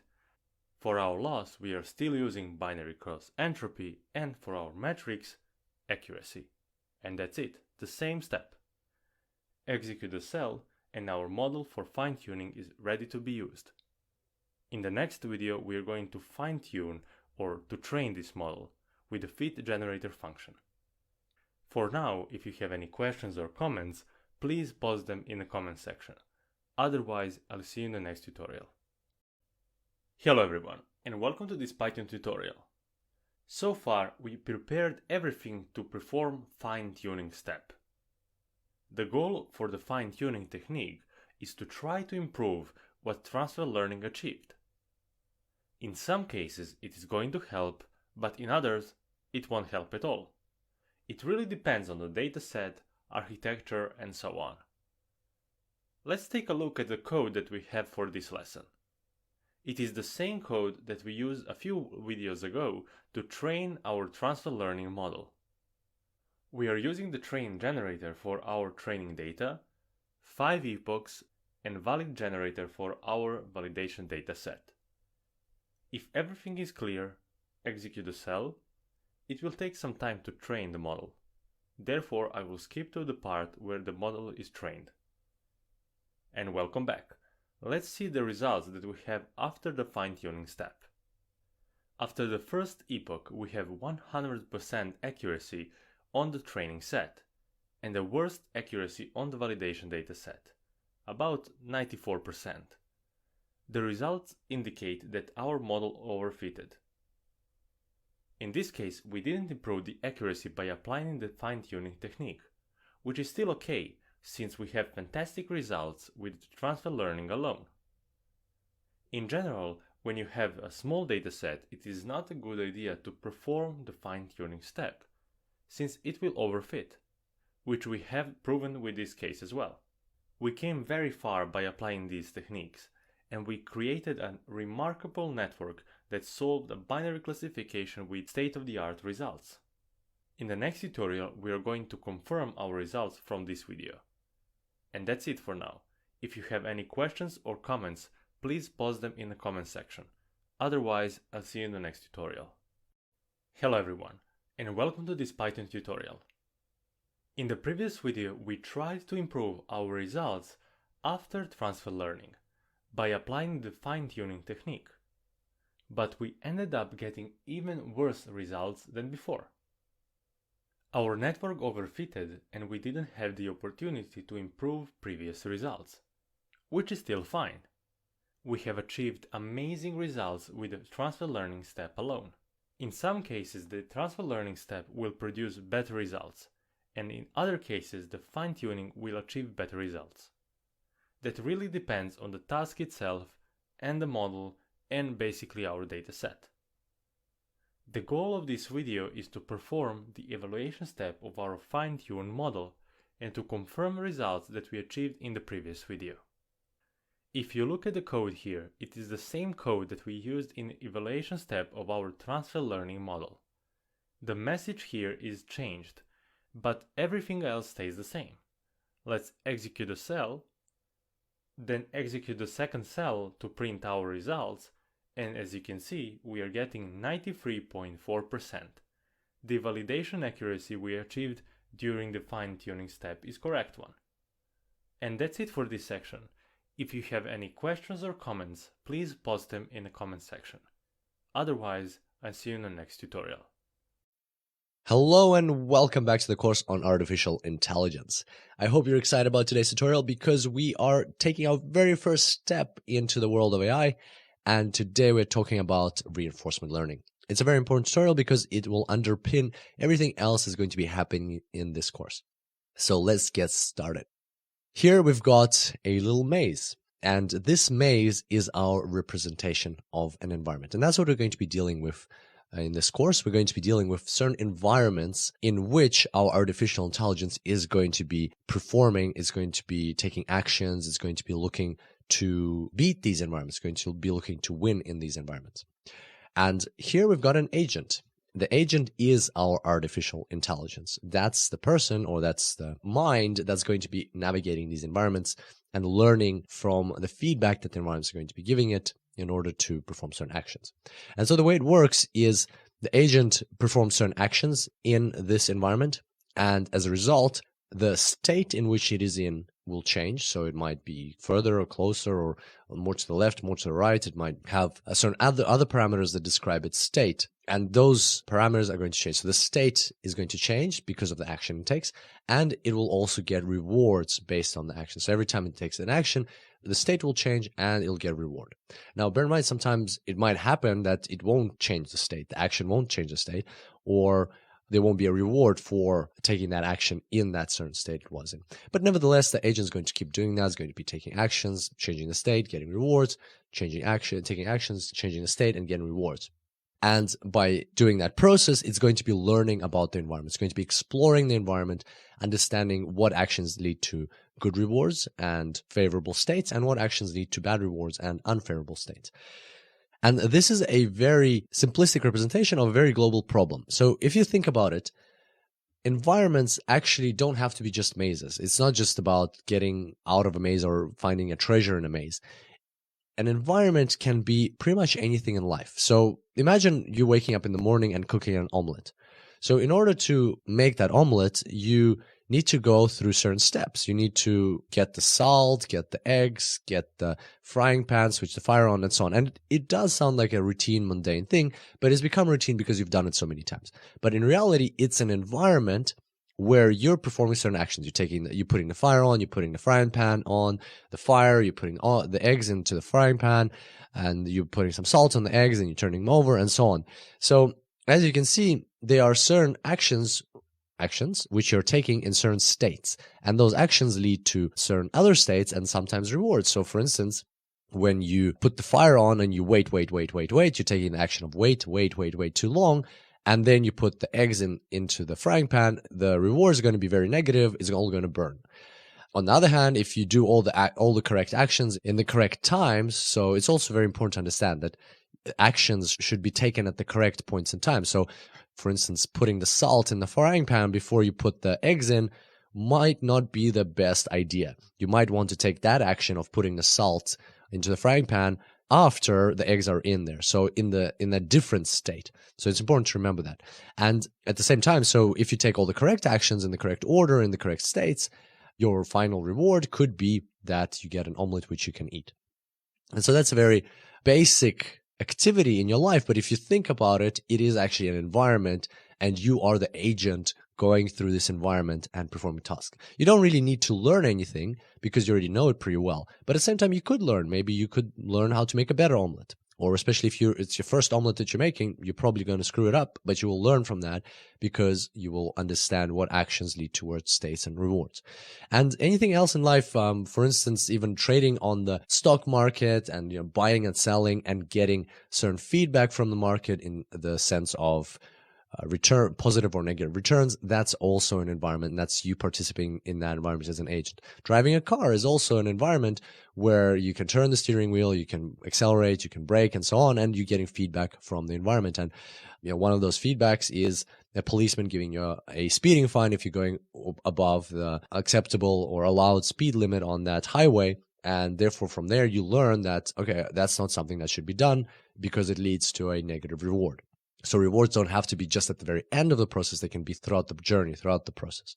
So those are a couple of examples. And in terms of AI, the simplest way to think of reinforcement learning is like training a dog. When you train a dog, you give it certain commands, and if it obeys those commands, then you give it a treat. You give it like a biscuit or something. If it doesn't obey those commands, you tell it that it's a bad dog, or you just don't give it a treat. And through that process, it learns what certain commands or what it needs to do, what action it needs to take in certain states. And the states are the commands that you're giving it. And based on that, it will get some certain rewards. Of course, in the world of AI, it's not that complex. You don't have to give the AI treats. You don't have to have like a bag of biscuits with you every time. You just give it a +1 or a -1. So it's a huge advantage that in the world of AI, we've created these AIs ourselves. So the rewards that we're giving them, if you think about it, this is really cool. If the rewards you're giving them, they don't actually exist. They're just a plus or a -1 or a 1 or a 0, something like that. So it's all non-existent, it's all imaginary stuff, but at the same time it leads to great results. We can create these amazing things, these amazing artificial intelligences by just providing rewards which don't really exist, the plus and -1. It doesn't cost us anything, but at the same time it leads to results. So very similar to real world and that example of dogs, but here the rewards are digital and just numbers. And with that in mind, we can talk about a little bit about robo-dogs. I love this example. So this is just a random picture. It's not necessarily that exact robo-dog, that is trained through reinforcement learning. Some robo-dogs, especially the older ones, you'd have an algorithm in there. And this is actually a good example of the difference between pre-programmed agents and reinforcement learning agents. So you could have a robo-dog which is pre-programmed to how to walk. It will say, so in the algorithm behind the dog, in the software, it'll say, okay, so in order to walk, you need to move your left leg forward, left front leg forward, then your back right leg forward, then your front right leg forward, then your back left leg forward, and repeat that action. And that's a definition of walking. It's a function inside this dog. And then it might have, how to sit, how to stand, and things like that.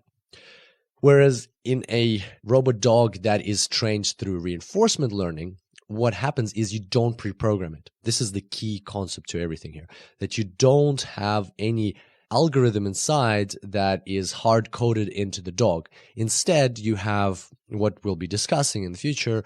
You have this reinforcement learning algorithm, which is told that, okay, so the goal is to get from where you are now, not knowing anything, to the end of the room, for example. And here are the certain actions you can take. You can move your right foot, you can move your left foot, you can move your right back foot, left back foot. So here are all the degrees of freedom that you can do. You can move them like this, you can move them like that. So it's like a list of actions you can take.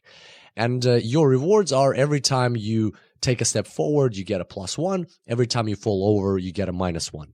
And that's all there is to it. And then they just leave the dog and let it figure it out on its own. So the dog tries to stand up, it falls, and it realizes that, okay, I shouldn't do that action that led to me falling, because every time I fall, I get a -1, which is not good for me. Then, so it does the other action that helped it stand up. And then it figures out, it just experiments, tries things randomly, and then figures out that it can make a step forward by moving its right front foot. And it gets a +1, and it realizes, oh, I should do more of that. Okay, cool. So it now learns that it should do more of this and less of that. And through this learning process, it very quickly understands how it can walk. And those dogs that figure it out on their own can actually sometimes walk better than dogs that are pre-programmed. Because when we pre-program things, we look at the real live dogs or we use our own imagination how to do it. Whereas a reinforcement learning dog can optimize things on its own, and because it's an AI, sometimes it can get even better results. And that's how they can train these same robot dogs to play soccer. You can't train a normal dog to play soccer because simply the whole approach is different, and It's not something that probably a normal dog has been trained to do or has ever done in its process of its evolution. Whereas reinforcement learning robot dogs can very easily understand how to play soccer as long as you tell them what the rewards are, what the goals are, what the possible actions they can take are. So that is how reinforcement learning works in general. That's a quick overview of reinforcement learning. I hope that got you very excited about what's going to come next, because it's a completely different world compared to pre-programmed solutions or hard-coded solutions where you have the if-else conditions. This is very different, and we're going to be talking more about that. In the meantime, we've got some additional reading for you. So if you'd like to have some supporting materials, here's a great article which you can look into. It's called Simple Reinforcement Learning with TensorFlow. It's got 10 parts. The link is here, and you'll find the clickable link in the course resources. It's by Arthur Giuliani. It's a 2016 article. And you can follow along this course and also get additional information from that article. But bear in mind that article is with TensorFlow, whereas in this course we are using PyTorch. So different implementations, but at the same time you might pick up a few things here and there that might supplement your learning that we're going to be doing in this course. So great article to follow, even if you're not considering following it for sure. Just in case, check out that first part and see if you like it, see if you would like to read it a bit more. And then we've got specific to this tutorial about reinforcement learning, there's a paper by Richard Sutton, which is called Reinforcement Learning 1 Introduction. It's a 1998 paper, so quite old, but it's, at the same time, you can learn a bit about reinforcement learning, some of the examples like that omelet example and other examples of where reinforcement learning can be applied, and just a general overview of reinforcement learning if you are looking for some additional reading. And on that note, we're going to wrap up this tutorial. Can't wait to see you next time, and until then, enjoy AI. Hello and welcome back to the course on artificial intelligence. Today we're going to talk about the Bellman equation.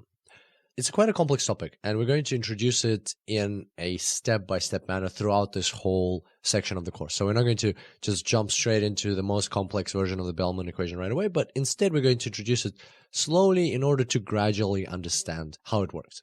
And I hope you're cool with that approach. If you are, let's get straight into it. So we're going to have a couple of key concepts that we're going to be operating with. And these concepts are: S stands for state, so the state in which our agent is, or any other possible state in which it can be. A represents an action that an agent can take. So an agent can have access to a certain list of actions, and actions are very important when they're looked at in a state combination. So when you're in a certain state and then you look at actions, then it starts to make sense what's going to be the result of those actions. Because if you look at an action by itself without a state, it doesn't really make sense because you don't know where you are and where you can possibly end up in. Then we'll have R, which stands for reward, and that's the reward the agent gets for entering into a certain state. And gamma is the discount factor. And we'll talk about the discount factor in a second. It all makes sense just now. But let's just make a mental note that we are going to have this letter gamma that we'll be operating with later on. So the person behind the Bellman equation is Richard Ernest Bellman. He was a applied mathematician and came up with the concept of dynamic programming, which we now call reinforcement learning, or which we call the Bellman equation now that's what we call it now. And in 1953, he came up with that concept, and that's when the Bellman equation came to be. So let's have a look at how this all works. There's our lovely agent in the bottom left corner, and he is in a maze. And this is quite a classical maze where you've got some blocks. The white blocks are blocks in which the agent can step into. The gray block is the one that is just not accessible, so that's like a wall in this maze. The green is where the agent should be aiming to end up in. That's where we want the agent to go. That's the finish. And the red is a fire pit. So if the agent falls into the fire pit, he will lose the game. So in the fire pit, the reward, which is R, is -1. So that's our way of telling the agent that's not something we want you to do. Like, remember an example of when we're training dogs, we want to tell them, like, bad dog if it's not doing the right thing that we want it to do. Same thing here. We want to tell the agent that this is not something you should be doing. It shouldn't be ending up in the square. So every time it does end up in the square, it'll get a -1 reward. So it will be punished with a -1 reward. On the other hand, if it ends up in the green square, it'll get a +1 reward, meaning that that is what we want it to do. So those are the two rewards that the agent can possibly get. And how does it learn how to operate in this maze? Just like in that example of the robot dogs that learn to walk, we're just going to let it know. We'll just tell it that here are the actions you can do. You can go up, right, left, or down. Those are the 4 possible actions that you can take. And that's it. Have a play around with that. See what you can come up with. So the agent might go to the right. Then they might go more to the right. They might go back to the left. They're just randomly pressing these buttons and they're trying to see what happens. Then they go back here, they go up, go down, go up, go right. So for now, they haven't learned anything. So far, nothing's happened. They go right, and then bam, they end up in the green square. So they realize, wow, I just got a +1 reward. So as soon as they stepped into the green square, they got a +1 reward. And that triggers the algorithm to say, okay, that's really cool. I am rewarded for ending up in this square. So I want to end up in this square. So what does that mean for the agent? That means it starts asking the question, how did I get to this square? What was the preceding state I was in, and what action did I take to get into this square? And then it looks back and it says, okay, so the preceding state was this one. It turns out to be valuable in that state, the one that's marked with the red arrow, because from that state, I'm just one step away from getting the maximum reward I can possibly dream of +1, like a biscuit for a dog. From as soon as I know if I ever am in that state, that square marked with the red arrow, all I'll have to do is press right. So how do I tell myself, how do I remember that that state is valuable? Well, to me, there's no difference actually. As the agent, there's no difference in whether I am in the green square or in the white square, right? In the green square, I get the reward of 1. So I'm going to mark for myself that the white square for me, it has the value of 1 because it leads exactly to reward 1. So as soon as I'm in the white square, I know I'll just take one more action, I'll be in the green square, and I'll get a reward of 1. So that's why I'm going to say that the value of this square is equal to 1 because it leads directly without any sort of subtractions. As soon as I'm in here, I know my reward will be 1. So I'm going to mark this square as v equal to 1. That's the value. That's the perceived value of being in this state. Next, the agent's going to be like, okay, so how did I get into this square? And, he might walk around again and so on, end up in this square again and be like, okay, how did I get into this square before that? And the way I got into this square was from this square. Interesting. Okay, so as soon as I get into this square, I know that all I have to do is go right, and then from here I already know that I'm going to win. I know exactly how everything's going to unravel from here, and I know the value of being in this state is equal to 1, and since there's nothing is stopping me from going from here to here, the value in this is going to, the perceived value, I'm going to value being in here as v equal to 1 as well, because as soon as I'm in here, I know I'll be here, and I'll be here pretty quickly, so I'm going to win. And then how did I get into this square before that? Well, I got into this square from this square. So the value, a similar approach, the value of being here is also equal to 1. And so on. So the value of being here is equal to 1, and the value of being here is equal to 1 because each one of them leads to the next one and leads to the finish line. So that's all pretty logical at this stage. This is us pretty much designing the Bellman equation right now. So we could possibly think about designing an equation that helps an agent go through the maze. So look at the reward, then the preceding state, give it a value of equal to reward, the preceding state, and so on. So it kind of creates this pathway. It's all great and well, but the problem here is, okay, what happens if our agent, for some reason, starts in this state? Instead of starting here and taking these actions, but it actually starts in this state. How does it know? How does it remember which action to take? Should it go right or should it go down? Or should it maybe go left or should it go up? How does it remember which is the next continuation from here? If the only values it has is these values of equal to 1. So it cannot see what's further away. It can only see, all right, what I have here and what I have here. How does it know which way to go? Well, at this stage, it doesn't. It's pretty identical for the agent which way to go. And so that's why this approach doesn't really work. It's a very simplistic explanation. Of course, there's much more to it, but in an intuitive way, that's why we kind of just carry on this value backwards like that, because one of the reasons is once the agent is in between these two values, where is it going to go? It can get confused like that. And so how do we solve this problem? What are we going to do here? And this is where we're going to start introducing the Bellman equation in its actual form, slowly, step by step. So the Bellman equation looks something like this. So we've already talked about V, the value of being in a certain state. S is your current state, or any given state, and there is S as well. And S prime is the state, the following state, the state that you will end up in after this state, and by taking a certain action. But we know that there's many actions that a agent can take, and that's why we've got this max over here. So by taking an action, what will happen to an agent? So let's say we're in state S. By taking an action in state S, and we take action A, what will happen is we'll instantly get a reward by getting into a new state. And remember that reward can be 1 or +1 or -1 if it's at the end of the game, or it can be a 0 if it's throughout the game. In this case, our reward throughout the game is 0. So that's the reward. Plus, we will get into a new state which has value of S prime. So that's the value of the new state. And gamma. We'll talk about gamma in a second. But the point I'm trying to raise here, or the point I'm raising here, is that we've got many different actions that we can take. And that's why we've got the maximum. So by taking action, we get a reward, plus we end up in a new state. And so for every in our case, we have 4 possible actions. For every one of the possible 4 actions, we're going to have a equation like this. So this is going to have a value they will have a different value for every one of the 4 actions. And we're going to look at only the maximum because, of course, the agent wants to take the optimal state. So if he's in state S, he's going to look at these values. He's going to find the maximum based on the action and going to take that action that leads to the maximum of these values. So hopefully that makes sense why we're taking the maximum here. Then once we've got the reward and the value of the state, why do we have this gamma parameter here?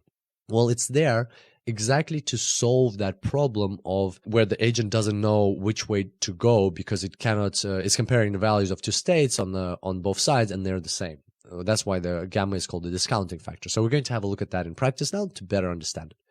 So let's take our formula. We'll put it here on the top right. And now we will analyze what the values of these different states are. And every state here is a square now made. So any one of these white squares is a state, and we were going to calculate the value of being in that state. So let's start with this square. What is the value of being in this state?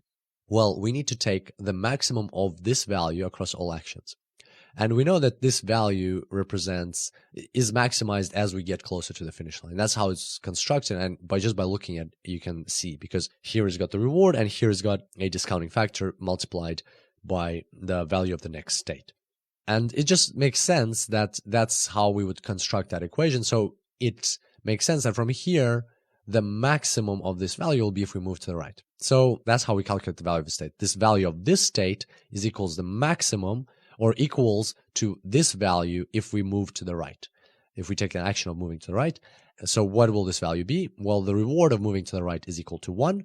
And regardless of what gamma is, we don't have a value in the state because we are already in the best state possible. So this is the final state. It won't have a value. We just get a reward here, and that's the end of the game. So the value will be of this maximum will be equal to 1. And that's why value of state S here is equal to 1. Now, things get interesting when we move to the left, when we move backwards a bit. So now let's calculate the value of being in this state. And for that, we're going to need gamma. So let's say our discounting factor is a 0.9. And it'll make sense what a discounting factor is once we calculate this. So from here, just based on our intuition and because we know how this maze works, we know that the best possible action is go to the right, because from here we go here. So that means the maximum will be achieved when in this state you go to the right. And so let's see what happens if we plug it in here. So if you go from here to here, you don't get any reward, it will still be a 0. But then you'll get gamma, so you get 0.9 times the value of the new state, which is 1. So in this case, the whole result of this is 0.9 times 1 equals 0.9. So that's our value, 0.9. So if we calculate this now, you'll see that from here, we know, just by looking at the maze, we know, because as humans, because we're understanding how this equation works, of course, an AI, the agent would have to experiment with these things. But because we have like a crystal ball, we can see this whole maze, we have like the bird's eye view right now, we know that the best action is to go to the right. So if we plug it all in here, it'll be 0, no reward, plus 0.9 times the value in this state, 0.9, is 0.81. And so on. So here it'll be 0.73, and here it'll be 0.66. So you can see that the way the discounted factor works is it discounts the value of the state as you are further away. So if you're familiar with finance theory, then it's something similar to time value of money. Like, what would you think about it this way? What would you prefer, to have $5 today or $5 in 10 days from now? Just if somebody was to give you a choice, I will give you $5 today, or I'll give you $5 10 days from now. Well, of course, you would choose $5 today. Why is that? Well, because you can take those $5 and you can invest them at a certain interest rate, which is very similar to gamma, and your $5 in 10 days will actually grow into maybe $5.73 or something like that. And that's how time value of money works, and very similar concept here. And the important thing to understand here, this is just a theory, a way that reinforcement learning works. So Richard Bellman came up with this equation, and from then, now that's how we use it. So you could go ahead and come up with a different equation. It doesn't have to have gamma, it might have some other factor, it might not even have a factor. But this approach works, and that's why we're using it. And this is what it visually looks like. So the further away you are, the less value of this being in this state. And in terms of time value of money, if I could say to you, where would you rather be? Would you rather be here? Would you rather be here?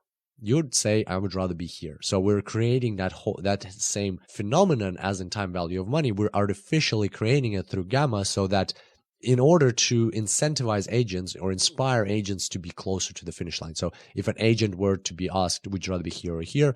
Because of the way this equation works, it would choose to be here.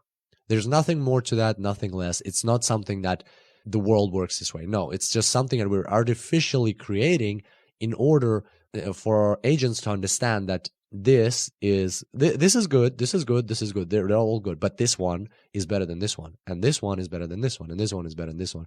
And that way you can see, the agent can see in which direction it needs to go. So it can see that if I'm standing here, remember that problem that we had, or was he standing here?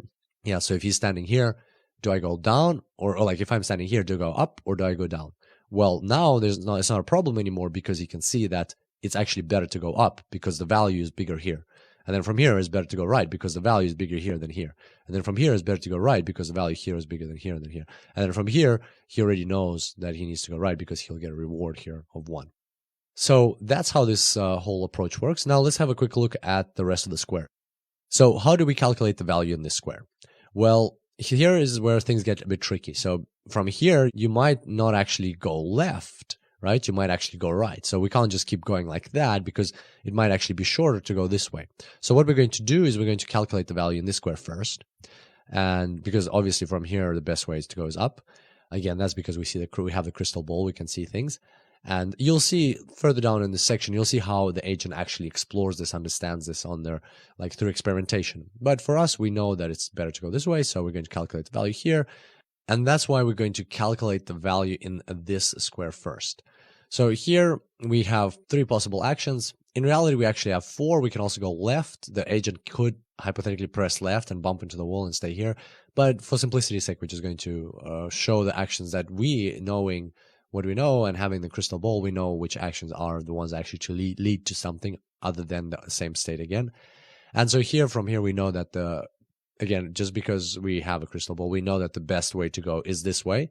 An agent, of course, would have to experiment and find the best way. And you will see how that happens further down in the section. You'll see actually how an agent walks around and how you would experiment trying to find these values. But for us, we know it's that way.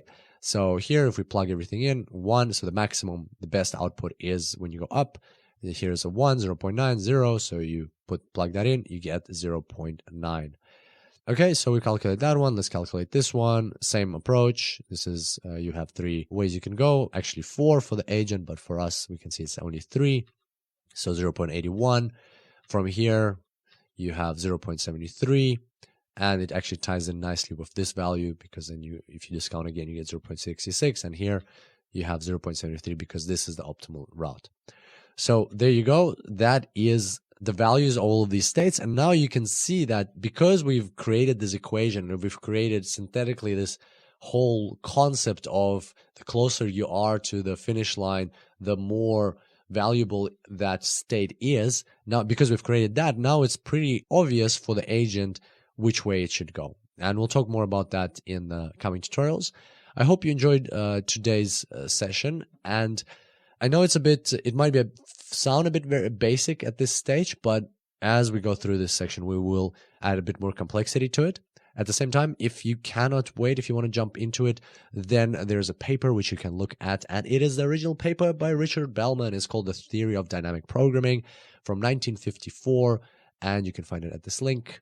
And there you go. So you can jump straight into it and read from the author of the Bellman equation, but just bear in mind that this is quite a mathematically heavy paper. And on that note, I look forward to seeing you next time, and until then, enjoy AI. Hello and welcome back to the course on artificial intelligence. And today we're talking about Markov decision processes, or MDPs. Let's have a look what we've got today. So last time we stopped on the concept of a map. So because we've calculated the values based on the Bellman equation, we can derive this map for our agent of this maze. And basically what that means is wherever the agent starts, so let's say it starts over there, it knows exactly which steps to take in order to get to the finish line. So it just goes up, right, and done. And so the question here is that it? Is it really that simple? Is reinforcement learning really that, for the lack of a better word, boring? Once you have the map, that's it. All you have to do is you're done. You just follow the map. Well, the reality is that it's not actually that all simple. And that's a good thing because it makes this course more interesting for us and we can actually solve much more complex problems. So this is where Markov processes come in. But first, we're going to talk about two things. We're going to talk about deterministic search versus non-deterministic search. So let's talk about the concept of deterministic search. This is our agent in the maze, and deterministic search means that if the agent decides to go up, then what will happen is, with 100% probability, it will go up. That's exactly what will happen. There's no other options. Once it says go up or clicks the up arrow, it will go up. There's no other options. Now, on the other hand, non-deterministic search is when our agent says it wants to go up. There are actually a couple of options. For example, there could be 3 options. And we're going to be looking at an example where there are 3 options, but it doesn't have to be limited to 3. It could be 4. It could be, different. Depends on the problem. The randomness could be different. But in our case, there could be 3 options. With an 80% chance, he does go up. But then with a 10% chance, when he wants to go up, he'll actually go to the left. Just because that's how the environment works. That's the world that he lives in. And with another 10% chance, he'll actually go right. And in this case, he'll fall into the fire pit. So that is how it all works. That's an example of a non-deterministic search, a stochastic process. And what the point of this is to make a more realistic model of what could actually happen in a real world, in a real world type of problem. Because very rarely do you get situations like this when you do something and it happens exactly that way. And even if you think about it in terms of games, let's say you've got an agent playing Pac-Man, well, not always is it the case that if he's standing in this square, he goes up, he will get the same exact result every time. He will indeed go up, but it may be in one case he won't get eaten by a ghost, in another case he will get eaten by a ghost. So as you can see, there's some randomness to it because it depends on how the ghosts are moving, and they don't always move the same way. They don't always start in the same locations. So it's very logical. It's fair that there is some randomness. There's something that is not under the control of the agent, and this is just a way for us to represent that in order for us to learn how we can deal with it and how that affects the Bellman equation, how it affects the whole reinforcement learning process. But at the same time, the randomness is of course not limited to if you go up, there's a 10% chance you'll go right, or 10% chance you'll go left. Or if you go down, there's a 10% chance you'll go right or left. Or if you go right, there's a 10% chance you'll go up or down. It's not limited to where you're going to end up. Sometimes you might have a problem that is exactly like this. Sometimes the probabilities might be different. Sometimes the randomness might boil down to something else. It might be boiled down, like in that example of Pac-Man, of the ghosts eating you or not eating you, or it might boil down to something different. For instance, like there's like if the agent is playing Doom, and then there's something like a monster which is going to shoot him in one case, in another case there's a probability with which it will get shot and with which it won't get shot. and so on. So something that is out of the control of the agent, something that it cannot predict. That's what we're modeling here in non-deterministic search. And this is where we have directly approached two new concepts: Markov processes a Markov process and a Markov decision process. So let's have a look at these. And you know how much I don't like to put definitions and lots of text on the slides, but in this case, it is necessary for us to go through them. So let's have a look. A stochastic process has a Markov property if the conditional probability distribution of future states of the process, conditional on both past and present states, depends only upon the present state, not on the sequence of events that preceded it. A process with this property is called a Markov process. Very complex definition, and it kind of like even a little bit, not contradicts itself, but it feels like it contradicts itself. So here it says conditional both on past and the present states, depends only upon, but at the same time, it only depends upon the present state. So don't get too bogged down in that. I'll break it down in simple terms. So a Markov property is when your future states, so not just your choice, but the whole thing, your choice and the environment, it will only, like, the results of the action you take in that environment will only depend on where you are now. It will not depend on how you got there. And that's it. So that's a Markov property, and a process which has this property is called a Markov process. So to put it into an example, so if your agent is here, and if he decides to go up, in our case, in our non-deterministic search example, he actually might go left and right, or right. That's because we have that stochasticity inside our environment. We have that randomness inside our environment. So any one of these three might happen. But the key here is that this is a Markov process because we don't care how he got here. He could have come from the top, ended up here. He could have come from the left, ended up here. He could have come from the bottom, ended up here. He could have moved around here like 100,000 times and then got here. It does not matter what happened before. Only what matters is which state is he in now. And so the probabilities of going left or right or up, they will always be the same if he's in this state now. And so that's basically just saying, it doesn't matter what happened before, we're here now, this is the state you're in. And don't forget that state doesn't just mean where he's standing. The state is the state of the agent in the environment. So is there like monsters on the right, or are there monsters on the left, or is the ghost coming from the top or from the bottom? Whatever state you're in now, doesn't matter how you got there. Doesn't matter how it all came to be that you're there in that state now. What will happen in the future is only determined by the state you're in now, plus the actions you will take. Then plus, of course, the randomness that is overlaid on top of that. So that's a Markov process. And a Markov decision process, or an MDP, or Markov decision processes, provide a mathematical framework for modeling decision-making in situations where outcomes are partly random and partly under control of a decision maker. So important to understand that Markov decision processes are different. A different whole concept to a Markov process. They're kind of like a mathematical framework. So, but at the same time, I thought it was important for us to understand what a Markov process is, because I think it still helps in the understanding of a Markov decision process. So a Markov decision process is exactly what we've been discussing up till now. So that the agent lives in this environment where it has control. Like, remember previously it had full control of what's going on, but now it has a little bit less control. It can decide to go up, but it actually knows, okay, so if I go up, there's an 80% chance I'll go up, there's a 10% chance I'll go left, 10% chance I'll go right. So not everything is fully under its control. There is some randomness in this environment. That's exactly what a Markov decision process is. A Markov decision process is the framework that the agent will use in order to understand what to do in this environment. So we've got an environment with some stochasticity, some randomness, and now the agent has to choose, for instance, should go up, down, left, or right. It has to make that decision. It doesn't know what to do.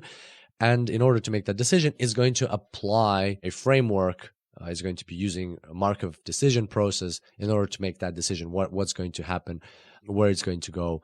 And so basically this environment that poses this problem, it is referred to as the Markov decision process. So it's the framework that agent using. At the same time, the environment is referred to that the agent is operating in a Markov decision process environment. And so basically here we've got two concepts. We've got the Markov process is the way this environment is designed, that what happens from where you are now doesn't depend on the past. And at the same time, we've got the Markov decision process is the framework that the agent is going to be using in order to solve this environment. And the good news is that the Markov decision process, or that framework that we're talking about, is actually just an add-on to our Bellman equation, is the Bellman equation, but just a bit more sophisticated. So let's have a look at that. This is our Bellman equation so far. It's the maximum of all possible actions. So the value of being in a state is the maximum of all possible actions that you can take from that state. The maximum is taken from the reward that you would get by taking that action in that state, plus a discount factor times the value of the next state, which is S prime. So that's what we've had so far. And now, because we have some randomness in our whole process, this part will change because we don't actually know which state we'll end up in. We don't know what S prime will be. Will it be, if we're going up, will it be up, or will it be left, or will it be right? So we actually have to place this with the expected value of the next state. So here we're going to replace this. So there's 3 possible states we can end up in. And so we're going to replace that with that's a value. That state has a value of S1 prime. That state has a V of S prime 2, S2 prime. And this state has a value of V of S3 prime. So now we're going to multiply the state that we actually are intending to go into by 80%, because that's our probability of getting into that state, plus the probability of getting into this state, 10% plus probability of getting in this state. So this is just our expected value. So if from statistics, if we take the expected value of getting into of the state that we'll get into, so kind of like the average. What's the average of what we'll get? And then we replace that over here. Then we get this equation. Now, it jumps very quickly just because this equation is bigger, but if you look at it carefully, you'll see it's exactly the same thing. So you've got max here, you've got max here. Then you've got R of S and A, you've got R of S and A. Here you've got gamma, you've got gamma. And then finally, here you've got V, so you knew exactly it was a deterministic search. You knew which state you'll get into. Now you don't know which state you'll get into, so instead of taking V, you're taking the expected value of the state you'll get into, or of the future state, or just in simpler terms, you're just taking the average of what you'll get into. So, you know, if like it was like if it was a 33% chance, then it'll be like this plus this plus this divided by 3, basically. But in this case, it's not exactly like average. It's a weighted average because of your probabilities here. So here you've got the probability of when you're in this state, you take this action of getting into state S prime times the value of S prime and summed across all S primes that you could possibly get into over here. So exactly what we had 3 here, 1, 2, 3, add them up, multiply by probabilities, add them up. Same here, 1, 2, 3, multiply them by probabilities and add them up. And that is your new Bellman equation. Congratulations. This is what we're going to be working with going forward. And that is the framework that is used in Markov decision processes. So that is the framework that solves this, that agents use to solve this whole stochastic, non-deterministic search problem where there's random events that are happening that they cannot control. So it's much more complex, but as you can see, because we built up slowly to it, now we already know about this, we already know about this, we already know about this. We know about this, we know about this. So all we did is we just introduced this part over here because there are probabilities involved in the action or the consequences of your action are non-deterministic. They are based on certain probabilities. And so there we go. That's how a Markov decision process works and the underlying equation behind it. Once again, it is something that is more closely resembles real-world problems, real-world scenarios, or even game scenarios, because not everything is straightforward. There is some randomness involved, and not always will taking an action in a certain state not always will it lead to the same outcome. And so this is what we're going to be dealing with going forward, and that's going to make things way more interesting. So hopefully you're excited for that and excited to see what's going to come next. And in the meantime, I found a really cool paper for you to have a look at. This time it's a very applied paper. So this one's actually really interesting to read through.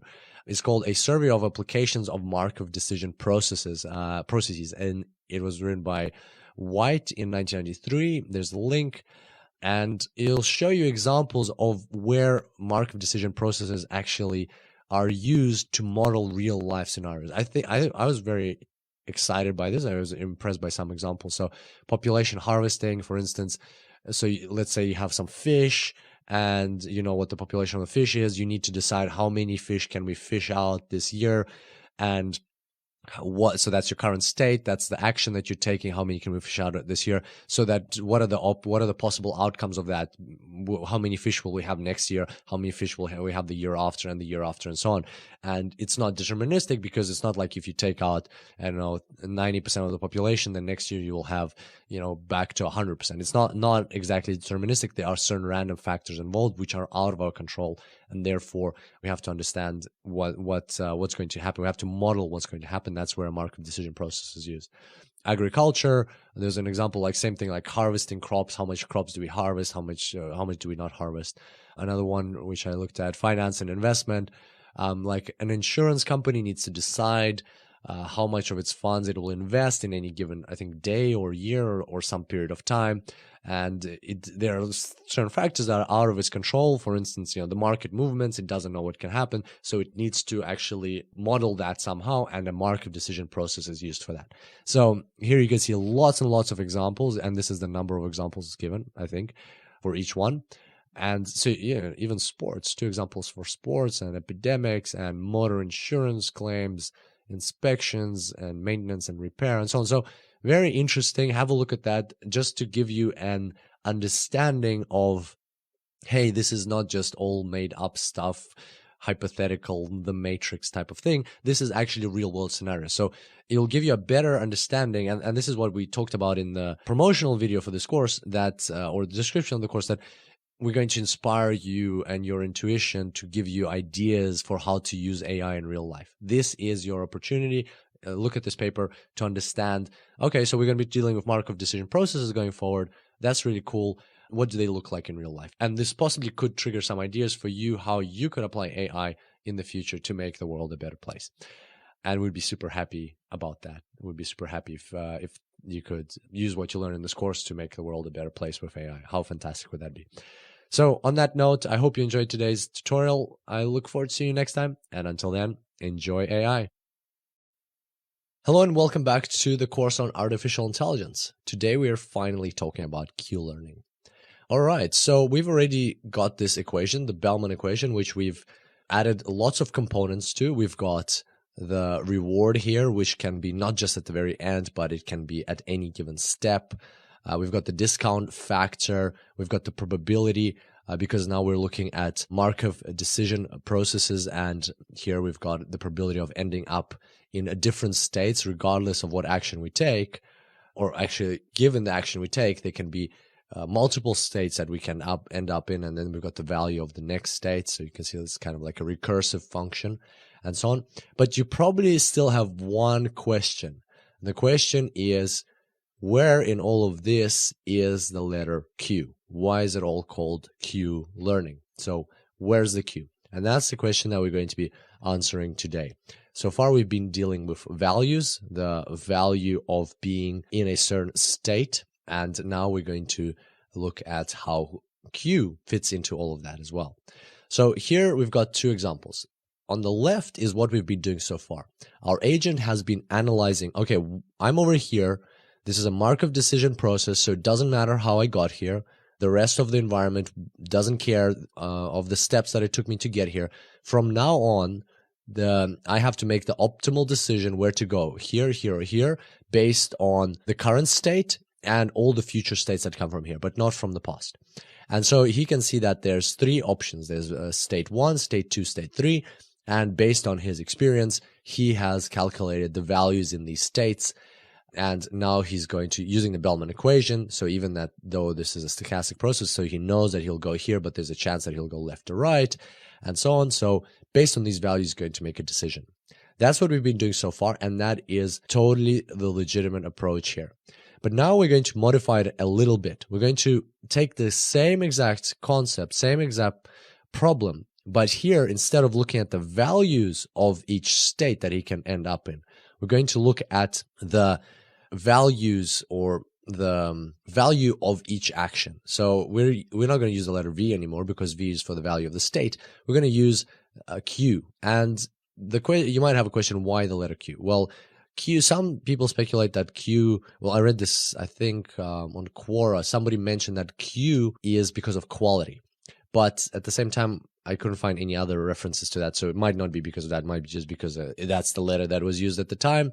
And now it became super popular because it's all called Q learning because of that. So no exact reason why it's called Q, but nevertheless, at least it helps us distinguish between V and Q. So Q here represents, rather than the value of the state, it represents, let's go with quality. It represents the quality of the action. Represents, okay, so I've got 4 actions.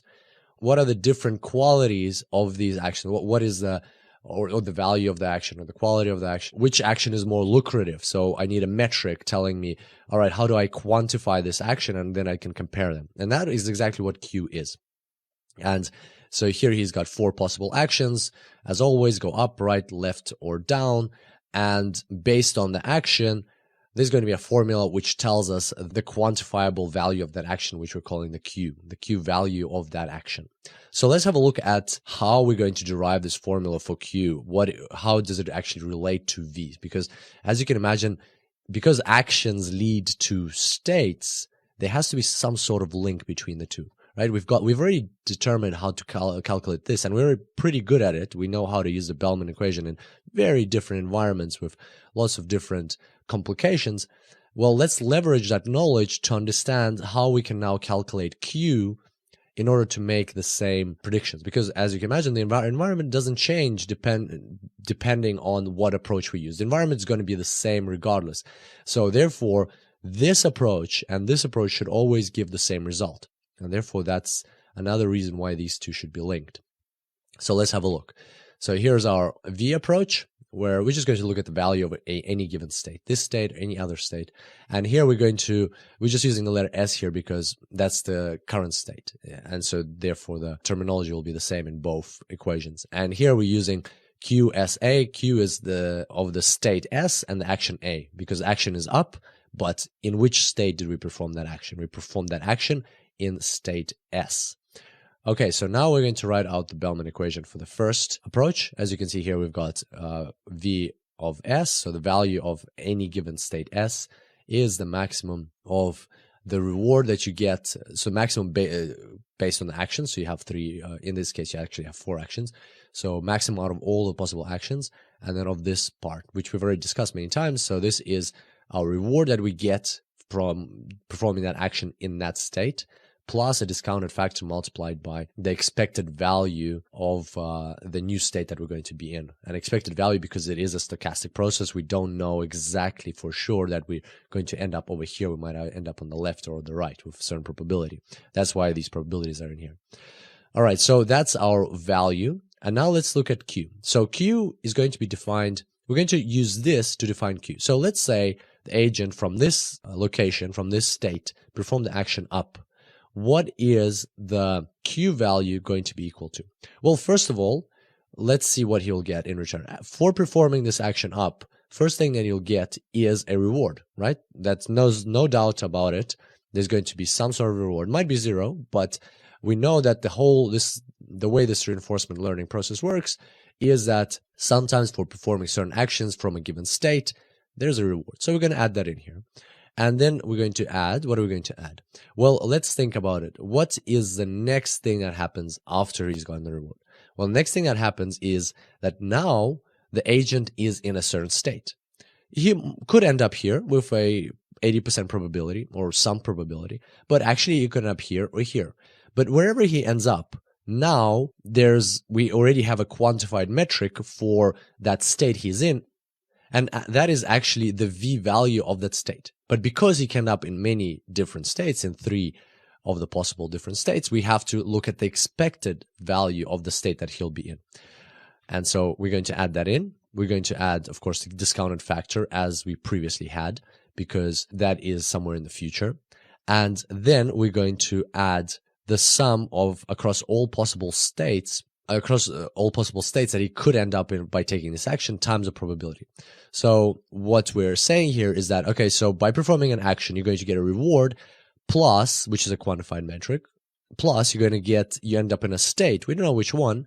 It could be here, it could be here, it could be here. But here is the expected value of the state that you're going to end up in. And now we're going to multiply it by discounting factor because that is one move away. So that is our Q value for performing this action. And what you will notice here right away is that the Q value is actually exactly identical to what's inside these brackets over here. And why is that? Well, if you think about it, here we're taking the maximum of the result we will get, the maximum across all possible actions. So we've got 4 actions, and we're taking the maximum across all possible actions of the result that we'll get by taking each of those actions. And in Q, we're defining, interesting, what will we get by taking a certain action? So if you think about it, it makes sense that the value of a state, so for instance, this state, is the maximum of all of the possible Q values, right? So here in this state, by being in the state, the agent has 1 Q value, 2 Q value, 3 Q value, 4 Q values. So he has 4 possible Q values. Well, the value of the state, it makes sense that the value of the state is the maximum of all of those 4 Q values. And that is exactly what we can see here. That's a good confirmation of this new formula that we derived. If that wasn't the case, if that didn't match up, then we would have questions. We'd be like, so why doesn't it match? Why doesn't it match up if Q value is a quantified metric of performing an action, and V depends on is the maximum of the possible results of the 4 actions that he can perform. Hopefully that makes sense, and that confirms the formula that we've just derived. And now we're going to make it even more interesting. We're going to get rid of the V entirely, because you can see here you got V is a recursive function of V. So, and then we got V, and then V, and then V, and then V, and so on. So you can express this V through all of the following V's, the most optimal V's that will come up. Here, we're expressing Q as a recursive function of V, or as a function of the next V. And then we'd have to plug in this V, and then we'd get back to the V. So what we're going to do is we're actually going to take this V, and we're going to replace it with Q, right? So let's have a look at that. We're going to take this V of the next state, and we're going to plug this into that formula over here.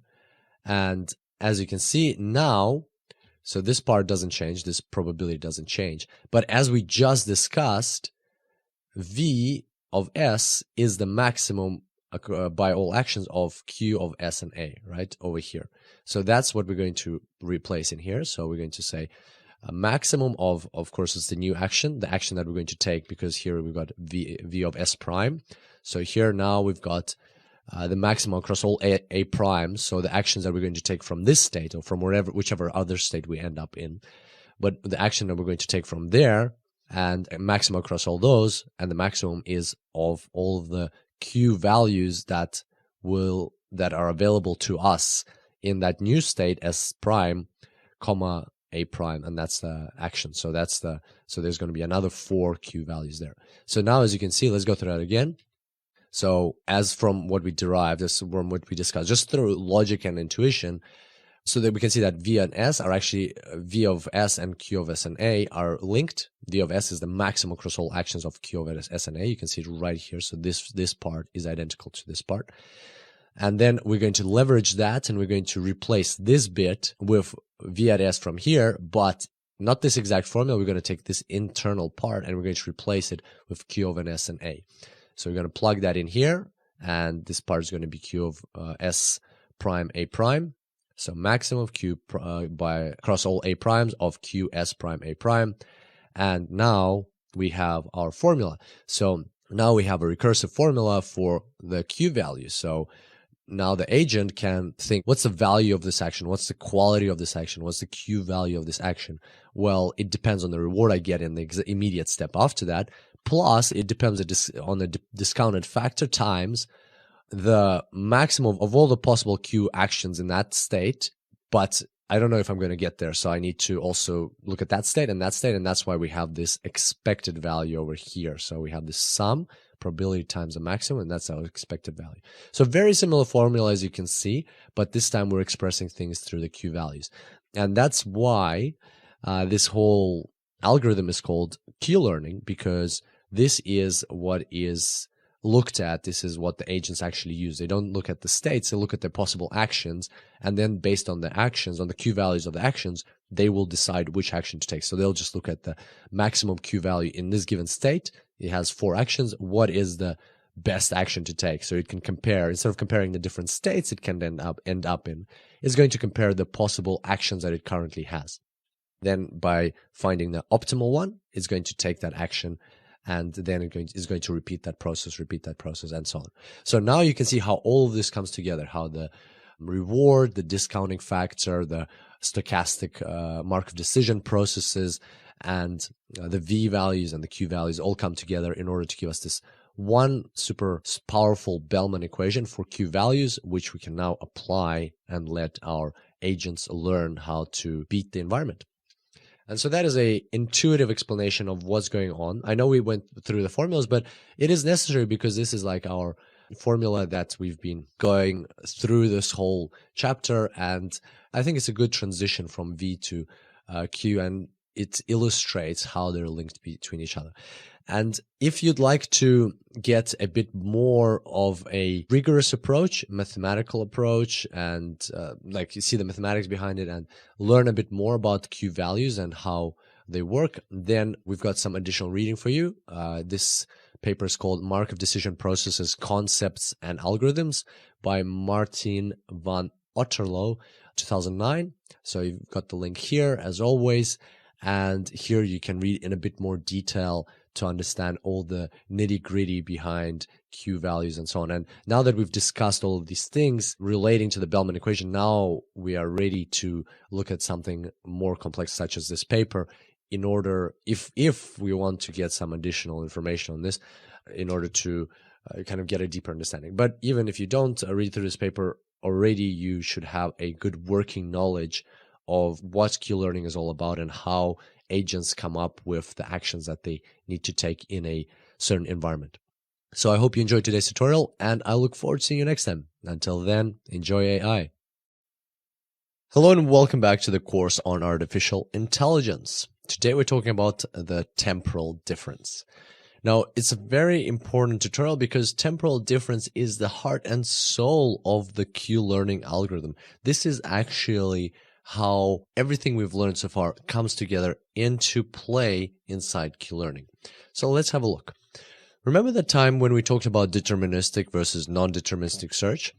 And remember how we said in this case, it's when the agent wants to go up, he definitely goes up. And when in this case he wants to go up, there's a 10% chance he'll go left, 10% chance he'll go right, and an 80% chance he'll go right, go straight up. Well, these numbers are, of course, arbitrary and can be different, and this whole concept is could be different in different problems, so it doesn't have to concern which way he's moving, just that there's some randomness, something that's out of the control of the agent happening inside this environment. And what effect that had is, as you remember, was that in the deterministic example, it was very easy to calculate the V values. Well, not necessarily always very easy, but in our case, we could just simply calculate them by using the Bellman equation, and we had the exact values. And then, as you remember, I very carefully mentioned that these values for the non-deterministic search example are off the top of my head. They're not calculated. At that time I said we're just not going to calculate them because it's very complex, but the computer could do it. And we just went along with these values that are just values that I made up, but they did get the job done. They helped us understand the concepts. Well, now we're going to return to that a little bit and understand what exactly is going on here. Why is it so much harder to calculate these values in the non-deterministic example? Or generally speaking, in these problems, in these environments and the agent going through them, why can it be so hard to calculate these values?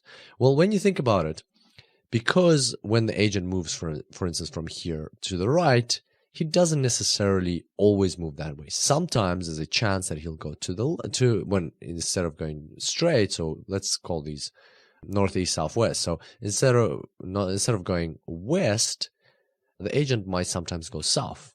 And for instance, from here, instead of going north, he might sometimes go east. So here, instead of going east, he might sometimes go south. And here, instead of going north, he might sometimes go east or west. And here, instead of going north, he might sometimes go east or west, and so on. And therefore, in order to calculate this value, you would need to know what this value is. But the interesting thing is that in order to calculate this value, you need to know what this value is. So there's a lot of recursion happening here, and therefore you cannot just define what these values are. And on top of that, this recursion is not deterministic. It is sometimes it happens this way, sometimes instead of going up, he'll go right, sometimes instead of going up, he'll go left, sometimes instead of when he wants to go up, he will go up. So it is subject to chance, and so maybe many times the agent will go through this path and he'll go up, up, up, up, up, and he'll think that from here he always kind of goes up, and so the value of the state will be good, and then all of a sudden he'll drop into the pit, and this value will go down. And so therefore you can see how there is some stochasticity or randomness to this whole calculation of these values, because they're all interlinked, plus on top you've got that randomness that's inherent in the environment because there's a Markov decision process. So that's where all of this comes together, and that's where we're going to introduce the concept of the temporal difference, which will allow the agent to calculate these values. And here we were dealing with V values, and since then we've already moved on to Q values, so that's what we're going to be working with. We're going to be looking at Q values. So as you recall, this is our Bellman equation for Q values. So a Q value, or the value of performing a certain action A in state S, is equal to the reward that you get after performing that action, so immediately after performing that action, plus you get the maximum, you get the gamma of the sum of all the possible, so you kind of get the expected value of the state that you will end up in. So as you recall, that was our formula for the Bellman equation.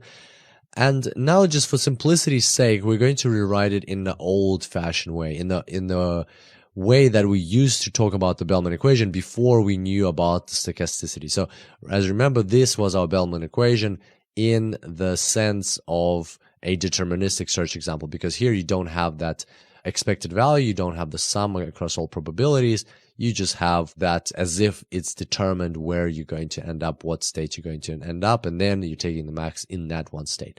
And the reason we're rewriting it is simply, the only reason is because it is just easier to write it, and it'll be easier to us to follow along with the formula. So we're going to just remember that we replaced this part with this part, and also you'll find this notation in a lot of literature, so it'll be easier for you to follow along with other sources if you're studying those. But do remember that, in fact, what we mean is this probabilistic approach here instead of this notation. It's just easier for us to operate this and understand what's going on, and just kind of like look at the equations so that they're not too cluttered. But once again, just remember that, in fact, what we mean is this probabilistic approach over here.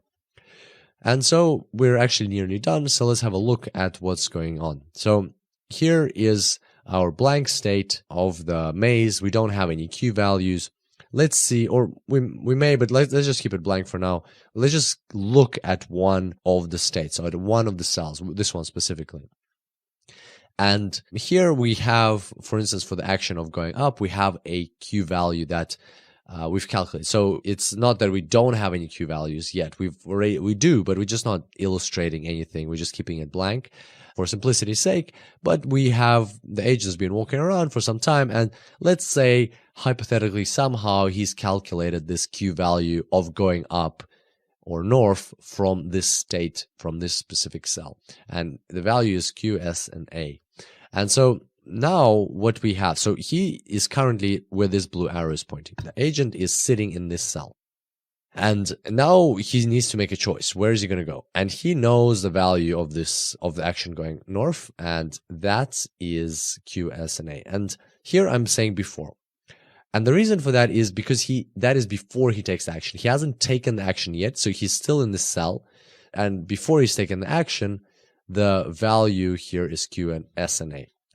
And now he actually takes the action. So let's say he decides this is the best one, he takes the action, and he moves up to this cell.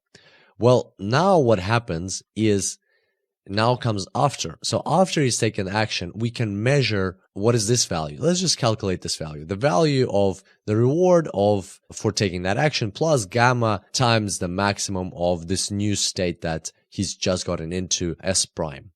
And so the maximum across all possible actions in S prime. And so what we have here is, the value before of that action, and then we've calculated this metric afterwards. But as you can recall from the previous formula, so if we go back very quickly, from the previous formula, what we just calculated is indeed the value. That is how Q of S and A is calculated. So this right part, we've just calculated it separately, but after we've taken the action. So as once again, before we knew a Q of an S and A value, something that we've calculated through our iterations previously. So a value that's stored in our memory, so just like a number that we know. And now, after the actions being performed, we know what reward he actually got, what reward the agent actually got, and we can calculate this new value. So in essence, we're kind of recalculating this value, but now with new information. The new information is the reward that we got.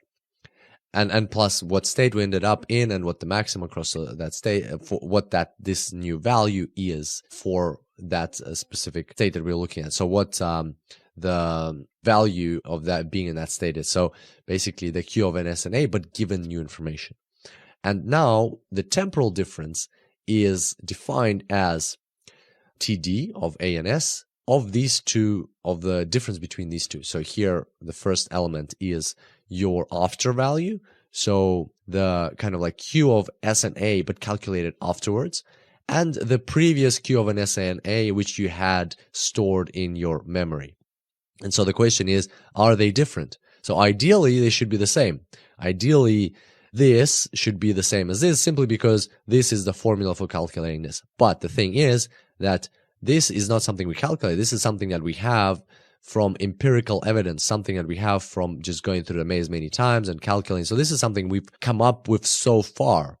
It's not related to the current iteration. It's something that we came up with previously, not a long time ago, but in one of our previous iterations going through the maze.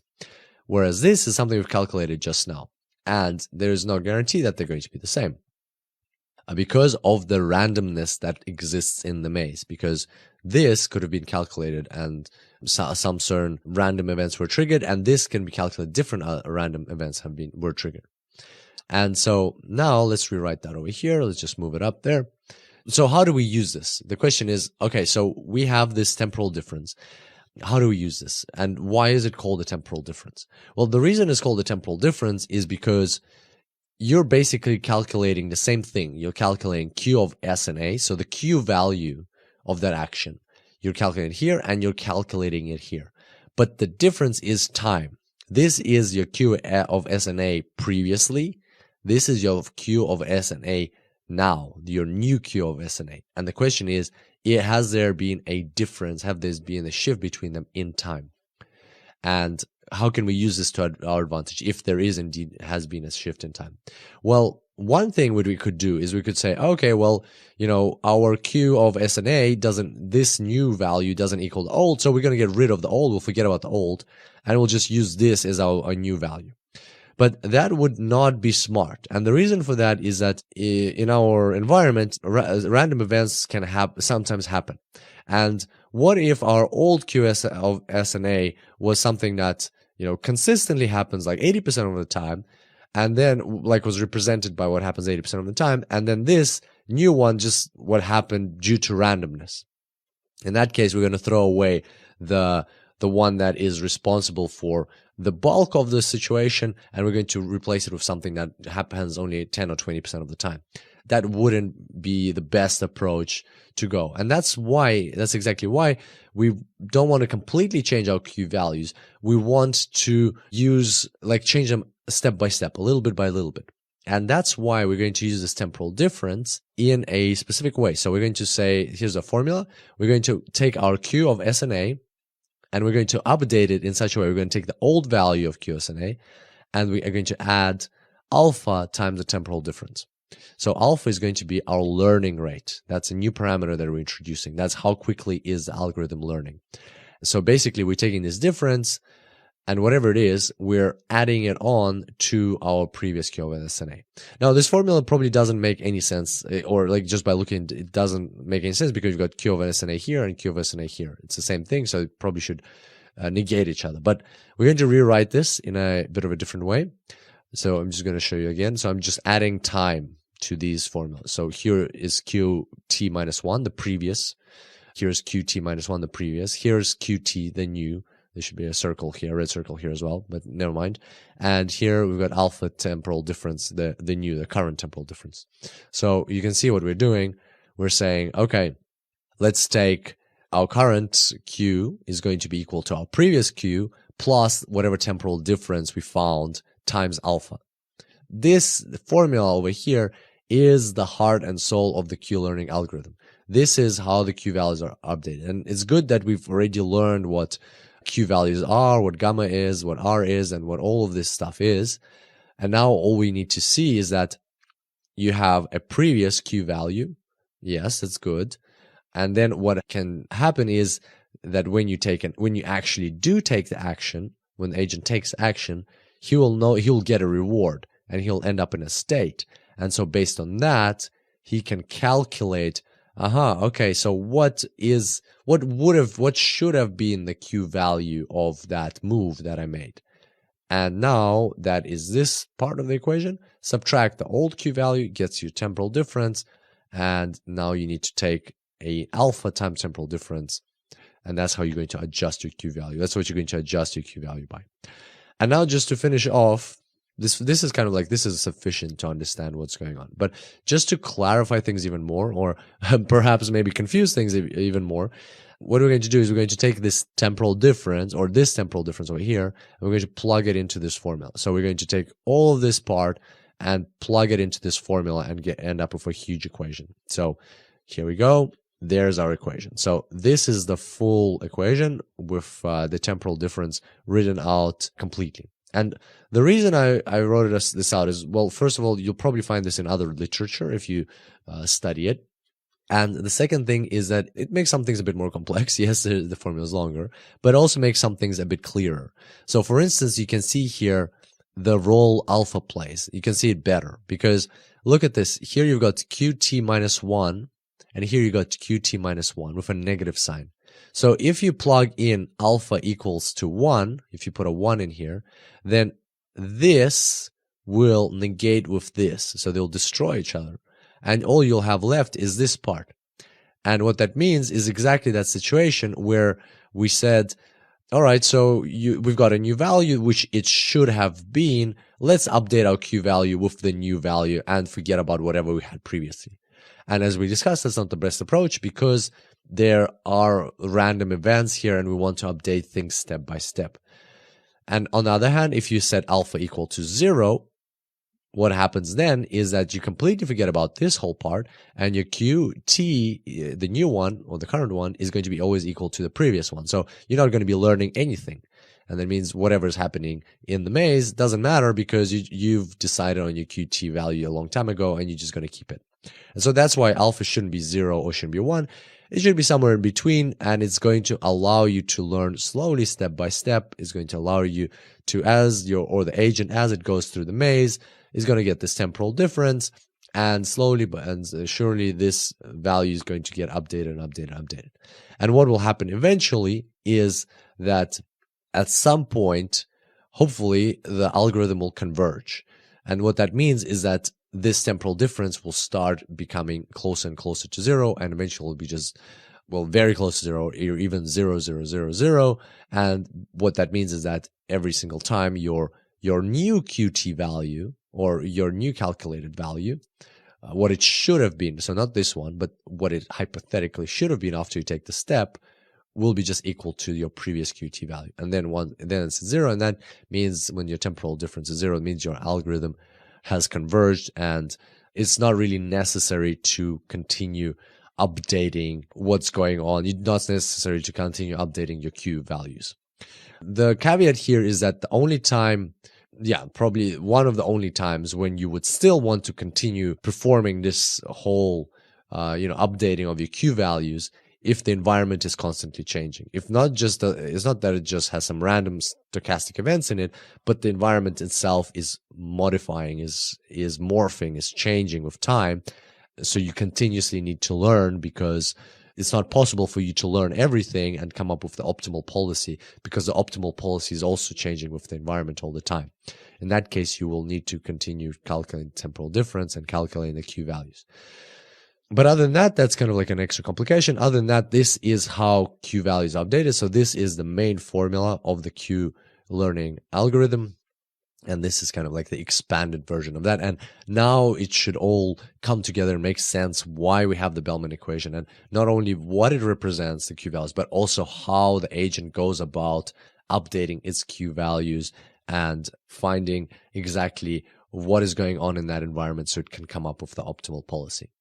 So I know this is quite a lot to take in, but hopefully you enjoyed today's tutorial, and hopefully you were able to take away the underlying concepts and intuition behind Q values and what the whole notion of temporal difference is and why it's important, why it helps us slowly train our agents and get them to understand their environments that they're operating in. And if you'd like to learn a bit more about temporal differences, then a very popular paper is Learning to Predict by the Methods of Temporal Differences by Richard Sutton of 1988. We've already had a reference by Richard Sutton as well, but this is another one. And actually he has a book, so if you get into his writing style and his style of communication, then check out his book as well. It's kind of like a more expanded version of all of these things. I haven't read the book, but that's what I'm imagining.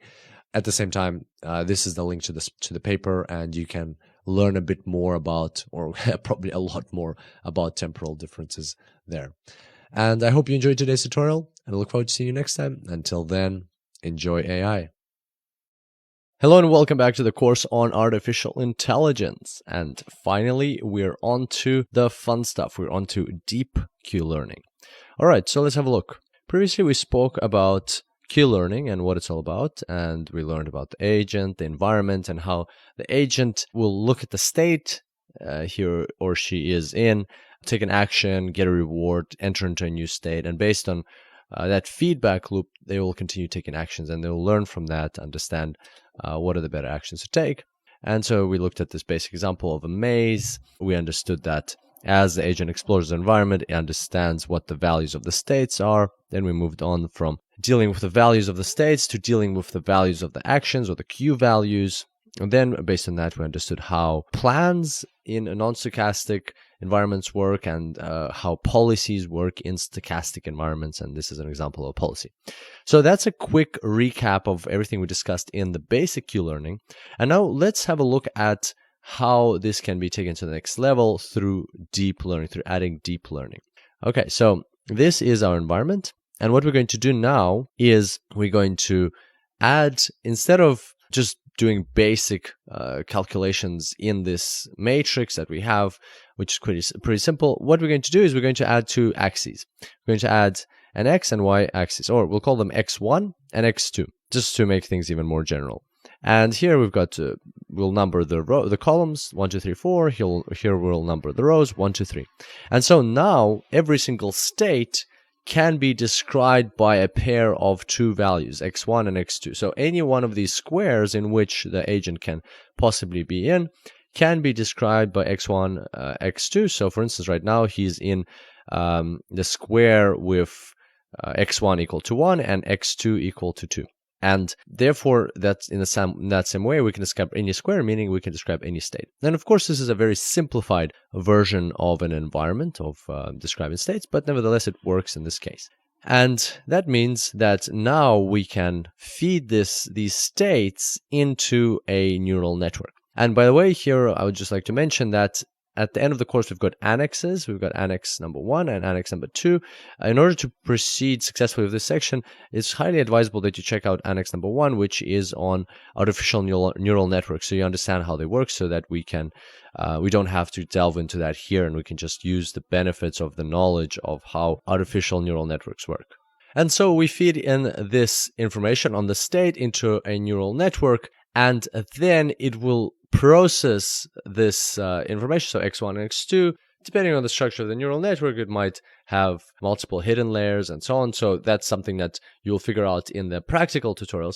But at the end, we will structure in such a way that it spits out 4 values, and these 4 values are actually going to be our Q values. So the values which dictate which action we need to take. And further down in this tutorial, we'll see exactly how these Q values are used to decide which action is taken. But the main point here is that we no longer look at just this maze from a Q-learning perspective. We're now taking the states of the maze and we're feeding them into a deep neural network in order to get these Q values. And at the end of the day, we're still going to come up with an action. We're still going to understand what action we need to take, and we'll discuss all this in more detail. But the question right now is why? Why are we doing all of this? Why are we making things so much more complicated when that initial approach of Q-learning was working already? Well, the reason for that is the Q-learning was working in this very simplistic environment. And we're continuing to deal for now with this very simplistic environment in order to better understand the concepts. But at the same time, that simple Q-learning will no longer work in more complex environments. And we're talking about, for instance, the self-driving cars, which you'll be creating, or playing Doom, when the artificial intelligence is playing Doom, or other Atari games like Breakout, or even self-driving cars and more advanced reinforcement learning things such as like robots walking around and performing actions. In all those cases, basic Q-learning is insufficient, is not strong, is not powerful enough to be able to master those challenges. And just like we've seen in the deep learning course, if you've been in our deep learning course, or if you've done the annex sections, annex number 1 and annex 2, you will already know that deep learning is by far superior to any type of machine learning, let alone simple Q-learning. And that's why we're leveraging the power of deep learning here. So we're feeding in the information about the environment as a vector of values, so in this case just 2 values, into a deep neural network, and then we're using that to perform the actions that we want to decide which actions the agent's going to take.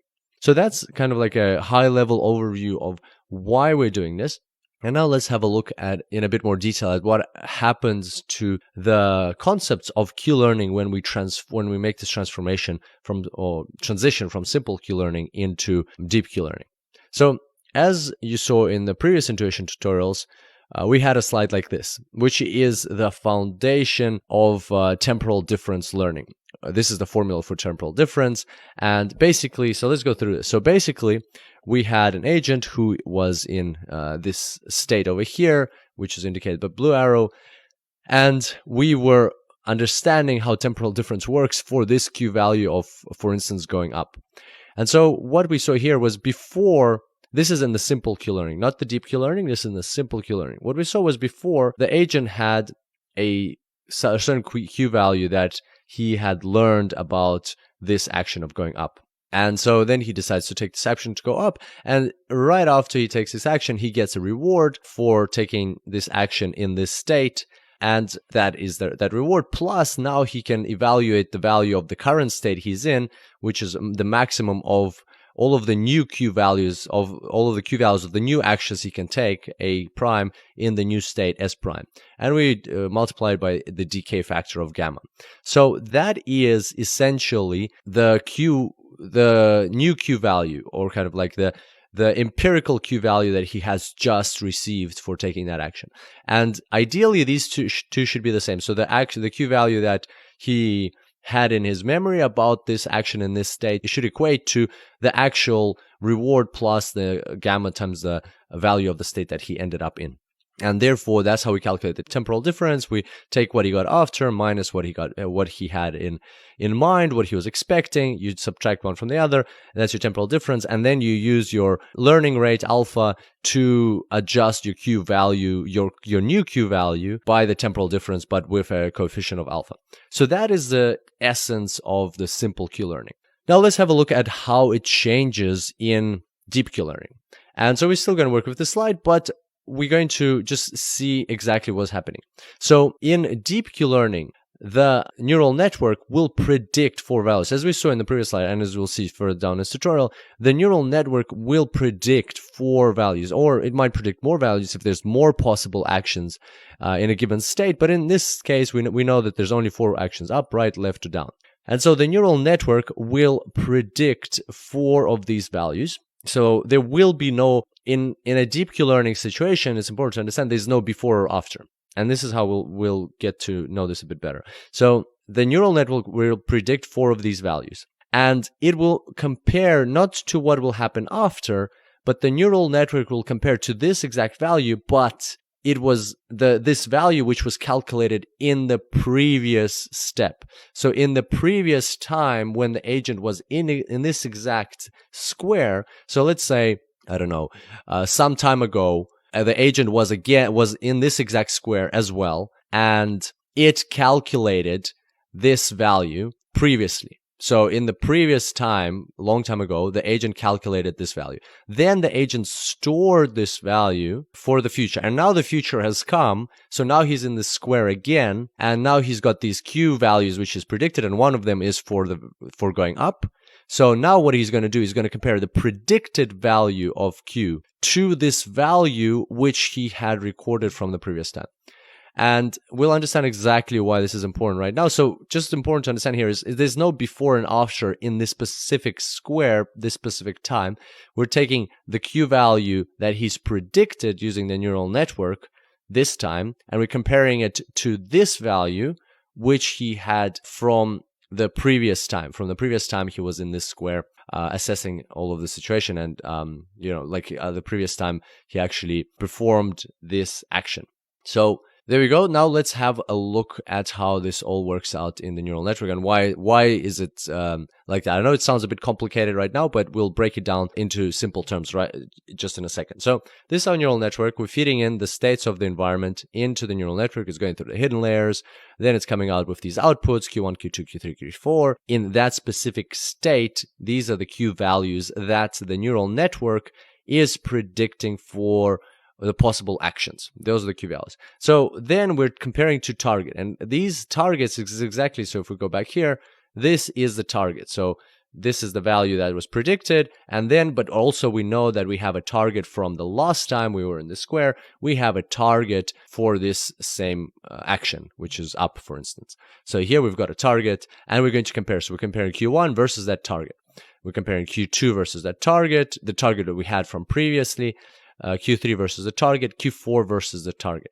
And so this is the part where the neural network or the agent is now learning through deep learning how to better go through this maze. And the key point here is that we're still applying Q learning, but the concepts in simple Q learning, you learn through temporal differences, which are pretty straightforward, which we've already discussed and we know quite well by now. But at the same time, in deep learning, how do neural networks learn? Well, neural networks learn through adjusting their weights. So we have to adapt the concepts of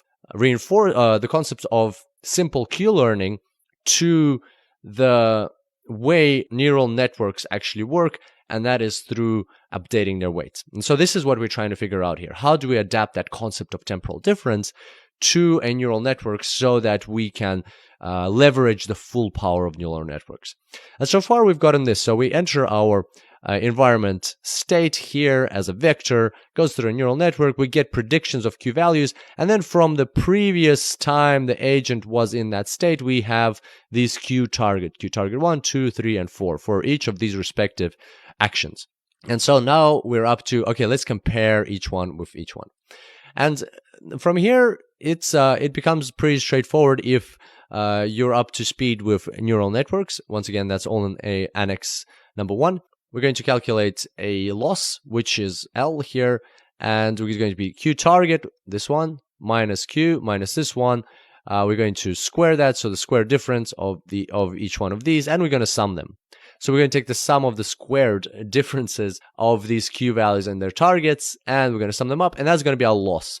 And so ideally, just as we had in the temporal difference learning, so if we go back for a second, remember we said ideally we want this to be equal to this. So we want the temporal difference to be 0. So that means basically the agent is predicting exactly correctly what, the Q values that the agent is predicting are exactly, or that he has in memory, are exactly descriptive of the environment, and therefore the agent can navigate the environment pretty well, right? There's no surprises. There's no as long as this temporal difference is highly positive or highly negative, then we've got some surprises. But if the temporal difference is 0, then he knows the environment so well that he can predict what's going on, and therefore his policy is going to be very good, and he's going to be able to navigate it. So here same thing. So we want this loss to be as close to zero as possible, as small as possible. And that's why now this is the part where we are going to leverage the real true power of neural networks. So we're going to take this loss and we're going to use backpropagation or stochastic gradient descent to take this loss and pass it through the network. Pass it back or backpropagate it through a network, and through stochastic gradient descent, update the weights of these synapses in the network. So that next time we go through this network, the weights are already a bit better descriptive of the environment. And that's exactly how it works. So here you have, if we go back, this is calculated, loss is calculated, and it gets propagated for the network. The weights are updated. Then the next time we get here, this happens again. And we get here, this happens again, and so on. And it keeps happening, and that's how this agent learns, or basically now it's a neural network, which is the brain of the agent, is learning, is becoming more and more descriptive of the environment, and therefore the agent is able to navigate the environment better. When we say descriptive environment, basically means that when we put in the states of the environment that the agent is in, we are more likely to get closer and closer to the actual Q values. And that happens because the Q values that we want and find the right action. And that happens because these Q targets are actually empirically derived. So how does he find these Q targets? That's actually this. So he actually observes, okay, so once I do take this step, what's the reward I get? And then what's the value of this state? So same thing as we saw previously in Q-learning, in the simple Q-learning intuition. So he learns this through trial and error, and then he constructs his network or updates the weights of his network in such a way that the predicted Q values are closer and closer approximating the target Q values. So very similar to the concept we discussed here in the simple temporal difference learning of the simple Q-learning algorithm. So there we go. That's how the agent learns. So we're up to here. That's the learning part. Hello and welcome back to the course on AI. In the previous part, we talked about the deep learning, Q-learning intuition. We started there, and in fact, we actually got all the way to this part, and where we talked about learning. And now we're going to move on to the actual acting part. So there's two distinct parts that we have to remember. So that's the learning part, but now he's done all of this. That's beautiful. Now he actually has to take an action. He has to decide what is he going to do. He's going to do action 1, 2, 3, or 4. And so how does he do that? Well, the way he does it is now, given those same Q values, so the Q values don't change. After we have these Q values, we've compared them, we've calculated the loss, we've backpropagated the error, we've updated the weights, but the Q values don't change in that whole process. So after we've got the Q values, they're fixed. We know what they are, so all this happens, the network's updated, and now using those same Q values that we had, what we're going to do is we're going to pass them through a softmax function. And again, softmax is described in Annex 2, and we'll talk a bit more about softmax further down or we'll talk about this action selection policy further down in the rest of this section, so just in a few tutorials. But for now, we're just going to say we're passing it through a softmax function, and basically what it does is it helps select the best one. It selects the best action possible. There's a small caveat to that. It's not just the best one possible. We'll talk about that in the action selection policy tutorial. But for now, let's just say it selects the best action from here. It says, okay, so Q1, the likelihood, basically we know the Q values. So it's predicted the Q values, so it can look at them and say, okay, so the highest Q value out of these, just as we did in the simple Q-learning algorithm, it'll just look at all these four, say the highest Q value is this one, and I'm going to select that action. I'm not going to take those. And that's pretty much it. That's how it chooses which action takes the action, and then all of this process happens again for the next state the agent ends up in our case, in the next square of the maze. But generally speaking, it's the next state. So there we go. That's how we feed in a reinforcement learning problem into a neural network through a vector describing the state that we're in. And once we feed it in, there's two parts of the process that happen. Part one is the learning. So remember that part where we compare each of the Q values with the targets, and then we backpropagate the loss through the network to update the weights so that our network is learning as we go through this maze or through this environment. And also the second part is, of course, we have to act. We have to select an action. And that is where we pass the Q values through the softmax function or basically an action selection policy, which we'll talk about further down. And then we simply select the action that we want to take and we perform that action. And then this whole process starts again. And then maybe the agent gets to the end, maybe the agent doesn't pass the game. In any case, the game ends. And then once again, the whole process repeats. The agent plays the whole game again. And then that stops. So basically, that's another epoch. Every time the agent, every time the game ends, whether favorably or unfavorably, that's the end of an epoch, and then he starts again, and then he starts again, and then he starts again, and so on. So that happens, and this process happens for every single time the agent is in a new state. So the state is encoded here. So that's important. So not just for every single game that he plays, but for every single state. So he's in a state, it goes through this process, updates, and so on, and happens every single time. And so the learning happens, and then the acting happens as well. So that is deep Q learning or the intuition behind deep Q learning. We've got lots more to cover off. And then, of course, we've got the practical. And in the meantime, if you'd like to get some additional information on deep Q learning, we've got a recommended reading. So we've already spoken about Arthur Giuliani's series of blog posts. If you look at simple reinforcement learning with TensorFlow part 4, you will find the part that's relevant to what we discussed today.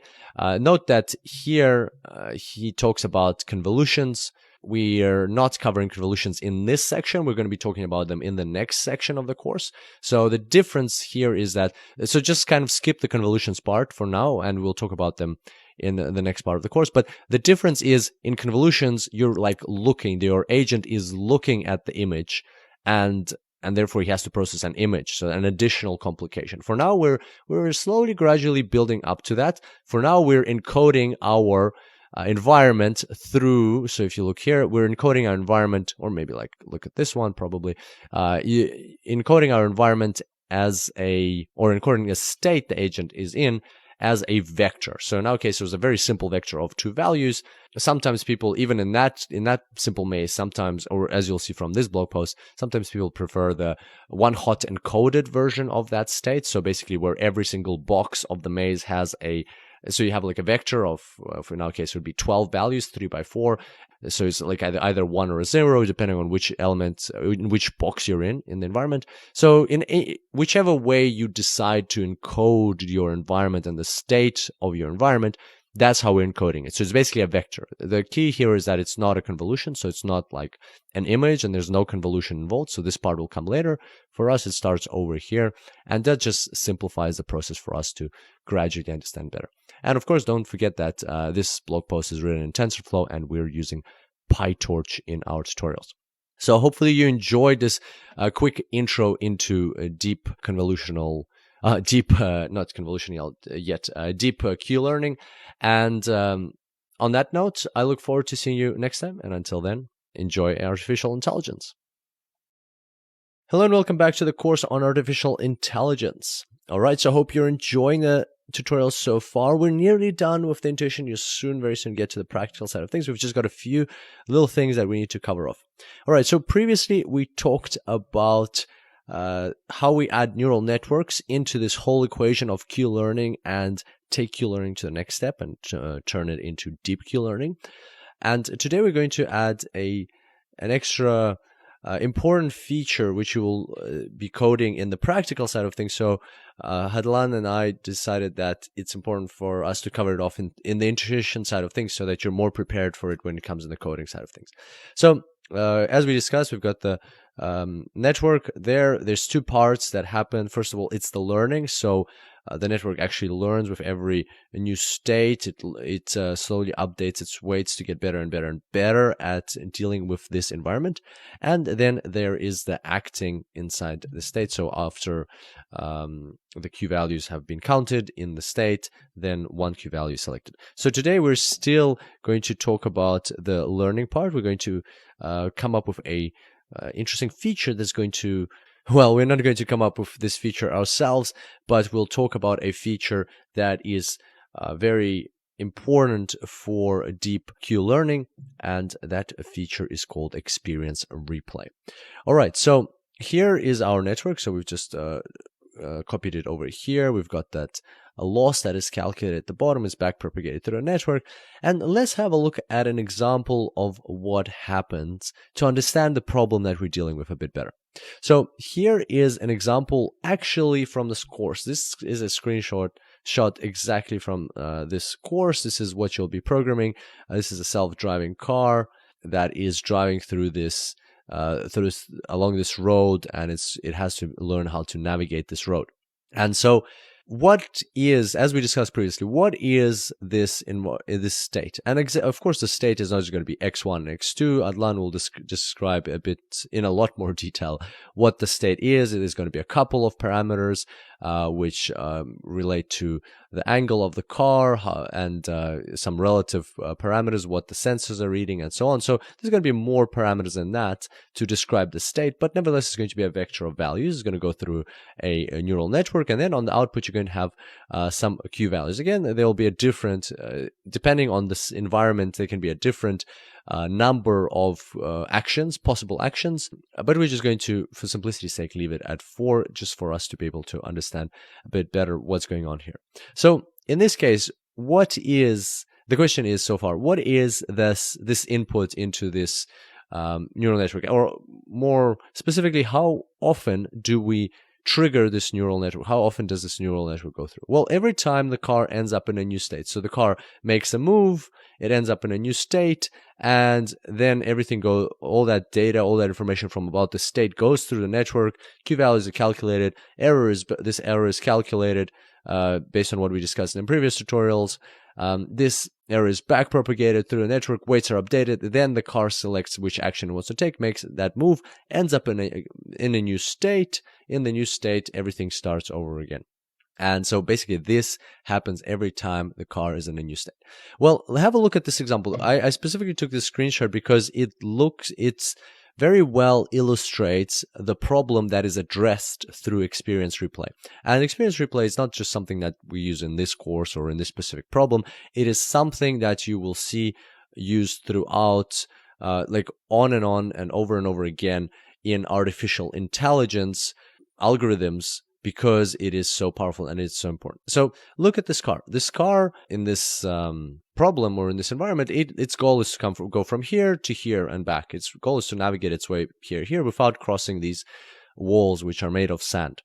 And so the car started over here, it went down, and like its reward is based on how close it is to its target. So the car went from here, it went down, and kept going like this, along this wall. And what it's going to do next is going to turn, is going to keep going. Well, what we want it to do is keep going here. But let's think about it for a second. Once it got to this wall, every single time it moves forward, and so on, it moves forward. So there might be, like, depending on the structure environment, it could be like 100 moves here or 50 moves here. It just keeps moving forward. And nothing changes. Nothing really changes. Yes, it gets further away from this target, closer to this target. That's lovely. But in terms of the surrounding environment, not many things are changing. It's still that same wall. If you're sitting in the car, you've probably seen this situation. When you're driving and the whatever you're seeing is like the environment is so monotonous that you're just seeing kind of the same thing. It's just passing by. But imagine you're driving through a desert and you're just seeing the same thing. It's the same sand. Nothing is happening. Nothing is changing. And so but every single time we're putting that new state into here. Yes, of course, something might be changing. For instance, you're driving the car and your GPS is showing you're closer to your destination. So one of these inputs is changing. But a lot of these other inputs, the sensors, for instance, which are on the car, they're not changing. And therefore, as you're driving, so in this state, you input the inputs into your neural network here, and here. All the time, the inputs are pretty much the same. And so if you keep inputting the same inputs, the same values, the same vector, or very similar vectors into your network, because there is no variety, the car will learn very well one thing. It'll learn very well how to drive along this wall, which is on its right. And so that's how the network will update, and it will get rewarded. It will slowly start getting rewarded for driving so well. It will be like, oh, okay, so up from here it'll be start learning. Oh, I'm doing so good. I'm doing even better. I'm doing it better. It will have this false perception that it's actually doing very well, even though it only learned how to drive along this wall. And so the neural network will become very adapted to driving along this wall, and then all of a sudden there's this curve and the car doesn't know what to do, and it completely doesn't fit in with this neural network. And even if it does adjust somehow, let's hypothetically say it passes this part and then it ends up on this wall, same thing is going to happen. It's going to drive from here, here, here. Okay, now the neural network is restructuring itself to adapt to this wall. And then bam, this thing happens. And then even if somehow it gets past that, it'll drive past this thing. And then same thing along these lines. So basically, it's like a very vivid example of the problem that what we have is that because the way we're using the neural network, updating it with every single state, once we have lots of consecutive states, they don't even have to be the same, but there is in environments, it's normal that consecutive states are somehow correlated or somehow interdependent. And we don't want that interdependency to bias our network. We don't want the car to just learn how to drive along like a straight line or along a curved line or like anything that you think that you can think of in life where an agent would be navigating an environment, wherever you can think of correlated or interdependent states that come after another, that can really mess up your neural network if you're just going to let the agent learn from that. And that's where experience replay comes in. What happens in experience replay is these experiences, so these states that it's in, 1, 2, 3, however many, 50 states here in a row, they don't get put through the network right away. They're actually saved into memory of the agent. And so, for instance, it saves all these, and at some point, once it reaches a certain threshold, which you'll be able to code, and Adlan will show you how to do that, once it reaches a certain threshold, then the agent decides for itself, okay, it's time to learn. I have this batch of experiences that I have, and now I'm going to learn from that batch. And so it randomly selects a uniformly distributed, and uniformly is important here because that's something we'll talk about on the next slide. We'll mention that, but it takes a uniformly distributed sample. So basically all experiences are considered to be equal. It takes a uniformly distributed sample from that batch of experiences that it has, and then it goes through them and it learns from them. So it doesn't take all the experiences, it just takes a uniformly distributed sample. So it might take a couple from here, a couple from here, a couple from here, and each experience is characterized by the state it was in, the action that it took, the state it ended up in, and the reward it achieved through that action in that specific state. So 4 elements in each experience: state 1, action, state 2, and reward. And so it takes all those experiences and then it passes them through the network and it learns. And that way it breaks the pattern of that bias which comes from the sequential nature of the experiences if you were to put them through the network one after the other. So that's the main focus of experience replay. That's what the problem it addresses. And another benefit of experience replay is that sometimes in an environment like this, you might have very valuable, rare experiences. So, for instance, I don't know, let's look at this corner, right? This is a right corner, right? And a very sharp one. How many sharp, so it'll be coming from here, assuming it's going to be hugging this corner. So how many sharp right corners do we have in this whole environment? We only have one right corner here and one right corner here, right? So when it's coming this way, that's a right corner. And then when it's going back, it's a sharp right corner here. So, and this one's not sharp, this one is sharp. So there's only one opportunity in the whole environment to learn from a sharp right corner. And that's an important experience because it might get really good at driving along straight lines, get really good at doing like soft corners like that, and then it will keep messing up this sharp right corner simply because simply because it doesn't have that much opportunity to learn from it. And so therefore, it'll learn everything else pretty quickly, but it'll take a long time to learn this right corner. It's a very simplified example. It's a very simplified explanation, but it illustrates the concept that sometimes there are rare experiences which can be valuable. And if you're just doing a simple neural network where you're putting in your values here and they're going through, and like, even if we forget about that problem of the sequential nature of experiences and how they can be interdependent or correlated, even if we forget about that for a second, what happens is once you put an experience in, it goes through, the network's updated, then you instantly forget about that experience. You move on to the next one. That's just how the neural network works. Then you move on to the next state, the next state, the next state, the next experience, next experience, next experience, and so on. So this right corner, as soon as it goes through the network, it's gone, and you don't have any memory of that valuable experience. Whereas with experience replay, because you're putting these experiences into batches, you can organize your batch as a rolling window. So for instance, you could have like 100 batches, so 100 experiences in your batch. So when it's coming back from here, it's as soon as it has this recorded this experience in its batch, then like at some point it takes a uniform distribution from its batch of experiences, and then there's a rolling window. So it forgets these experiences, but then it keeps these experiences. And then again, it learns from, once it's here, it learns from this batch. And then once it's here, it forgets all the way up to here, but then it has a batch of experiences like that. So therefore, now it learns from these experiences. And that way, what you're getting is that this right-hand corner, it might come up several times in its learning process because it was in that batch when the batch was like this, around there, then it was in the batch here, in the batch here. So it came up in several batches because a batch might be updated as a rolling window of experiences. So the older experiences get kicked out, the newer experiences are added, and then again, older experiences get kicked out. So an experience it stays in the batch for quite some time, and the car or agent can learn from that experience several times. So that's another advantage of experience replay. And of course, the final advantage is experience replay gives you an opportunity to learn from more experiences than if you're just learning from one at a time, because you have that batch, and therefore, and it's a rolling window, and therefore, even if your environment is limited to experience, your experience replay approach can help you learn faster. And instead of just redoing the environment many times, you can learn faster because you don't have to redo it. You have those experiences saved. So those are the main advantages of experience replay. Let's recap on them. We've got we're breaking the pattern of independence and correlation of sequential experiences. We save rare experiences which might be important, and therefore we can learn from them more often.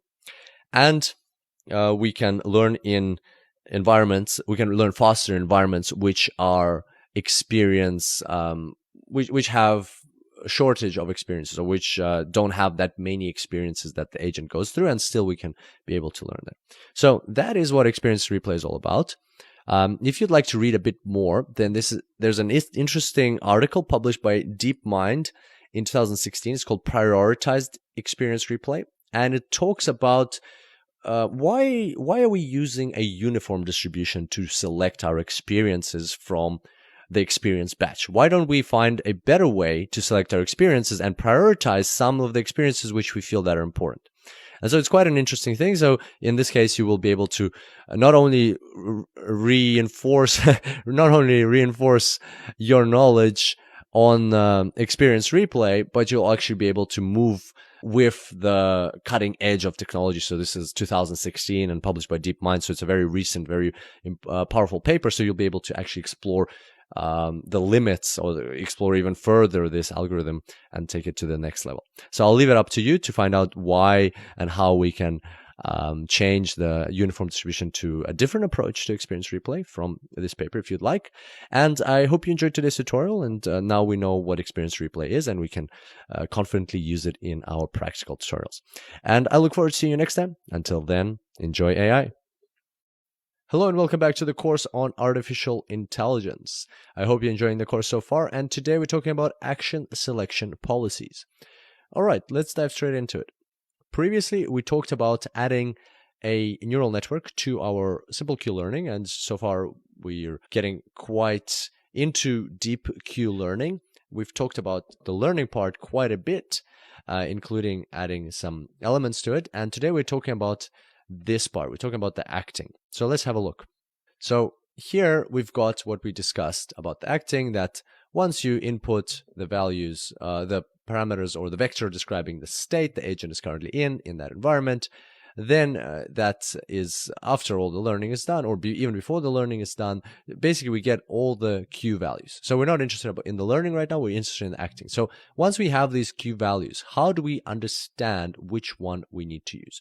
Well, if you think about it, Q values are simply, these are the predictions for the Q values. So as we did in the simple Q learning algorithm, what did we do? We just selected the one with the highest Q value. Once we have the one with the highest Q value, we just take that action because it just brings us the highest Q value, and that we know that Q value is calculated as the immediate reward that we expect to receive plus the decay factor times the value of the next state, and it's a recursive calculation. So why not? Why wouldn't you take the best Q value, and that's kind of the end of it.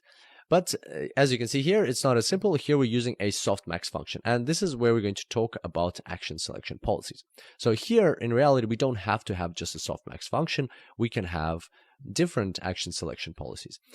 For example, we've got epsilon greedy, epsilon soft, and we've got the softmax. And those are kind of like the most commonly used action selection policies. Of course, there are others. For instance, the most basic one is, here's a very simple action selection policy. Just select the best, the one with the highest Q value.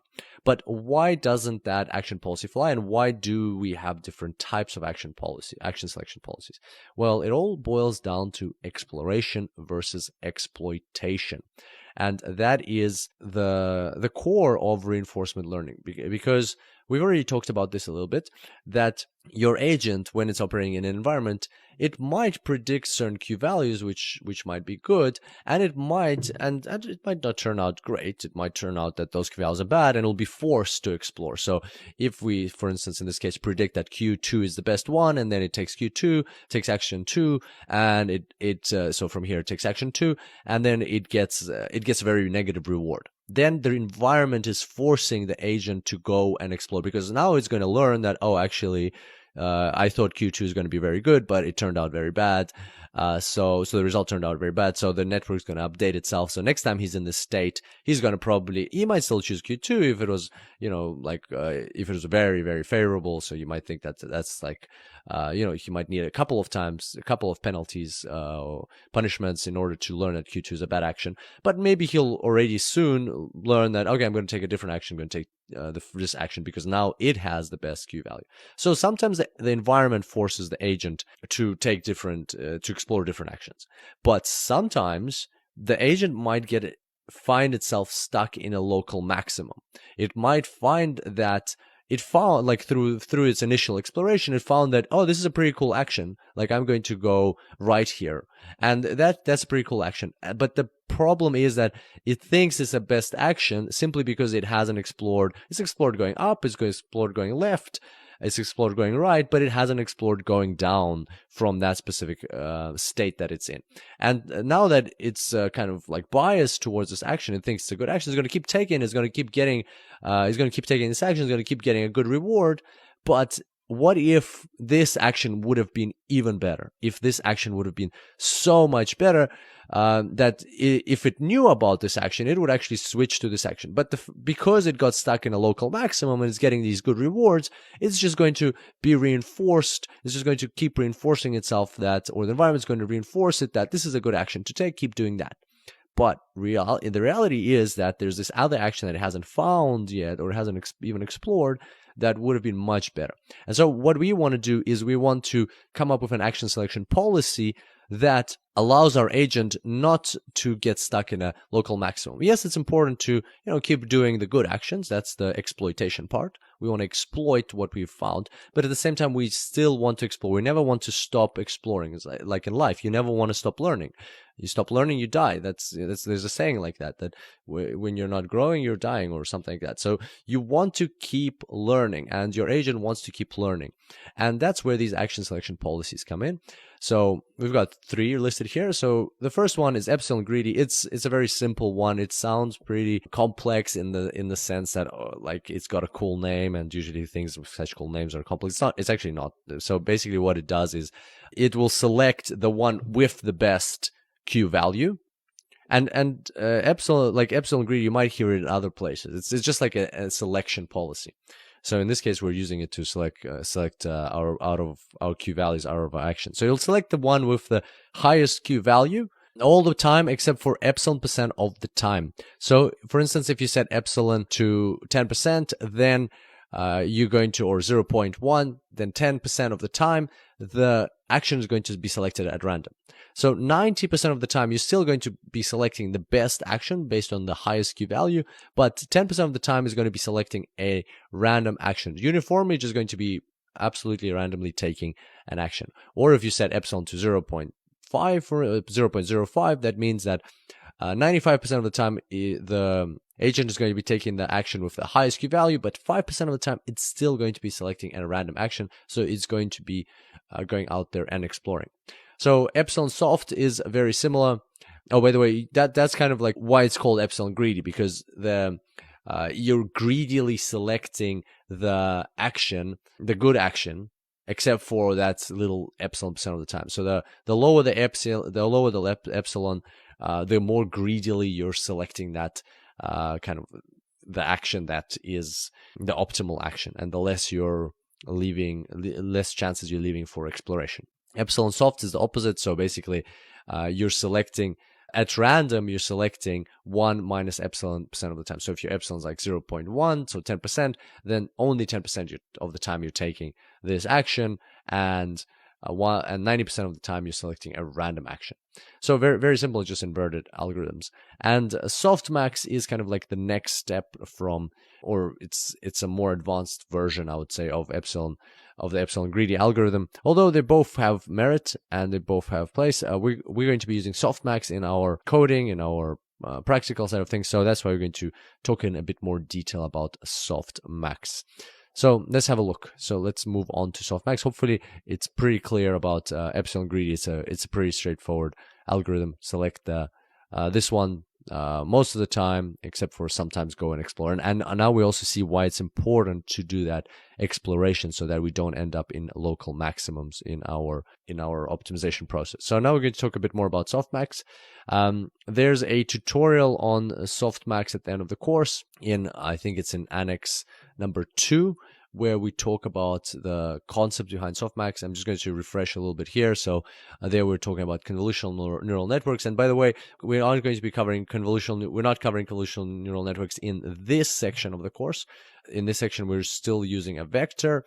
But in the next section of the course, when we're creating an AI to play Doom, we are going to be using convolutional neural networks. So it could be beneficial for you to look at convolutional neural networks and then take the softmax function, or you can learn a bit more about softmax after you take the convolutional neural networks annex of the course later on. But here's a quick refresher. So here we've got a convolutional neural network which decides whether it's a dog or a cat. So here we've got the voting process between these neurons, and this one says that it's got the features, the fluffy ears, the pointed face type of thing, and the kind of like the features, the types of eyes, the way the eyes look, all these features that belong to a dog. So it's a 95% chance that it's a dog and a 5% chance that it's a cat. But the question is, how did we get, and in that tutorial we're talking about how did we get these values to add up to 1? Well, whatever the convolutional, or our whole neural network, so the convolutional neural network plus the fully connected layers, whatever it's spat out, whatever the values it spat out, we applied a softmax function over here. And this is where we introduced the formula for the softmax function. This is what it looks like. And then we got these values. And so basically that's a quick refresher. This is the formula for the softmax. What it does is it takes however many outputs you have, doesn't matter. It will take them and it will squash them all into values between 0 and 1, regardless of how big they are. Just by looking at this formula, you can see that there's a total sum at the bottom, so these values are going to be between 0 and 1, and also all these values are going to add up to 1 always. And so that's very beneficial for us, because when we're using the softmax function, what happens is we get these Q values. We select this best Q value, but in reality, what happens is these Q values that we get, they're actual numbers, right? So there's some kind of numbers. They don't have to add up to 1. They don't have to be between 0 and 1. Just some numbers. But when we apply softmax, we don't just select the best one. We actually get numbers like that. So we get numbers in the range between 0 and 1, and that also add up to 1. And so what other thing do we know that adds up to 1? Well, probabilities. We know that probabilities always have to add up to 1. So that is why we can say here we've got Q values, but here all of a sudden we've got we've got probabilities. So we can say that the likelihood of this being the best action is 90%. This being the best action is 5%, 2%, 3%, because we know the higher your Q value, the better the action. And so if we squash them to 0 to 1, then these become probabilities and we can deal with them as such. And therefore, now is when the action is selected, and that's how we come up with Q2. But if you look at it closely, this isn't a strict 100%, and these are not strict 0%. So this is a 5%, 2%, 3%. So the most natural way to apply the softmax in order to preserve exploration in the algorithm is to use these exact probabilities as how often we're going to be taking that action. So these probabilities actually represent the distribution of these actions that we're taking. So basically, softmax makes it very easy for us to come up with a way to combine exploitation and exploration. So the best action will always have the highest probability because it has the highest Q value, and therefore here we're going to use these as our distribution, and we're going to say, okay, we're going to be taking Q2 90% of the time. But 5% of the time, we're still going to be taking Q1, and 2% of the time, we're going to be taking Q3, and 3% of the time, we're going to be taking Q4. And the beauty here is also that as these values update, as the agent goes through the network more and more and more, it becomes more familiar with the environment, and therefore these updates. So this value, for instance, might become like it might ascertain that this value is actually less or this actually is higher, and so these probabilities will also change as an agent goes through. So even though here we've got Q2, nobody is to say that sometimes 5% of the time, to be more precise, we'll be selecting Q1 as the action to take. And sometimes, or action 1 will be taking action 1. Sometimes we'll be taking action 3, 2% of the time, and action 4 will be taking about 3% of the time. So every action has a chance to play in this process as long as we have enough iterations and the agent goes through lots and lots of times through these states that they're in, and that's how any kind of deep learning algorithm works, that you want to do this many, many, many times so that you learn from experience. And therefore, as you can see here, it's a very natural transition to, we're not just randomly, like an epsilon greedy algorithm, we're not just randomly selecting the actions, we're selecting them based on their softmax values, which makes it like has some logic behind it, not just at random 10% of the time we're selecting a random action, but there's some logic behind how we're doing it and based on the Q values that we've explored. And so that's the action selection policy that we're going to be using in this course. You're welcome to definitely check out the epsilon greedy action selection policy if you like, but we're going to be predominantly using the softmax action selection policy. And I've got an interesting reading for you.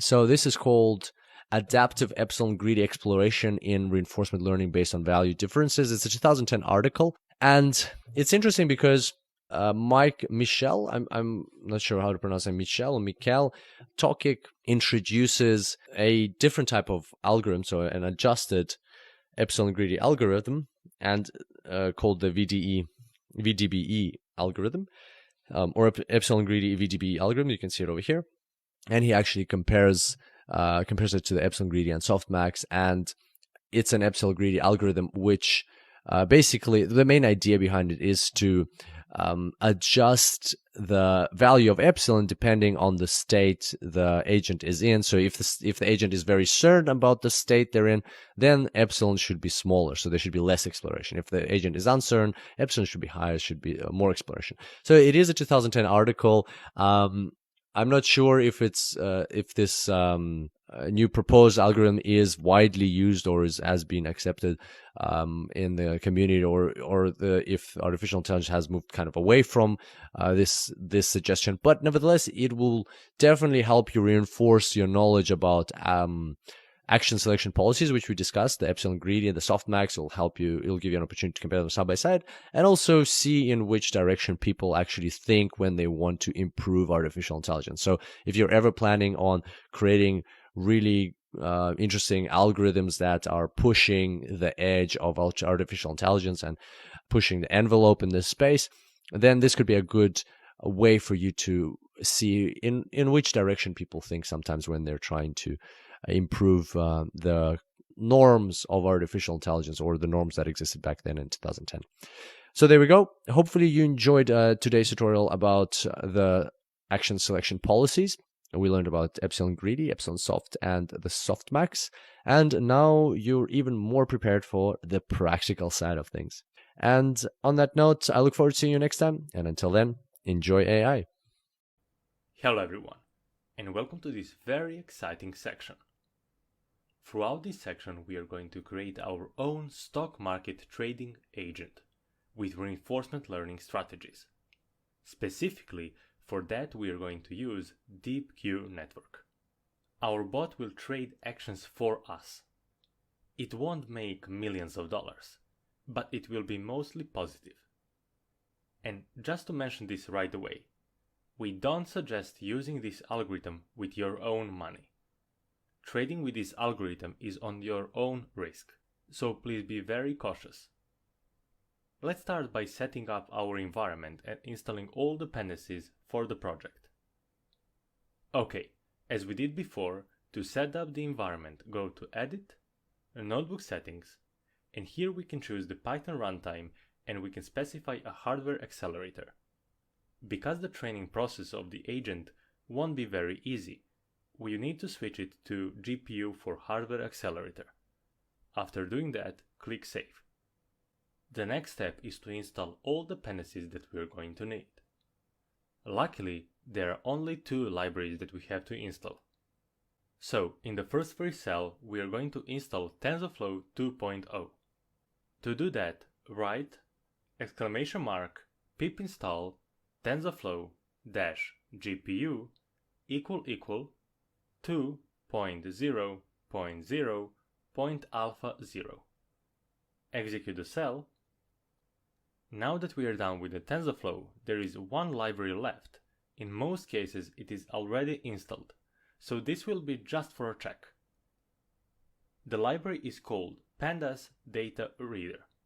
This library helps us to retrieve all stock market data directly to our environment. It is very easy to use. So, to install it, write !pip install pandas-data reader and execute the cell. And that's all what we have to do in this video. In the next video, we will start working on the model itself.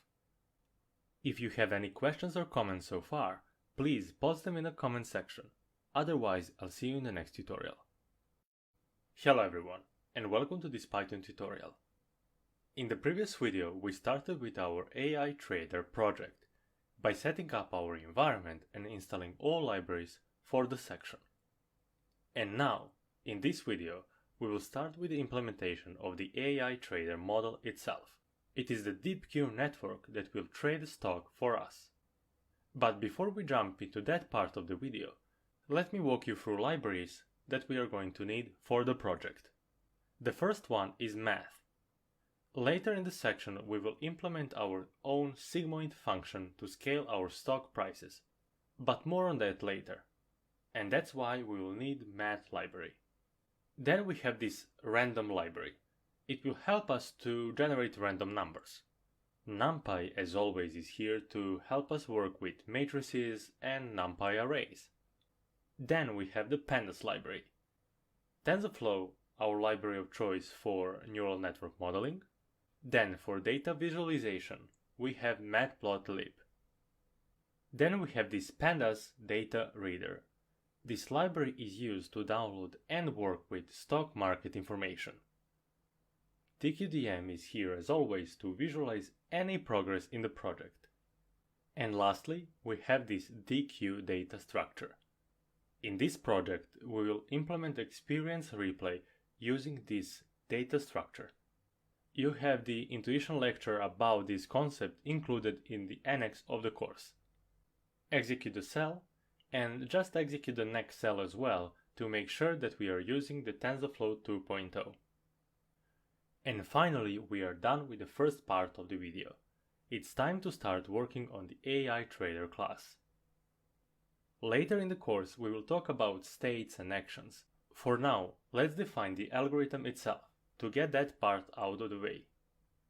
We will use Python class to create our structure of the AI Trader bot. So write class AI Trader. The next thing that we have to do is to define the init function of the class, or its constructor. Def init, and this function is called each time we define an object of the class. So, all things that we have to define right away are initialized in this function. For its arguments, just write self, which is the keyword that connects a function and attributes of a class to a specific object. Then we have to specify state size, more on that later, and action space, which is by default free. When trading, we have three actions: stay, which is just don't do anything, buy, and sell. And our agent will be able to perform these three actions as well. Lastly, we have model name as an argument, and this can be anything you want. Just put as me, for example, AI Trader for now. Now that we are done with the arguments part of the constructor, let's define all hyperparameters of the network. The first two parameters are just state size and action space defined as an object attributes. Now we have more model related parameters. The first one is the experience replay memory. Self.memory is equal to DQ. The problem with this function is it doesn't have a good doc string. You can Google it and find what arguments it can receive. In this course we will use only one. Maxlen is equal to 2000, or how many elements we can store inside it. In our case, just put 2000. Then initialize an empty list called inventory, and this list will hold all bought stocks since we cannot sell a stock we haven't bought before. And lastly, we have this model name is equal to model name. Okay, now we have to initialize 4 more arguments before the end of this video. And that is our gamma parameter, and if you remember the formula of our discounted total reward, the gamma parameter helps us to maximize the current reward over long time reward. So write self.gamma and set it something between 0.9 and 1. I will set it to 0.95. There are only 3 variables left to define, and they are all connected to the same thing. We have this epsilon parameter that is used to determine whether should we choose a random action or to use the model for it. Start by defining it to 1. This means that at the very beginning of the training process, when our network is not trained at all actions are performed randomly. But over time, we want to decrease this number so we can stop using random actions and start using mostly our trained network. Even though we have a fully trained network, we still want the agent to take some random actions, and that is for our environment exploration. And that's where the next variable comes into play. Set epsilon final and set it to 0.01, for example.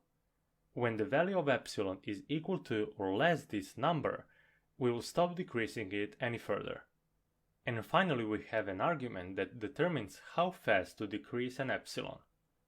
Define the variable called epsilon decay and define it to something less than 1. I will set it to 0.995. And that's the whole AI trader setup. In the next video we will start building the brain of the algorithm. Stay tuned for that, and if you have any questions or comments so far, please post them in the comments section. Otherwise, I'll see you in the next tutorial. Hello everyone, and welcome to this Python tutorial.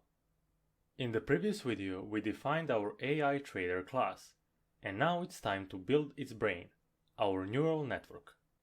So let's start. Define the function called model builder, and it doesn't take any arguments, just provide keyword self. Let's define the model with our tf.keras.models.sequential, and now we have to define our model. For this task, our states are nothing more than previous n days and stock prices of those days. A state is nothing more here than a vector of numbers, and we can simply use a fully connected network or dense network. Let's define the first layer, model.add, and here we will add our first dense layer with tf.keras.layers.dense. And now we have to specify a few arguments for the layer. The first one is how many units or neurons we have in that layer. I found this architecture on the GitHub, so we'll now check it if it works or not. In the first layer, set units to 32 and the activation function to ReLU. We will have 3 hidden layers inside our network.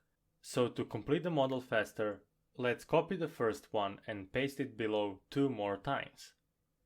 Now we have 3 same layers. Let's perform some changes. In the second layer, change number of units from 32 to 64. And the last hidden layer, set 128 units. But now there is one piece missing, and that is our input shape from the first layer. So in the first layer, add input dim is equal to self.state_size. And that is basically it for our model. In the next video we will define our output layer and compile the network. Stay tuned for that, and if you have any questions or comments so far, please post them in the comments section. Otherwise, I'll see you in the next tutorial. Hello everyone, and welcome to this Python tutorial. In the previous video we started with our model architecture, and now in this video we will complete it. At this point we have 3 hidden layers in our neural network, and there are only 2 parts missing from the model, our output layer, and to complete the model, compile it. And that is our goal of this video, to add both things. To add the output layer to our model, let's copy and paste the last layer and modify it. Because this is our output layer, the number of units or neurons should be the same as number of classes, or in this case actions. And for the activation, change ReLU to linear, because we are going to use a mean squared error for our loss. You will see why in a few videos, but basically, we will modify our actions with our rewards, which is a continuous number and not a class. Now that we are done with the model structure, it's time to compile it. Write model.compile, and here as always we have to provide a few arguments. Because what we perform here is not classification but regression task, we can't use the accuracy as our metric. Instead, in this case, we will leave it at empty. Okay, for loss, provide MSE, shorter for mean squared error, and for the optimizer, specify optimizer is equal to tf.keras.optimizers. And here we will select Adam optimizer. In the Adam, provide LR, shorter for learning rate, and set it to be equal to 0.001. And return the model. And now our model builder function is done. But for now, the model function is not called, and our model is not defined. So let's do that. In the init function, at the end of it, write self.model is equal to model builder. This function will create a network, initialize it, and store it in this self.model argument for us. And that's it for this video. If you have any questions or comments, please post them in the comments section. Otherwise, I'll see you in the next tutorial. Hello everyone, and welcome to this Python tutorial. In the previous video, we defined and finished our whole model for our DeepQ network. And in this video, our goal is to build a trade function that takes a state as an input and spills out an action to perform in the particular state. We are going to define it as def trade that takes only one argument, and that is our state. For that state, we need to determine whether should we use a random generated action or should we use our model to perform that action. To do that, write if random, and that is our library, dot random, and if this random number is less than or equal to our epsilon, in only that case we are going to return a random action. So we have to return random, and from this function we will call randRange.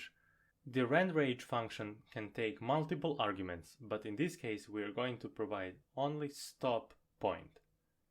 We are going to provide self.actionSpace, and it will randomly select a number between 0 and 3, not including 3, so meaning 0, 1, and 2.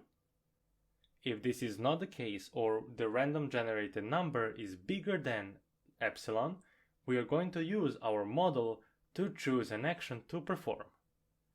So to do this, write actions is equal to self.model that we defined in the previous video, and for the argument right here, we are going to provide our state. We need to return a single number, so we are going to use our mp.argmax to return only an action which has the highest probability as the argument for the argmax. We'll put actions of 0 because of the output shape. And that's it. We defined our trade function. Let's repeat what this function does. It takes a state as an input and then generates a random number.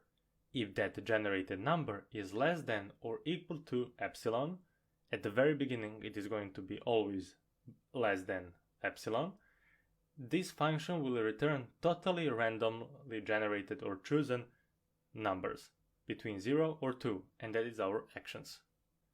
Then, if this is not the case, this function will call our model and perform prediction based on the input state, and return only at the action that has the highest probability or the likelihood between those three actions. And that's it for now. In the next video we'll define our custom train function. If you have any questions or comments so far, please post them in the comment section. Otherwise, I'll see you in the next tutorial. Hello everyone, and welcome to this Python tutorial. In the previous video, we have implemented the trade function that takes a state as an input and returns an action based on that state. And now, in this video, we will implement the last piece of the AI trader model. And that is the custom training function. It will take a batch of saved data and train the model based on that. Let's define it. Def batch train, and this function takes only one argument, and that is the batch size. This argument could be anywhere from 32 to 256 or even more. And this is an additional hyperparameter that you want to play with. The first thing that we have to do is to select the data from the experience replay memory. So write batch is equal to an empty list. Then we have to iterate through the memory.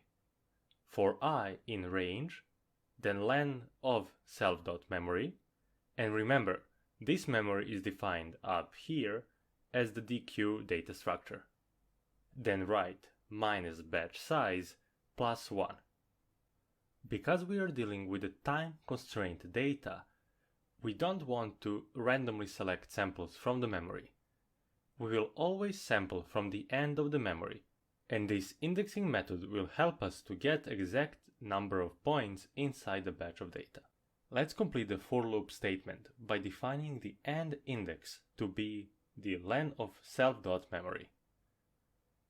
Now that the for loop is done, inside it call the batch list and append the element from the memory itself. At this point we have the batch of data, and now it's time to iterate through it and to train the model for each sample from that batch. So let's write for state, action, reward, next state, done, in batch. With this for statement, we are iterating through the all information stored inside a batch of data. Just be very careful here. The order of variables is very important. And inside the for loop, write reward is equal to reward. Let's make sure that our agent is not in the terminal state. So let's write if not done. We are doing this very simple check to make sure that our agent is not in the terminal state, and there are few more actions to be played. Based on this information alone, we can calculate a reward in a different ways. If the agent is in a terminal state, we will use the current reward as the reward. But if it's not in the terminal state and there are few more actions to be played, we are going to calculate the discounted total reward as the current reward. So in this if statement, just write reward is equal to reward plus self.gamma, and you know the formula, multiplied by mp.amax. And this function returns the maximum value from an input array. And that is exactly what we want. We want to return the highest value of predictions. And inside that function provide self.model.predict of next state and set that to 0 because of the output size. And that is our discounted total reward. After this, define the target variable, which is predicted by the model as well. So write target is equal to self.model.predict of state. At this point, it is just an action and we want to modify it with our current reward. And this is exactly why we use mean squared error instead of cross entropy loss. To complete the target, write target of 0 because of the output shape. And then action, and this is the action performed, and that is all equal to reward. Now we have our target and our state. Now it's time to fit the model. Just write self.model.fit. And as always, provide state for the features and target for our target.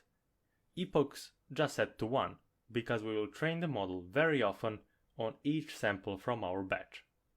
We don't want to print all of these training results, so just put verbose is equal to 0. At the end of this function, let's decrease the epsilon parameter, so we can stop performing random actions at one point. Write if self.epsilon is bigger than self.epsilon final, and if that is correct, let's decrease it by multiplying it with epsilon decay, and execute a cell. And with this function we are all done with AI Trader class. If you have any questions or comments so far, please post them in the comments section. Otherwise, I'll see you in the next tutorial. Hello everyone, and welcome to this Python tutorial. In the previous video we finally finished with our AI Trader class. And now that we have everything prepared for our algorithm, it's time to create a few helper functions that are going to help us in the learning process. The goal of this video is to define and complete our dataset loader function. But before we jump into that part of the video, we will discuss these two helper functions that I've just defined for you. The first one is the sigmoid. As you already know, the sigmoid is an activation function used mostly at the end of the network when we have binary classification. Ultimately, it scales a number to the range from 0 to 1. This function here will help us to scale our prices. We are doing this so we can compare and gather the real differences between each day. One day the stock can be 200, but the next one it could jump to 1000. The difference between them is the same as 45 to 200. The difference as in the jump is the same, but the prices weren't. To handle this, we need to use sigmoid function to have the same number to represent this difference. The next helper function is stock price format, and that's the formatting function which will help us to print out the prices of the stock we bought or sold. It says, if the number is negative, so we lost some money for example, it will add a minus in front of it. And we are using this string formatting to limit the printed number to only 2 decimal points. We are doing the same thing if the number is positive, although we don't add the minus in front of it. The core of this video is to complete this data loader function. We only have to add one line of code. We are going to explain these 3 lines of code right here, but for the more straightforward implementation and focusing on the meat of this function, we won't bother writing these lines. Before we complete this data loader function, let's visualize the dataset and see how to load one. Let's define a dataset as a variable and let's call our library called dataReader that we installed in the first video of this section. This function has a dataReader object that takes a stock price information. As you can see, it can reach to Google Finances, Yahoo Finance, or any other provider of stock market information. In our case, we are going to use Yahoo since it provides the most relevant information for us. The stock name represents the name of a company on the stock exchange market. Let's use Apple for this example. To get Apple stock information, write AAPL as a string. The next argument that we have to specify is data source, or which provider we should ask to provide that information for us. In this case, we are saying data source is equal to Yahoo. And that's all what we have to provide. After we finish with testing of this line, we are going to copy it and paste it right here in the function. But before we do that, let's check what it does. It will reach to Yahoo, get Apple stock information and save that to our dataset variable. Let's visualize it. As you can see, it uses pandas data frame object to store that information.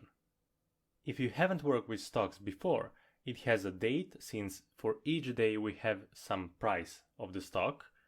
High-low is the highest and the lowest price for that day. Open is when a market is opened physically, for example in New York, what was the price for that company. Then we have close, and close is a price similar to open one, but the price when the market is closed. Volume represents how many stocks are there to be sold. And the last column is not important for us right now. We don't have to use or want to use all of this information. If we want to predict stock market prices, we are going to use only the close or open column. Let's use close for our example. And this is the column that we are trying to predict. And also from this data we are going to build states for our network. This index here is the date.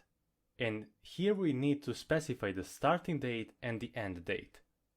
And if we specify dataset.index, it is going to take all dates from the dataset. But if we specify just the first one, it is going to get our starting date. And that's pretty much it. We can convert this date to a string format and split it on space. So we don't use this time-related information, but just the date. So this is the same thing that is happening right here. We are taking the first and the last date from our dataset, putting them in the string format and getting the information like what is the starting and the ending date of the dataset. We can delete this cell right now. As we already said, let's copy this line right here and paste it to our function. With this line added, the function is ready to be used, since the dataset variable is the same as this one. There is only one more thing that we have to do. Instead of specifying Apple as a string, let's use argument of the function instead. With that, we are done with the function. Execute the cell and we are ready to proceed. And that's it for this video. You learned how to use this data reader library to reach to some market such as Yahoo Finance and ask for the data information about a certain company. In the next video, we will take this information and create state from it. If you have any questions or comments so far, please post them in the comments section. Otherwise, I'll see you in the next tutorial. Hello everyone, and welcome to this Python tutorial. In the previous video, we created our dataset loader function that takes the name of a company and retrieves stock prices for that company. And now, in this video, we have to create a function that takes that data and generates states from it. But before we start with the implementation of our state creator function, let's see how to transform the problem of stock market trading to a reinforcement learning setting. On this graph right here, we have information about Apple stocks prices from 2010 until today. On the x-axis, we have time information, but on the y-axis, we have prices of stocks on a specific day, which is not visible right now on this graph. This graph right here is taken from Yahoo Finances, as you can see here.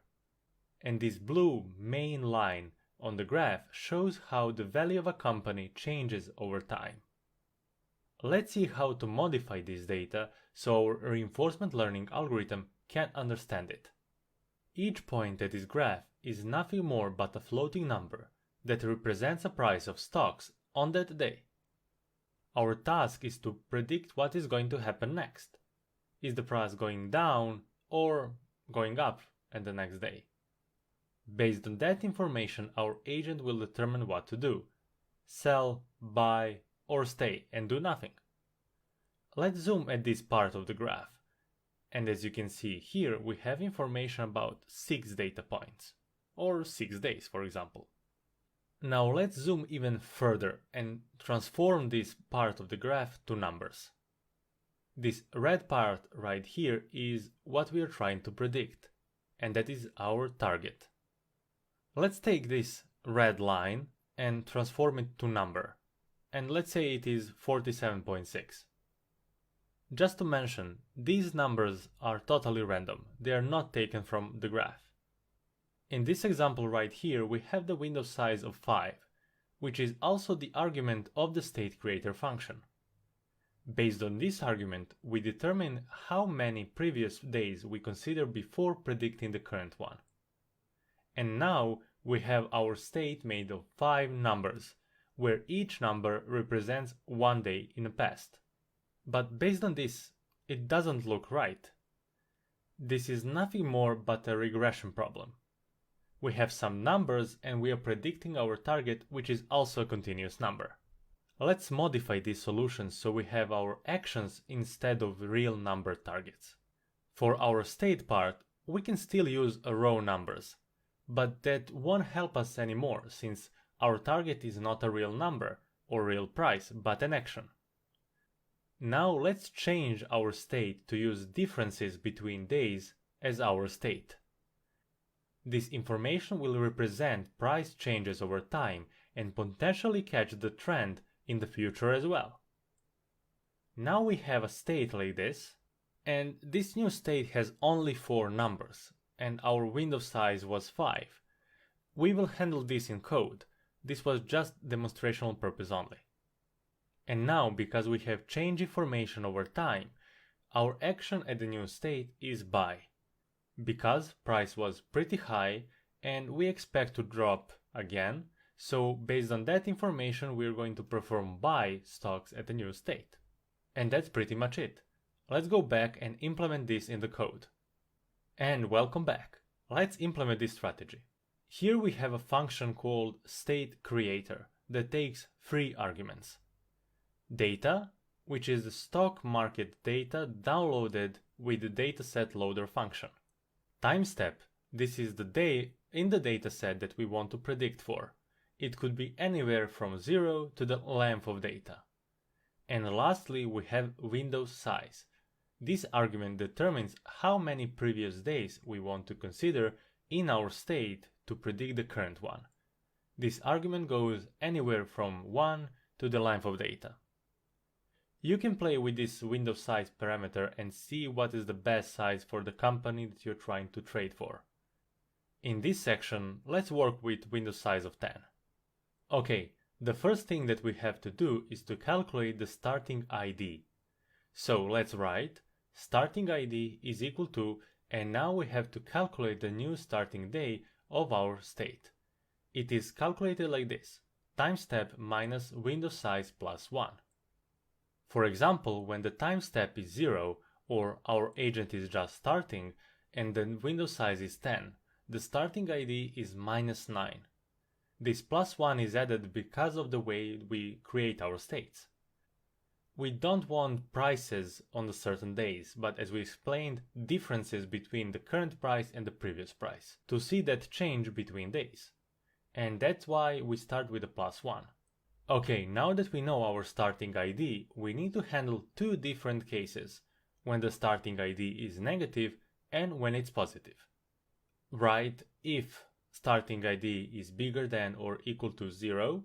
This will handle the case when the starting ID is positive. When we have that situation, we create state like this: window data is equal to data of starting ID until time step plus 1. If that is not the case and our starting ID is negative, we will append the first day info as many times as we need to match with the window size of a data. Window data is equal to, then put minus in front of starting ID because starting ID at this point is negative, then multiplied by, then list of data of 0.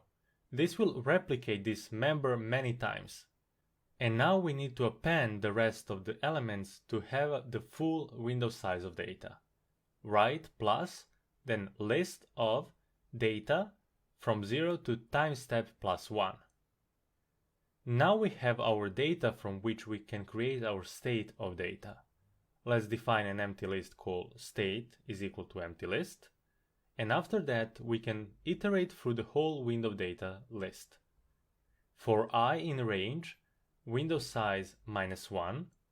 This minus 1 here because we have differences between the current element and the one after.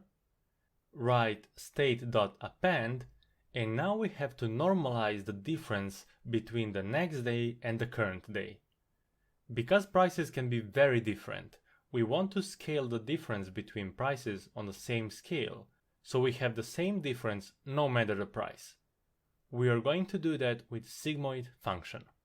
So let's write sigmoid of window data of I plus 1 minus window data of I. And now we completed the function that is going to create the state for us, the same state and the same method that we explained on the graph. To complete the function, just return a NumPy array of the state. And now we are done. If you have any questions or comments so far, please post them in the comment section. Otherwise, I'll see you in the next tutorial. Hello everyone, and welcome to this Python tutorial.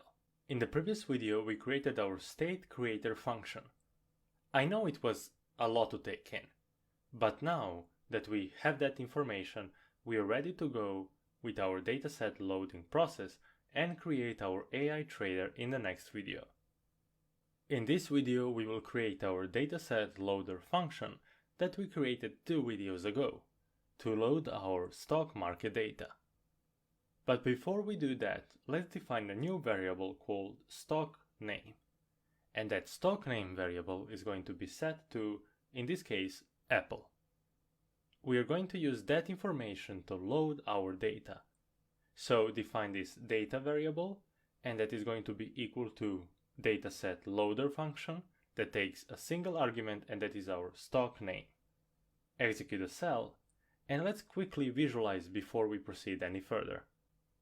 And as you can see, we have that information about the closed column for each day from 2010 to today when the video was recorded. And that's it for our data loader function. We can delete this line now, and we are ready to proceed to the next step.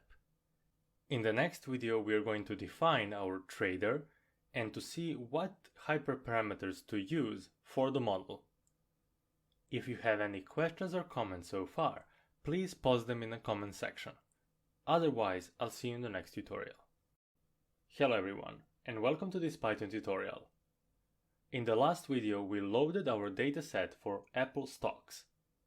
But now, before we proceed to the training loop, let's define the model and a few hyperparameters to use.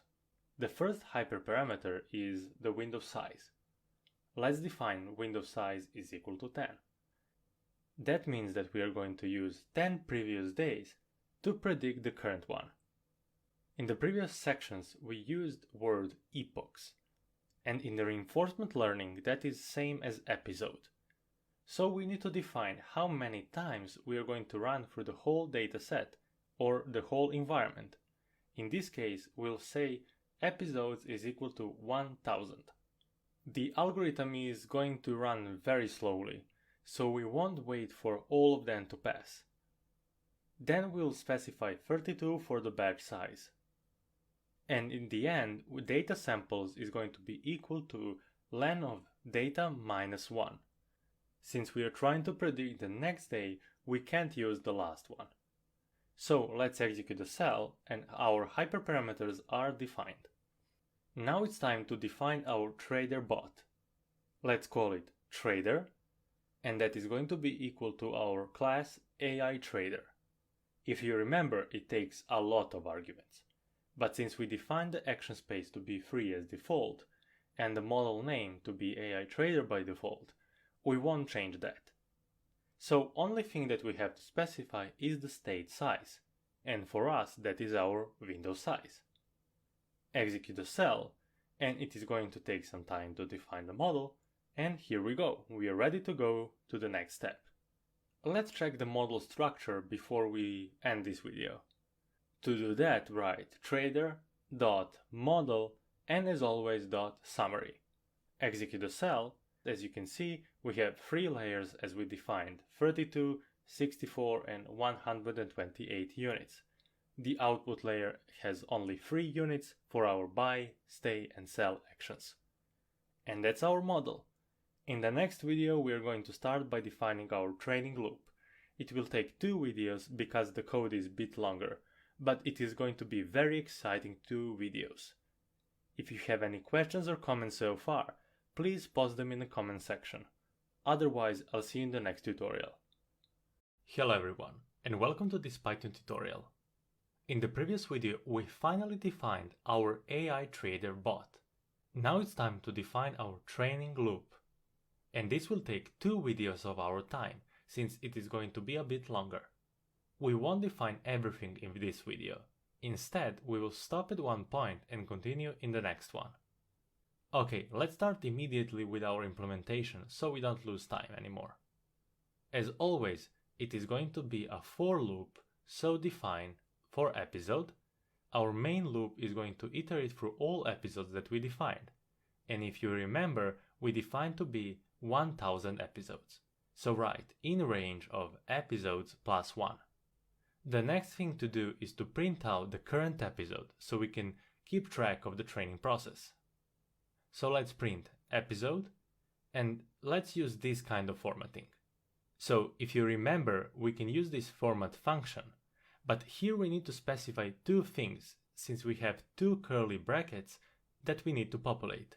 We will specify episode and episodes.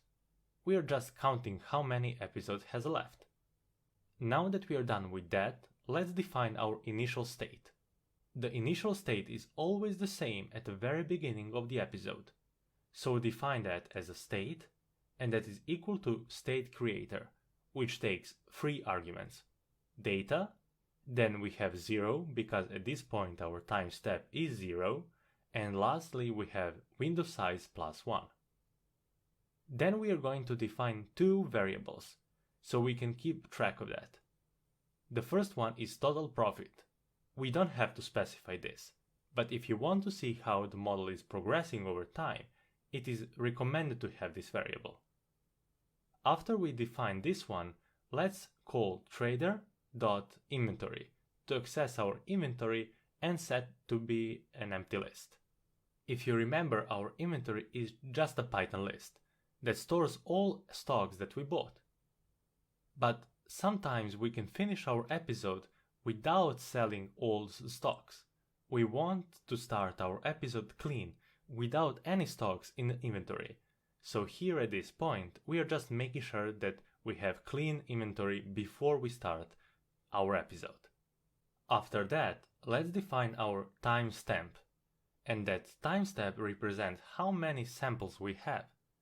One timestamp is 1 day, and that's why timestamps represent how many samples we have. So write for t in tqdm, and tqdm is just used to visualize the progress bar. If you don't want to use this one, just don't. It is just visualization preferences from my side. Then use range, and as always provide data samples that we defined above as our hyperparameter. The first thing that we have to access is an action.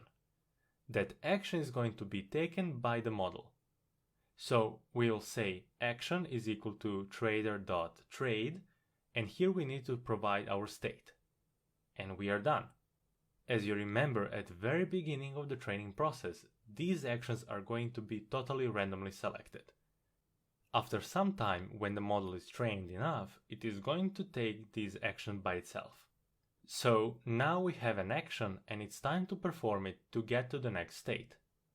Let's define next state is equal to, and then we have to say state creator, which takes data as always, then t plus 1 since we want the next state and not the current one, and again window size plus 1.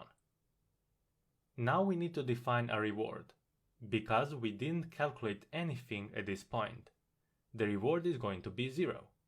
So action 1 is buying and action 2 is selling. We can only trade with actions or stocks that we already bought. The next thing to do is to define an if statement which checks if an action performed right now by the model is 1, or if we bought a stock. We are going to say if an action is equal to 1, and if that is the case, the agent is buying. In that case, the only thing that we have to do is to append the current stock to the inventory. To do that, we are going to define trader.inventory, since it is only a Python list, and call append of data of t, because we want the current data information to be our bought stock. We can add here a print statement, something like agent bought the stock for X price. We are going to do this maybe in the next video. For now, we are going to stop our implementation right here. There are only a few things left to do. We have to check and handle a case if the action is 2 or if you want to sell a stock. We need to perform a few checks before we calculate the reward, total profit, and so on. Then we need to perform the training process as well. We are going to complete all of that in the next video. Stay tuned for that, and for now, if you have any questions or comments, please post them in the comments section. Otherwise, I'll see you in the next tutorial. Hello everyone, and welcome to this Python tutorial. In the previous video, we started with our training loop, and now it's time to complete it and finally start with the training process. If you remember, the last thing that we done in the previous video is checking if the action was 1. In other words, we checked if the action was buying the stock and not selling one. The next thing to check is whether the action is equal to 2, or if we were selling the stock. As we said, we cannot sell anything if we haven't previously bought it. In other words, we can't sell a stock if it's not already in our inventory. We need to make sure that we already have something in our inventory. To handle this situation, we are going to introduce additional condition. So let's say if length of our trader.inventory is bigger than 0, and in other words, we have some stocks bought already. So if both of these conditions are true, we are going to check what is the buy price. We'll say buy price is equal to, and we will use our trader.inventory to pop of 0. And by this, we are selling stocks in order, and that is additional strategy that you can use to improve this algorithm. Now we are going to calculate the reward by using max between data of t, which is the current data of our stock, minus buy price, and 0. This means if data of t is less than buy price, we lost the money, and the reward here is 0. but the total profit is increased right here with the difference between the current price and the buy price. The whole user experience can be improved by using a simple print statement here, such as the agent has bought or sold the stock for that and that price, and we earned or lost that and that amount of money. The next thing to do is to check whether or not this is the last sample in our data set. And that's the case, we are done, so we don't have any more steps to perform in the current episode. So we can say if t is equal to data samples minus 1, if that is the case, set done to true, otherwise set done to false. And that's pretty much it. We checked if we have more samples, and if that was the case, we just proceed further until the end of the episode. Or if we already passed the number of data samples, we just don't have any more days in the data set. We'll stop here and finish our episode. The next thing to do is to append all the data to our trader memory or experience replay buffer.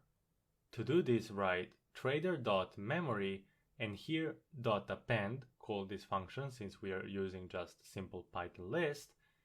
And now we have to provide a lot of things.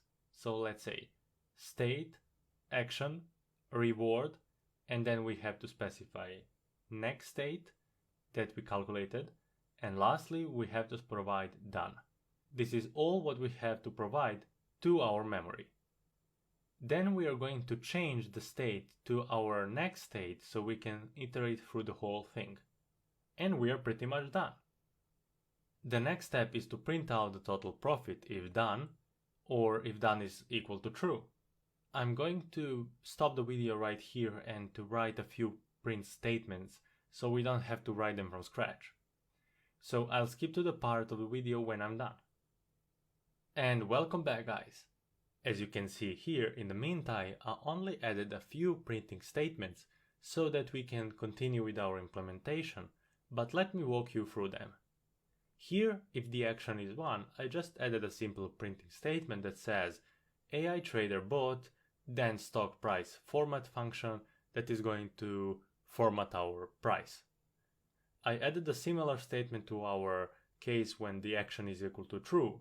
So here we are saying the AI trader sold the stock for that and that price, and how much money did we make or lose. And at the end, if done is equal to true, we are just printing the total profit. Before we start with our training process, there are two more things to do. And that is to check if we have more information in our memory of our batch size. If that is the case, we are going to call our trader.batchTrain, and the only argument that we need to provide is batch size. And that's it. Now, in the main episode loop, we are going to check if the number of episodes in a total division of 10 is equal to 0, and if that is the case, we are going to save the model. To save the model, let's specify trader.model.save, and inside this save function, the only argument that we need to provide is the model name. Let's say AI trader and here curly brackets, so we can populate with episode index. Then .h5, which is extension of our weights, and since we need to populate these curly brackets, write .format and in that provide episode. And that's all what we have to do, and we are totally done with our implementation for this section. I know it was a lot to take in. Try to go through the code a few more times. It is very straightforward but a bit longer. Let's execute the cell and start the training process. Are you ready? And as you can see, our bot already started with our buying and selling stocks, already making some profit. It is not a lot, it is about $3 profit per action, which is a lot in the long run. It is going to train for a long time. Also, don't expect this trader bot to be the perfect one. It is going to be a decent, you can make money with it, but I wouldn't suggest using it with your own money. Just as a disclaimer, if you go with this bot and use it with your own money, you're doing that on your own risk. I don't use this algorithm for my tradings, and if I were you, I would discuss a few additional strategies to add to this model to be more robust for the market. For example, you can improve the model by using some strategies to follow the trend, even though the model will get the trend, but you can do that manually as well. Maybe improve this to use LSTM instead of simple dense layers. And maybe you can even use sentiment analysis of Twitter tweets to get more information for the model. If you want, you can keep the training process as long as you want. It is going to take a lot of time to train. And that's it for now. We are done with our bot. It is going to be trained and you can test it later on. If you have any questions or comments, as always, please post them in the comments section. Otherwise, I'll see you in the next tutorial. Hello everyone, and welcome to this Python tutorial. In this video, we are going to start with our data validation project. We are going to complete this project by utilizing the TensorFlow data validation package, which is a part of the technology stack called TensorFlow Extended. The TensorFlow Extended is built around TensorFlow to put any model in production end-to-end, from data validation to serving it on a server. The first step for our environment setup is to change it from Python 3 to Python 2. We are doing this because TensorFlow data validation is more suited for Python 2. To change our environment, go to Edit and then Notebook Settings. In there, you will have an option to change your runtime type. It is currently selected to be Python 3. Just select Python 2 instead. Under Hardware Accelerator, you can leave it at none, but if you want faster performance, change it to GPU. After you made your changes, click on Save. It is going to initialize our environment and it's ready to be used. Now that we have our environment set up, it's time to install a few dependencies that we are going to need. The first package is Python Snappy. It is here to accelerate the performance of the TensorFlow data validation package. It is not necessary by all means, but it is good practice to install it. We will go for the first free cell and type to use bash commands, and then apt-get install python dev for Python development, and then Python Snappy. After that, execute the cell. Okay, now that we have installed our Python Snappy package, it's time to install the TensorFlow data validation package. Position your cursor to the next free cell and type pip install -q and then TensorFlow data validation. Execute the cell. The TensorFlow data validation package is now being installed for us. It is going to take some time to install it, so I'll skip to the part when it's finished. Welcome back. Now we have everything installed of our dependencies for our project. Don't worry about these two errors. Everything will work in spite of them. The last thing we have to do in this video is to import our dataset. To import the dataset into Google Colab, click on the arrow here and go to Files. Here you will find the Upload button. The dataset we will be using in the TensorFlow Extended sections, TensorFlow Transform and TensorFlow Data Validation sections is a specific dataset for the air pollution of the city of Belgrade. We will provide the dataset for you in the resources of both sections. So click on Upload button and select the provided CSV which you previously downloaded, and once selected, click on Open. This is just a reminder for you, nothing to worry about, so click OK. Now we have the dataset uploaded to our environment. That's everything we have to do for this video. In the next one, we will continue with our data validation project. If you have any questions or comments so far, please post them in the comment section. Otherwise, I'll see you in the next tutorial. Hello everyone, and welcome to this Python tutorial. In this video, we are going to start with our data validation project. In the first step of our data validation project is to import all dependencies that we are going to use. So let me walk you through them. The first dependency is pandas. We'll be using this library to read any CSV files of our dataset. Then we have TensorFlow, in case we use any functions from it. Next up is our TensorFlow data validation package. Next up is our TensorFlow data validation package, which we installed in the previous video. Because I'm using Python 2 instead of Python 3, I'm importing this print function from the future so we can use the same print function that we used so far in Python 3. Now we can start with importing our dataset and performing a simple data analysis before we start using TensorFlow data validation package. The first step is to import the dataset. Let's call it dataset equal to pd, shorter for pandas, .readcsv. And now here we have to specify the name of our dataset file. In our case it is pollution small.csv. Execute the cell and we imported the dataset. We can check the shape of the dataset to see how many samples we have in it. And because we have the dataset of 2000 and almost 200 samples, we are going to split it in the training set and the test set. It is not necessary for this section, but we are going to do this anyways, since we want to demonstrate a few additional things that TensorFlow data validation can do. Write training data is equal to dataset, and now we will say the first 1600 samples are going to be our training data. Then we will use the same technique for the test set. But before we do that, let's describe our training data to see what statistics we have in our training data portion. So to do that, write training data.describe. You can see that we have a few columns in our dataset. We will explain each column in a second. On the left side, we have all statistics that our describe function calculated for us. For example, the standard deviation for each column, the mean value, minimum, maximum, and so on. Each column in a dataset is a type of particle in air that we are going to measure. Based on the volume of each particle on a particular day, we can determine if the air is good or bad. Let's do something more interesting. We will say that the suit variable of our dataset is our target variable. We are going to use PM10, NO2, and SO2 to see how well we can perform prediction of the suit variable.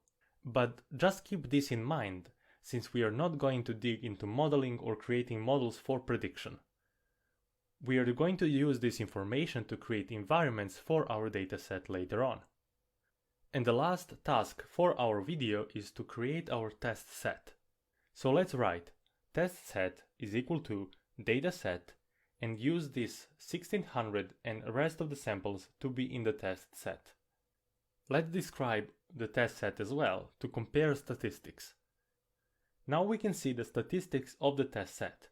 As you can see, there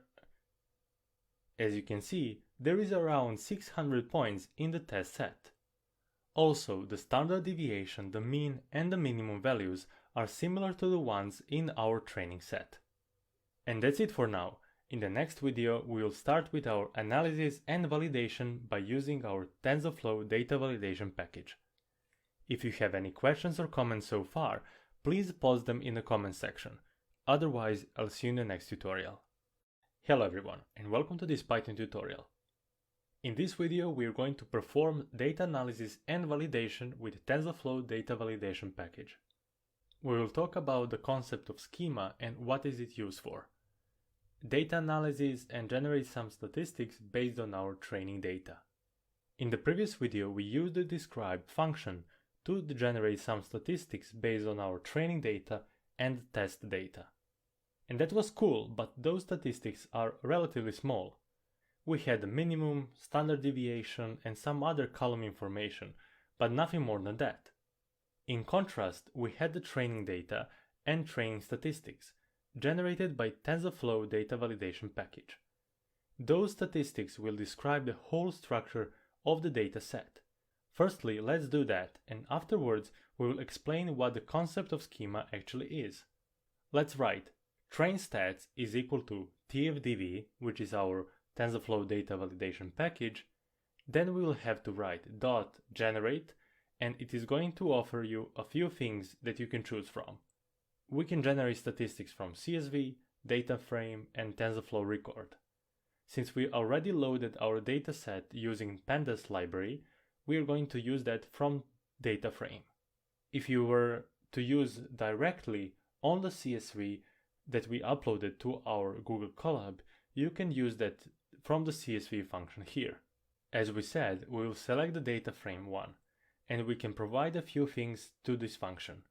In our case, we only need to provide the data frame name. Besides the data frame, you can provide number of jobs, which represents the number of processes that will run this function. If you have the bigger dataset, you should go for this. For example, if you had a CPU with 4 cores, you would specify 4 under this argument, and this function will utilize all 4 cores to faster process the whole dataset. Let's provide the data frame to this function. Let's say data frame is equal to dataset. Execute the cell, and it is going to generate some statistics for us. Those statistics that we generated right now are, for example, column information, data information, and everything we can compare our training set to our new dataset. Now that we have our statistics, it is time to generate our schema. The concept of schema is the most important concept in the TensorFlow data validation package. It is going to contain every single information about our training dataset and use that information to check our newly received data. How good is it? Is there some anomalies or differences? Based on that information, it is going to proceed further in the end-to-end pipeline. The schema concept and object is going to contain information such as column data types. Is the column numerical or categorical? Is the column a must, or there is an option to be an absent? Then what is the distribution of that column? Is it normal distribution or uniform one? And so on. All of these statistics about the dataset are going to be incorporated in the schema and use that to compare our training dataset to our newly received dataset. And that's why we have to generate and create our schema. Let's do this step. Type schema is equal to tfdv.inferSchema, and then, as you can see, there are a few things that we need to provide. The first one and the most important one for us is our statistics, and that is our train stats that we calculated in the previous step. The next two arguments can be left as they are. So we will say statistics is equal to train stats and execute a cell. It is going to generate our schema. For now, we don't have any information what it looks like and what information it contains. So let's use a function to display the schema. The function that we are going to use for this is very intuitive. It is tfdv.displaySchema, and this function takes only one argument, and that is the schema that you want to display. As you can see, it recognizes all columns in our dataset, the type of the column, whether it is required or not. If this were categorical data, it would even recognize the domain of the dataset and so on. You can see that it contains every single information that we need to describe the dataset and compare it with received data. And that's it for now. In the next video, we are going to generate our test statistics. If you have any questions or comments so far, please post them in the comment section. Otherwise, I'll see you in the next tutorial. Hello everyone, and welcome to this Python tutorial. In this video, we will calculate statistics based on the test set. Let's do that.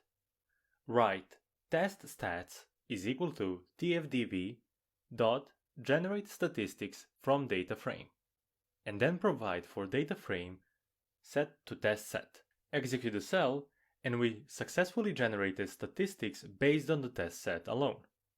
That's it for this video. If you have any questions or comments so far, please post them in the comment section.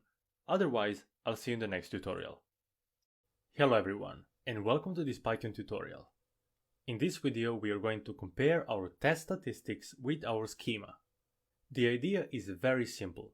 We are going to take our statistics generated based on our test set and compare it with our schema.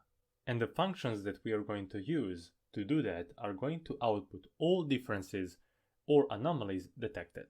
When using TensorFlow data validation package, any difference between test set and schema is called an anomaly. The thing that we have to compare is the test set statistics with our schema. So in the first free cell, let's define a variable called anomalies and set that to be equal to tfdv.validateStatistics. And this function validateStatistics takes two arguments, our statistics that we generated based on our test set, for example, and our schema as a second argument. So let's write statistics is equal to test stats that we generated in the previous video, and for the second argument provide our schema.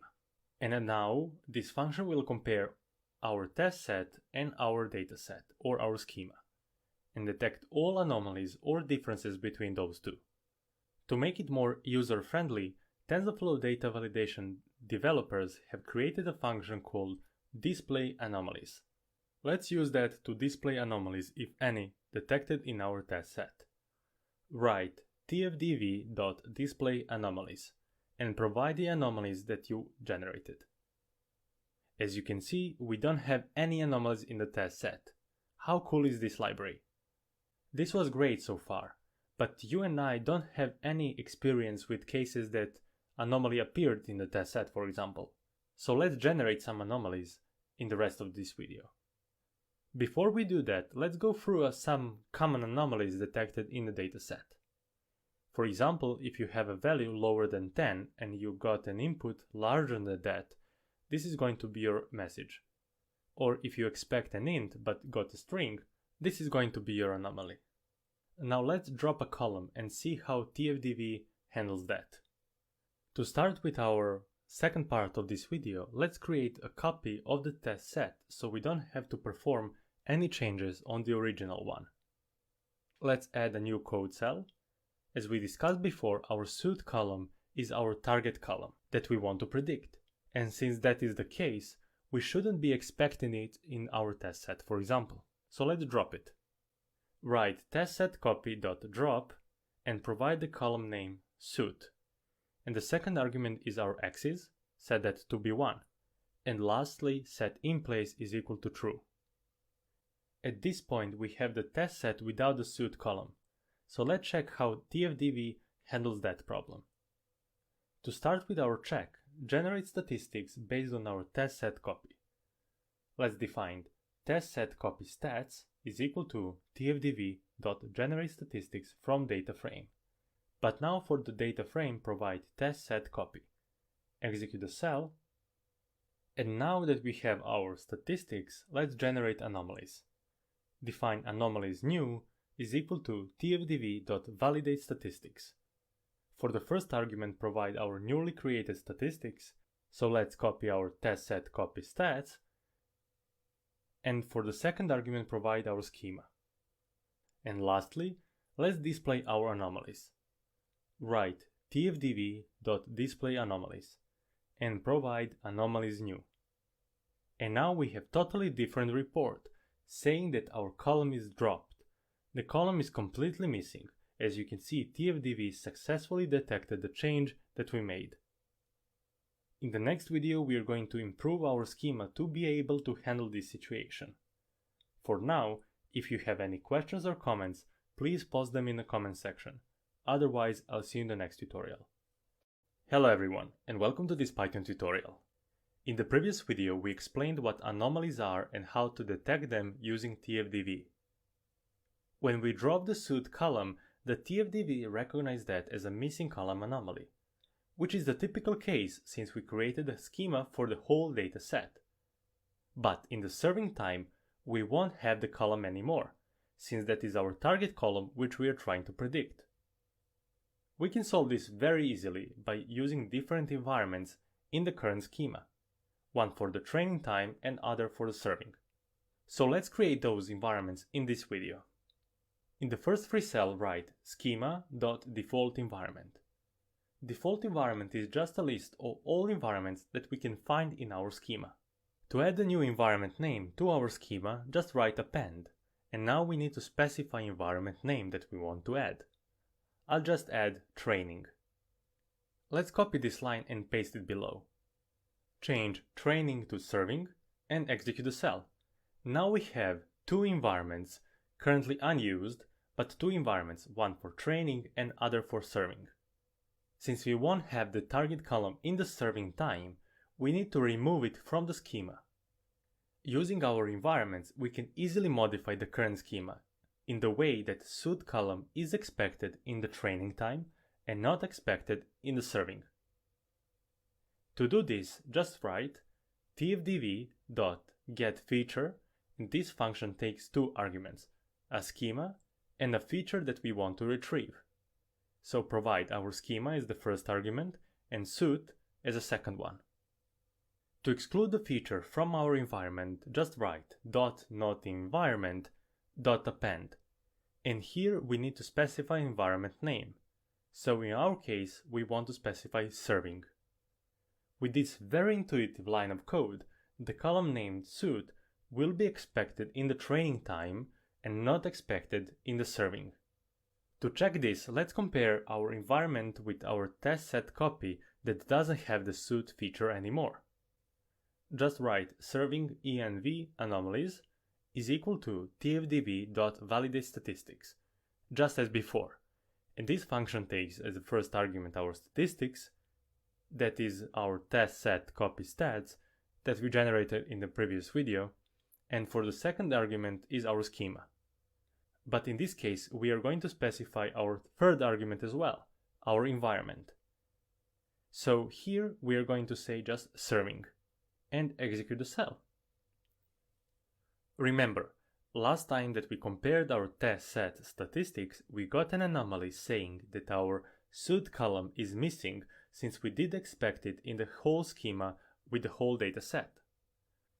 To display anomalies as before, just write tfdv.displayAnomalies and provide serving env anomalies. Execute the cell.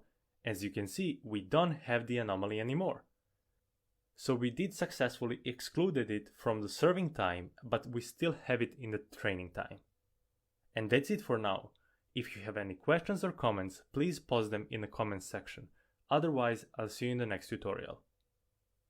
Hello everyone, and welcome to this Python tutorial. In this video, we are going to complete our data validation project by freezing our schema for later reuse. This is very useful for other stages of end-to-end pipeline or just data validation in the later process. The most exciting part about this step is that we can complete it in single line of code. So let's do that. Write tfdv.writeSchemaText. And this function takes two arguments, our schema and output path. For the first one, we'll just write schema is equal to schema. The second one is the output path, which represents the name of the file that is going to contain our frozen schema. In this case, we are going to name it pollutionschema.pbtext, and that is the extension of the file that this library saves. Execute the cell, and by doing that, we saved our schema. Let's check our files of the project to see if we have a new one. And as you can see, there is a new file called pollutionschema.pbtext. We have everything saved for later reuse. If you have any questions or comments so far, please post them in the comments section. Otherwise, I'll see you in the next tutorial. Hello everyone, and welcome to this Python tutorial. In this video, we are going to start with our Dataset Preprocessing project. Throughout this section, we'll be using TensorFlow Transform, which is a part of TensorFlow Extended Technology Stack. In the previous section, we used TensorFlow Dataset Validation, which is also a part of the TensorFlow Extended Technology Stack. But then, it was all about checking whether the data is correct or not. Now we'll focus on Dataset Preprocessing and the final touches on the data before putting it throughout the model. To start with the project, we are going to install all dependencies that we are going to need, and to set up the environment. As you remember, in the last section, we had to transfer from Python 3 to Python 2 because TensorFlow Extended Stack is more supported and better suited for Python 2, and that is the case here as well. To start with our environment setup, let's go to Edit, and in Notebook Settings, instead of Python 3 as our runtime, choose Python 2. For Hardware Accelerator, you can leave it at none, but you can change it to GPU for faster preprocessing and computation. After you made your changes, click on Save. Everything is initialized and the environment is ready to be used. The next thing that we have to do in this video is to install all dependencies that we are going to use throughout this section. There is only one to be installed, and that is TensorFlow Transform. Go to the first free cell and type pip install TensorFlow-transform. Execute the cell and it is going to install. And that will be it for this video. We have everything up and running and we are ready to proceed to the next step. If you have any questions or comments so far, please post them in the comment section. Otherwise, I'll see you in the next tutorial. Hello everyone, and welcome to this Python tutorial. In the previous video, we have completed the setup process of our environment and installed all dependencies for this project. And in this video, we are going to import all of them, import our dataset, and prepare it for TensorFlow Transform library. But before we jump into dataset preprocessing stage of this video, let's talk about a few libraries that we are going to use throughout this project. The first one is Tempfile, which is a native Python library that we don't have to install. And its job is very simple, creating temporary files for logging purposes. Then we have Pandas, and as always, we are going to use it for loading and working with CSV files. The third library is TensorFlow. We will use it to create some variables. Then we have our TensorFlow Transform, and this TensorFlow Transform.beam is here to create context for Apache Beam. That is a great thing that is happening in the background for us. The Apache Beam is a whole infrastructure of tools that are used for faster computation and preprocessing. Since it is very complex, we are not going to talk about it in this course. The TensorFlow Transform is using that in the background, and that's all what we have to know so far. But I'm going to provide a few links for you, so if you're interested in learning more about Apache Beam to use it in your day-to-day project besides TensorFlow Transform, you're welcome to use those links. Then we are going to import from the future our print function. If we are using Python 2, it is more suited for us to import this so we can use simple print function from the Python 3 as well. And lastly, we are going to import a few things from tf.metadata. The dataset metadata to create meta information about dataset, and dataset schema, which will help us in that process. We will discuss that in further detail down the road.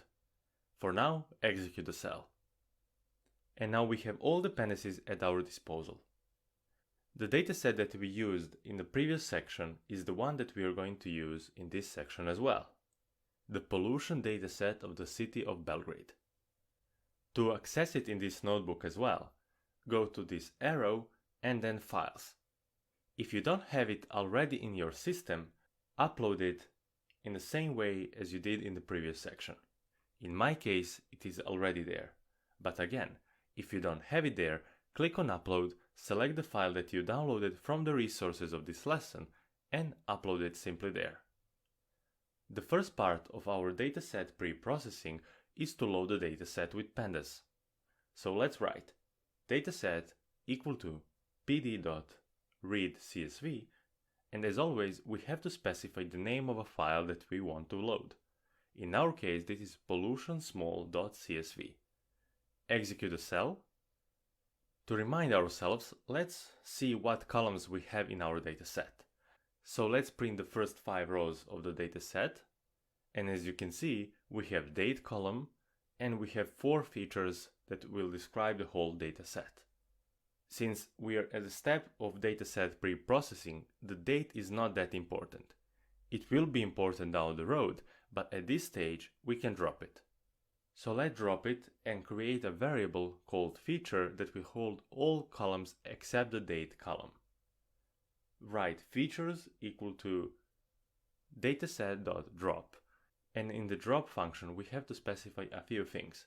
The first one is the column name, and in this case it is simply a date. Then the second argument is to specify axis.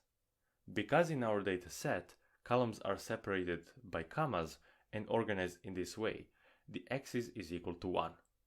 So let's execute the cell and we are ready. We have our features.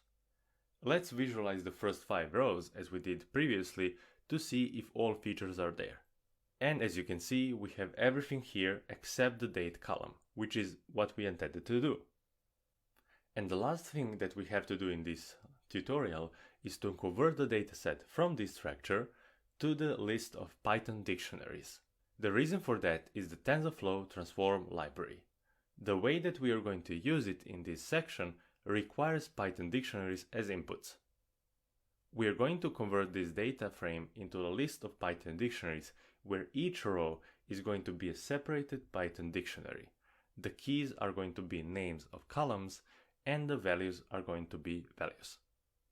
The conversion is easy to achieve and it's only one line of code.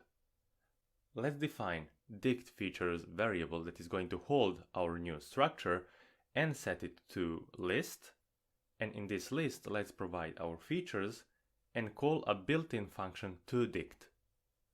In the brackets, we need to specify a first argument called orient. Since we want each row to be a separate dictionary, we need to specify that the reference it should look for is the index. The orient argument determines the type of values and the type of the dictionary.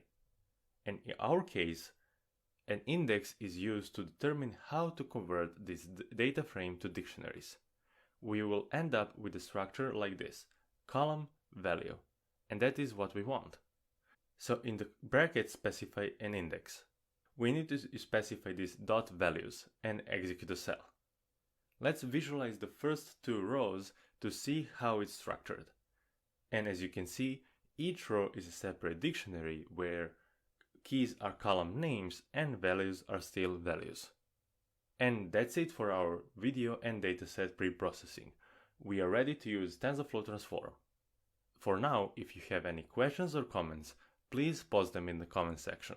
Otherwise, I'll see you in the next tutorial. Hello everyone, and welcome to this Python tutorial.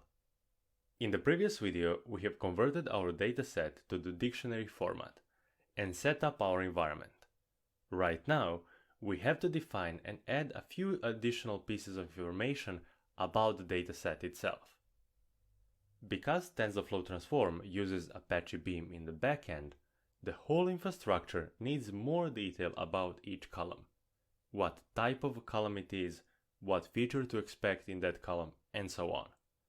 That information is called metadata. For now, we are going to define that metadata manually. So let's do that in this video. We are going to define a variable called data metadata. And let's set that to our import function called dataset metadata. All of that is followed by dot and use main object used to create this metadata called dataset metadata. This class accepts a single argument, and that is information about our columns. So to create that information, we are going to use our second import, dataset schema, and call a function on it from feature spec. The dataset schema is another helpful thing that we are going to use to generate our metadata. And the from feature spec is a function that receives a Python dictionary. And as you can see, the first argument is a Python dictionary called feature spec, where each key is a column name and the value for that key is information about the column. Now that we know that what dictionary or how that dictionary should look like, let's provide one. For the first column, let's define NO2 because that is the name of a column. And for the value of that column, we are going to use our TensorFlow and the function from it called fixLengthFeature, because we are not dealing with strings or dates or forms of that sort. In this case, we are dealing with floating numbers. Therefore, we are going to use a fixLengthFeature. It could be in different numbers of digits, but in the end it is fixed length, and we know what data type to accept. This fixLengthFeature accepts a few additional arguments, the shape of our data and the data type. Since we are expecting a single number as an input, we can simply provide an empty brackets for our shape.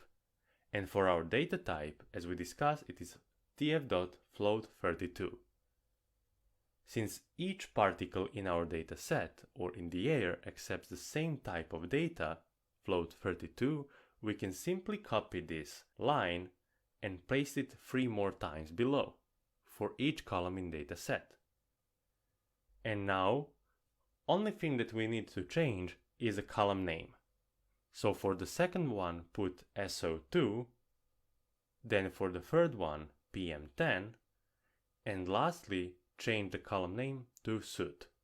And that's it. We are all done and our dataset metadata is created. Because we used some additional new functions, I know that this could be hard, but trust me, this was the hardest part of the whole section. And to conclude this video, let's print our metadata. And as you can see, it is Python dictionary. For each feature we have information such as name, type, presence, shape, and so on. Now we have enough information about the dataset itself to build our pre-processing function. And that's what we are going to do in the next video. If you have any questions or comments so far, please post them in the comment section.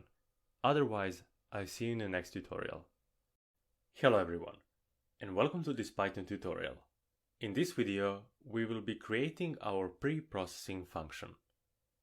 In the TensorFlow transform, the goal is to create an automatic dataset pre-processing pipeline. To help that process, we can create a dataset pre-processing function that takes a single input, in our case that's a dictionary, but each value will be pre-processed in some way. Let's start by defining the function called pre-processing. We can add _fn to the name to mention it's a function. For arguments, just specify inputs. Our inputs argument, as we said, is going to take a single line from our list of dictionaries that we created 2 videos ago. Since we have our dictionary, we need to separate each value to a different variable. For example, let's write NO2 is equal to inputs of NO2. And now we created a variable for NO2 value. We are going to repeat this process for each variable in our inputs, because we are going to perform different pre-processing steps on each variable. For example, we could scale all variables from 0 to 1, but we can scale NO2 from 0 to 1, and we can do something else to suit, for example, and so on. Then we are going to do the same thing for PM10, SO2, and suit. Now we have separated every feature from our inputs to a separate variable. We'll pre-process every one of them differently, so that you can get a sense of the whole pre-processing function thing. And then we are going to return the data in the dictionary format as well, but each value will be pre-processed one. A quick side note here. These operations that we are going to perform in this video are randomly chosen, just for demonstrational purposes. Since we don't have any model to train after this, we are going to pre-process every column differently so that you can see how TensorFlow transform can be used in your projects. Let's define a new variable called NO2 normalized. And here we are going to normalize or scale our NO2 feature in some way. For this one, we are going to scale it in a way that we are going to subtract the mean from NO2 column from this value. That would be simple. Just use tft.mean function to calculate the mean and provide a variable called NO2 and subtract that value from NO2. We're going to perform this step for SO2 as well. So write SO2 normalized is equal to SO2 minus tft.mean of SO2. And now we normalized NO2 feature and SO2, but we are still left with PM10 and suit to be normalized. For PM10 we are going to name it normalized as well, and for scaling we are going to scale it to the range from 0 to 1. And there is a very helpful function called scale to 0, 1, and provide a variable to it, in this case PM10. Lastly, we have to normalize suit variable. And for suit, we are going to scale it in a different way. this time we are going to use min-max scaler, which can be found in sklearn as well. But in this case we have it in TensorFlow transform, which is very cool stuff. Now we have all of our variables normalized and ready to be exported and used in some model. We are going to return a Python dictionary, but first we need to create one. So each key in this dictionary that we are going to return can be named whatever you would like. But in this case, I'm just going to name it the same way that we named our variables. So NO2 normalized as a key, and the value is the value of that feature. Just copy and paste this 3 more times and rename the starting position for our different. Now we have our dictionary that contains all scaled features, and it's time to return it so we can execute the cell and our function is defined. Here is the whole pre-processing function. It's very simple. It can get really complicated really fast. It really depends on the stuff that you want to do with your data. In the next video we will talk about Apache Beam, but just about high level of it and how everything connects together from this point on. If you have any questions or comments so far, please post them in the comment section. Otherwise, I'll see you in the next tutorial. Hello everyone, and welcome to this Python tutorial. In this video, we will complete the whole dataset pre-processing project.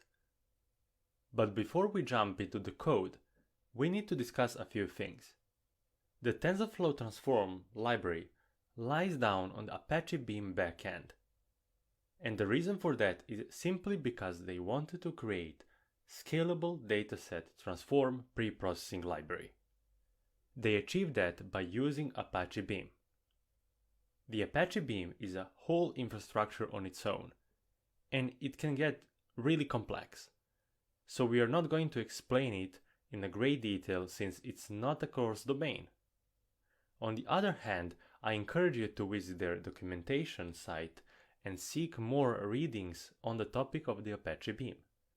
You can build a lot of exciting applications around the Apache Beam itself. Let's go together through these notes that I provided for you and see what we have there. We have a few arguments. Dict features. As you know, that is our dataset converted to Python dictionaries and again into list. Then we have data metadata, which represents a meta information about each column that we have in our dataset. And lastly, we have our pre-processing function that we created in the previous video. And we are going to use that on top of our dict features to create our normalized data. Now we will talk about the special syntax that is used because of the Apache Beam. As you can see here, the result is equal to data to pass, so some data that we have to pass to a certain function. And then it is followed by this pipe, which is the special syntax that we are talking about here. And after that, we need to specify where to pass the data. So in most cases, it is going to be some function. There are a lot of reasons why they choose this syntax instead of standard Python syntax. One of the reasons is because this transformation of the data needs to be a scalable way, and it can be really complex, really fast. There are a lot of things that can be stacked together. For example, you can normalize data from 0 to 1, and then again normalize it by extracting min from it, for example. Let's break down our case that we are going to do in this video. We have our results that are transform dataset and transform function. After that, we have to specify what data to pass somewhere. That data in our case is dict features, which is our dataset, and the information about the dataset itself, so our metadata. Lastly, we need to specify where to pass the dataset. From the Apache Beam backend, we are using this analyze and transform dataset function. It has two parts, as you can see. Analyze part is there because we are using metadata as well.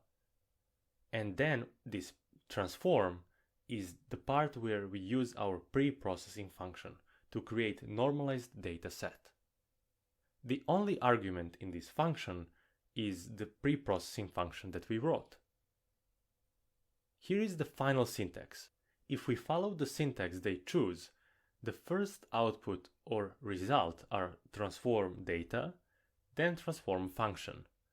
The transform function is our preprocessing function, so we don't need it here at all. Then the data to pass, in our case dict features and data metadata. Then we have this pipe, which is our special syntax, and where to pass the data. As we said, where to pass the data? Well, in our case, analyze and transform data set, build around our preprocessing function. I know it's a very weird syntax, and to be honest, I never seen it before. It took some time for me to get my head around it, so be patient, try to practice it as much as possible, and you will get there. The final function is called data transform. It doesn't have any arguments, and we are merely going to write with tft beam that we imported in the very beginning, then create context, and this context is very important because of the Apache Beam. This is the way Apache Beam works. It creates context and tries to pre-process or prepare data in that context. As you can see, it's optional, but it's a good practice to put temp_dir argument. For it, we are going to use this temp file library that we imported at the very beginning. So write from that library mkd temp, which is shorter for make directory temporary, and call it. It is going to create temporary directory for the context and store all warnings and all logs while the dataset preprocessing is happening. In that context, we are going to call our weird syntax line from our nodes. So you can simply copy that line from the nodes and paste it here. Our output is transform data and our transform function. But as we said, we don't need this function anymore. And that is all equal to our inputs. Since we have defined that above those inputs, we don't need to provide them as an argument to this function. We could obviously do that, but it's not necessary. Followed by this special syntax pipe, and then we are going to call our analyze and transform data set function that is going to be built around our preprocessing function. And that's it. Now we are done with our context and our preprocessing. And as you can see, one part of our return data is called transform dataset. It consists actually from two parts, our data and metadata. So you can split it to two different parts, transform data and transform metadata. You can set that to be equal to our transformed dataset.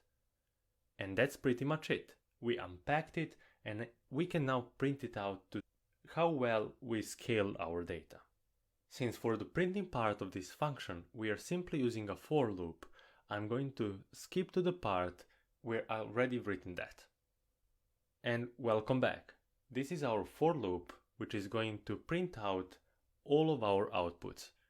We are going to run for each example in our data set. At this point, it doesn't matter if you use length of transform data or dict features, since it has the same number of samples. Then we are going to say, okay, print out the current one of the raw data from our dict features and transform data. That's pretty much it. If this was the part of the pipeline, you would return your transform data, but now since we are just doing the pre-processing, we are going to simply print it out. Let's call it, and are you ready? Execute the cell, and as you can see, it is working. There are a lot of warnings happening in the background, everything is scaling, and now we have our results printed out. Here, for example, we have a raw data for 44.38, but here transform data is minus 18.58. Then we have this 0.28 and so on. At this point, everything is automatic, so we don't have to do anything manually anymore. I hope you understand everything here. If you have any questions, please, I do encourage you to ask us if you need any help on your project, for example. And also, I encourage you to read more about Apache Beam syntax, since it is going to take some time to get used to this syntax that we used in this video. If you have any questions or comments so far, please post them in the comment section. Otherwise, I'll see you in the next video. Hello everyone, and welcome to this Python tutorial. In this video, we are going to prepare everything for the Flask API project. By the end of this section, we are going to have a fully functional Flask API that receives an image from a user and gives back a prediction to them. And all of that over the internet. And not only that, while building this API, we are going to learn how to put a trained model into production using the TensorFlow 2.0 and Flask Python framework. If you haven't worked with the Flask before, don't worry. We are going to cover just enough to get you up and running, so you can build your own custom Flask APIs with or without machine learning. Okay, let's discuss a few prerequisites for this project. As you can see, this is the root for the Flask API project, and I already have 3 files prepared for you. In section 3 of the course, you worked with artificial neural networks and trained your own for FashionMNest dataset. At the end of the section, you saved your own model and got 2 different files. I renamed them to fashionmodelflask.json and fashionmodelflask.h5. Both of these files are used to load the pre-trained model and use it to make predictions in production. The third file is project helpers, which is just an empty Python file. That file will be used in this lesson. In this course, we won't create a front end for the API. We will focus on creating a backend that uses deep learning to help users in some way. And to demonstrate the fully functional API, we need to create a new folder and save a few images to it. Let's create it and call it Uploads. The next step for us is to save a few images from the test set to our newly created Uploads folder. This will demonstrate a case where user has already uploaded a few images to our server. At the end of this section, we are going to use those images to test the whole API. Let's get more excited right now. At the end of this section, we won't use Python at all to make those predictions. Instead, we will demonstrate the whole API use case by using Postman software to demonstrate sending data over the internet and getting a prediction back to us. Let's start with the code for this video. In this section, we will use Spider IDE. As we discussed, this is the project helpers Python file, which is just empty for now. But before we start with the code, make sure that you selected the root folder of the project in your IDE of choice. The first step is to import all dependencies for this lesson. The dataset of choice for this section is FashionMNest dataset. So the first thing to do is to import the dataset itself. From tensorflow.keras.datasets, import FashionMNest. This is the only TensorFlow related thing that we have to import for this video. The next import is from library called SciPy. Import imsave. And as you may already assumed, this imsave function is here to save an image to local uploads folder. Let's select these 2 lines and execute them by using Ctrl+Enter. Before we try to save an image to our local disk, specifically to our uploads folder, we need to import the dataset itself. The dataset load function returns 2 outputs, one for training and other one for testing.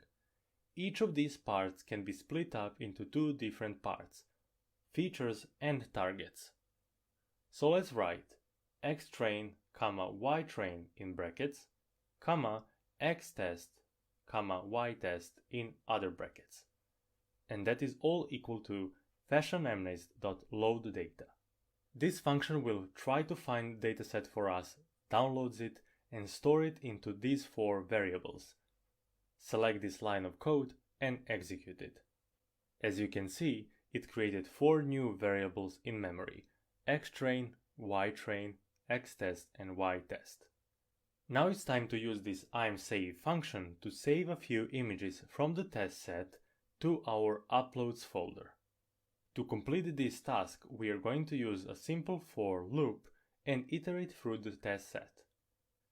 Write for I in range of 5. This 5 represents how many images we want to save. I've chosen 5, but you can select whatever number you want. And inside of this for loop, let's call the imsave function. Let's inspect arguments of this function by using Ctrl+I. The first one is a name of newly created image, and the second argument is the array or the image itself. Let's provide the path for our images. Write name is equal to, then specify the folder uploads, / and curly brackets .png.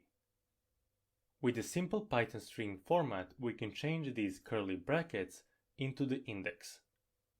If we didn't perform this step, each time we save an image to our local file, it will override the previous image with the same name, and we wouldn't end up with having 5 different images but only one. So write .format and provide I to it. The next argument is the array, and that is the image itself. In our case, it is xtest of I, and this is all what we have to do to save images locally. Select these 2 lines of code and execute it. If we want to take a look at our uploads folder, it will have 5 different images. And that's it for now. If you have any questions or comments, please post them in the comment section. Otherwise, I'll see you in the next tutorial. Hello everyone, and welcome to this Python tutorial. In the previous video, we created our project structure, and we created a few images for pipeline testing. So from this video, we are starting with our code for the Flask API project. The first step of the project and the goal of this video is to import all project dependencies. Let's start with the first one, called OS. OS is a native Python library used to work with paths and files, from locating them to removing them. The next one is requests. This library is used to create a post or GET request to our server. Now we have our NumPy library. As always, it is used for mathematical operations and working with matrices.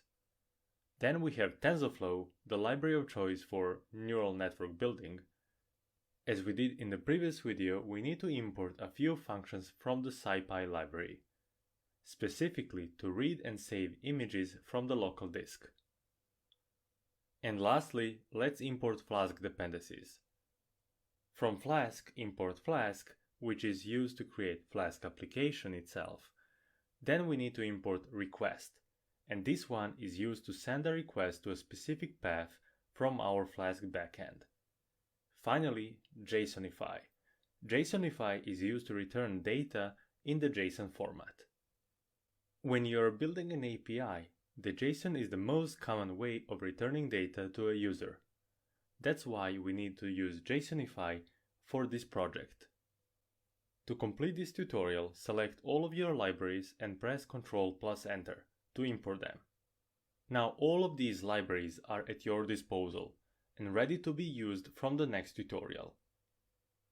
For now, if you have any questions or comments, please post them in the comment section. Otherwise, I'll see you in the next tutorial. Hello everyone, and welcome to this Python tutorial. In this video, we are going to load the pre-trained model from the section 3 of this course and make it ready to be used through the Flask API. The general way of saving and loading a model in the TensorFlow 2.0 has 2 parts. The first part is the model structure. This part gives information on a topology of the network. How many layers do we have? What parameters it has? What optimizer? And what laws do we use? After the training process of the model, we have some learned weights. And that is the second part of the saved model. And this is why we have two different files after saving the model. The first one is .json that has information about the model topology. And the second one is .h5 that stores all learned weights after the training process. Let's start by opening our .json file. Write with open, and here we need to specify two arguments, a name of a file and the method of opening the file. It could be read, write, or append. In our case, specify R since we want to read the file. And for the second argument, we need to provide the file name. So write fashion model flask.json. And you can check the file name here. After that, we need to specify a variable name that will contain the opened model file. I use f. Let's load the model now. Write model.json is equal to f.read. And now we have successfully read the model structure. Now that we have that information, let's use it to create a model from it. Write model is equal to tf.keras.models, and now there is a very intuitive function called model from JSON.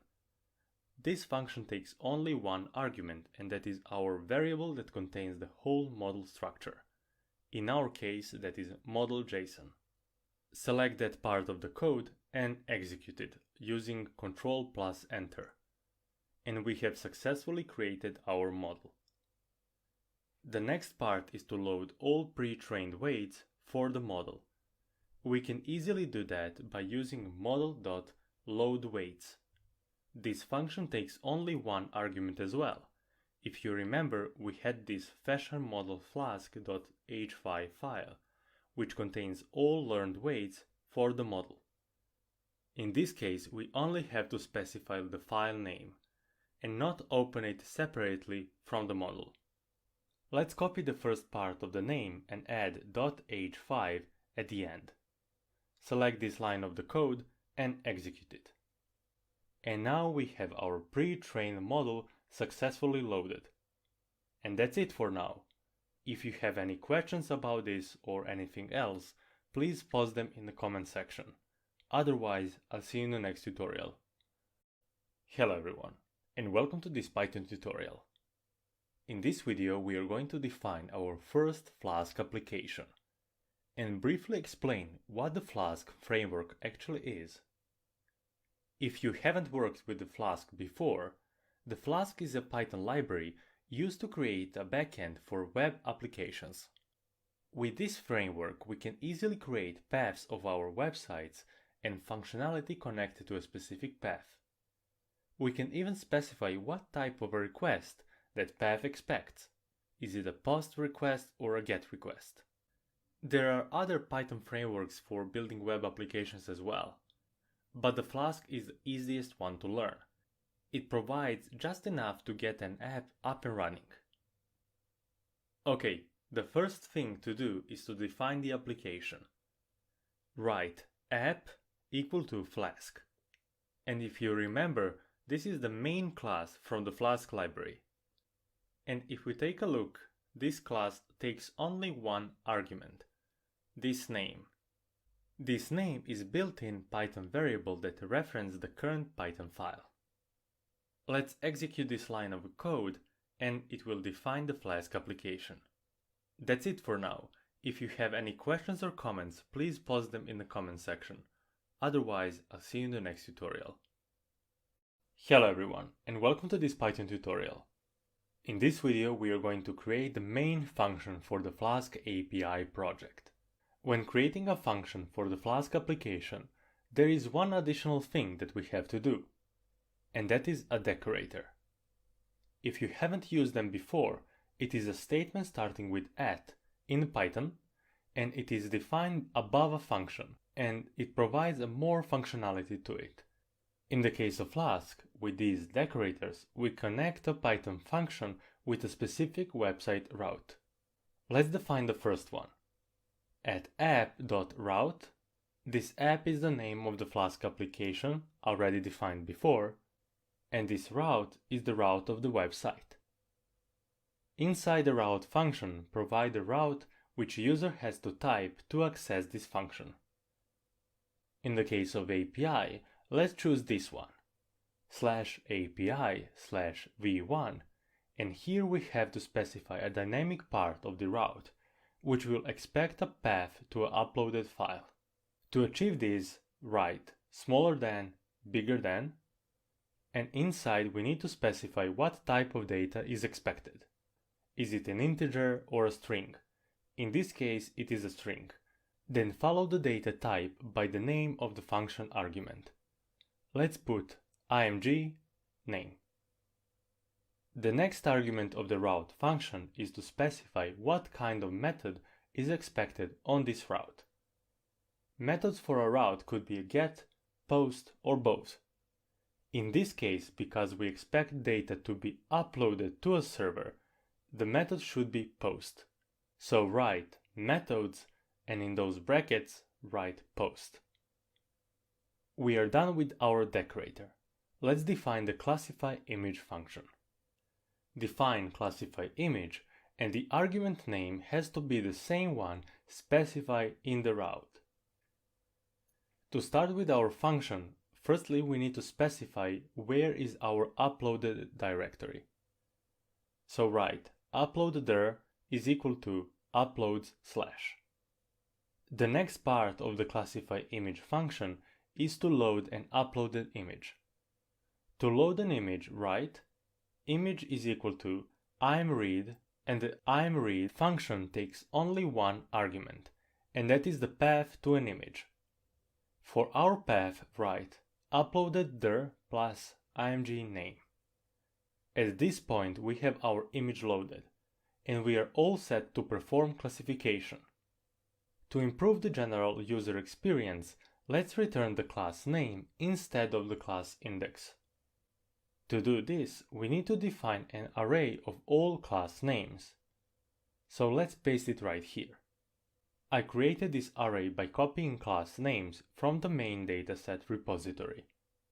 If you want, you can copy the array from the screen right here. Or you can go to FashionMNest's GitHub repository and in the README you will find all class names. Now it's time to make prediction. Write prediction is equal to model.predict. And because our model expects multiple images or list of images as an input, let's put the input image in brackets. Because our model is fully connected network, we can't feed images with a raw shape to it.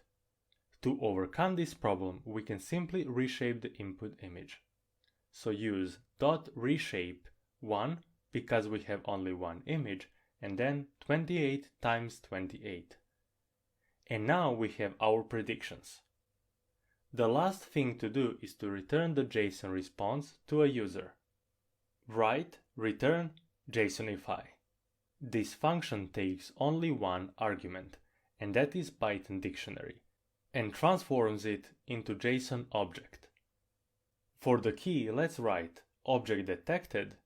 You can set here whatever you want. It is just a simple message to a user to explain what it receives. Then classes, and that is our array of all class names. And now we need to access an index of a class that has highest probability. To do this part, write mp.argmax of predictions, and because of the Keras output shape, write 0. And you're all set. And that's it for our Flask API. If you have any questions or comments, please post them in the comments section. Otherwise, I'll see you in the next tutorial. Hello everyone, and welcome to this Python tutorial. In the previous video, we defined our classify image function, and with that part, we are done with our Flask code. And in this video, we are going to start our Flask server. To start our Flask application, write and app, because that is our name that we defined of the Flask application, .run.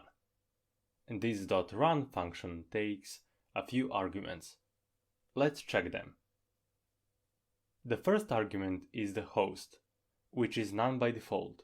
If you're running this application on a server, you would need to specify the server IP here. The port is maybe the most important argument here. This argument defines on which port this application will run. If we set a port that is already occupied by some other application, the Flask app will crash. So at this stage, it is essential to check whether or not the port is free. You can overcome this by setting a port to be very high, let's say higher than 5000. And the last argument is debug. If debug is set to none or false, the app will run in the production mode, and all errors won't be printed, or the app won't stop. Since we are running this app locally, we won't provide the host, so write port is equal to 5000. For Flask app, this is a default port to use, but you can use any port that you want. It only needs to be free.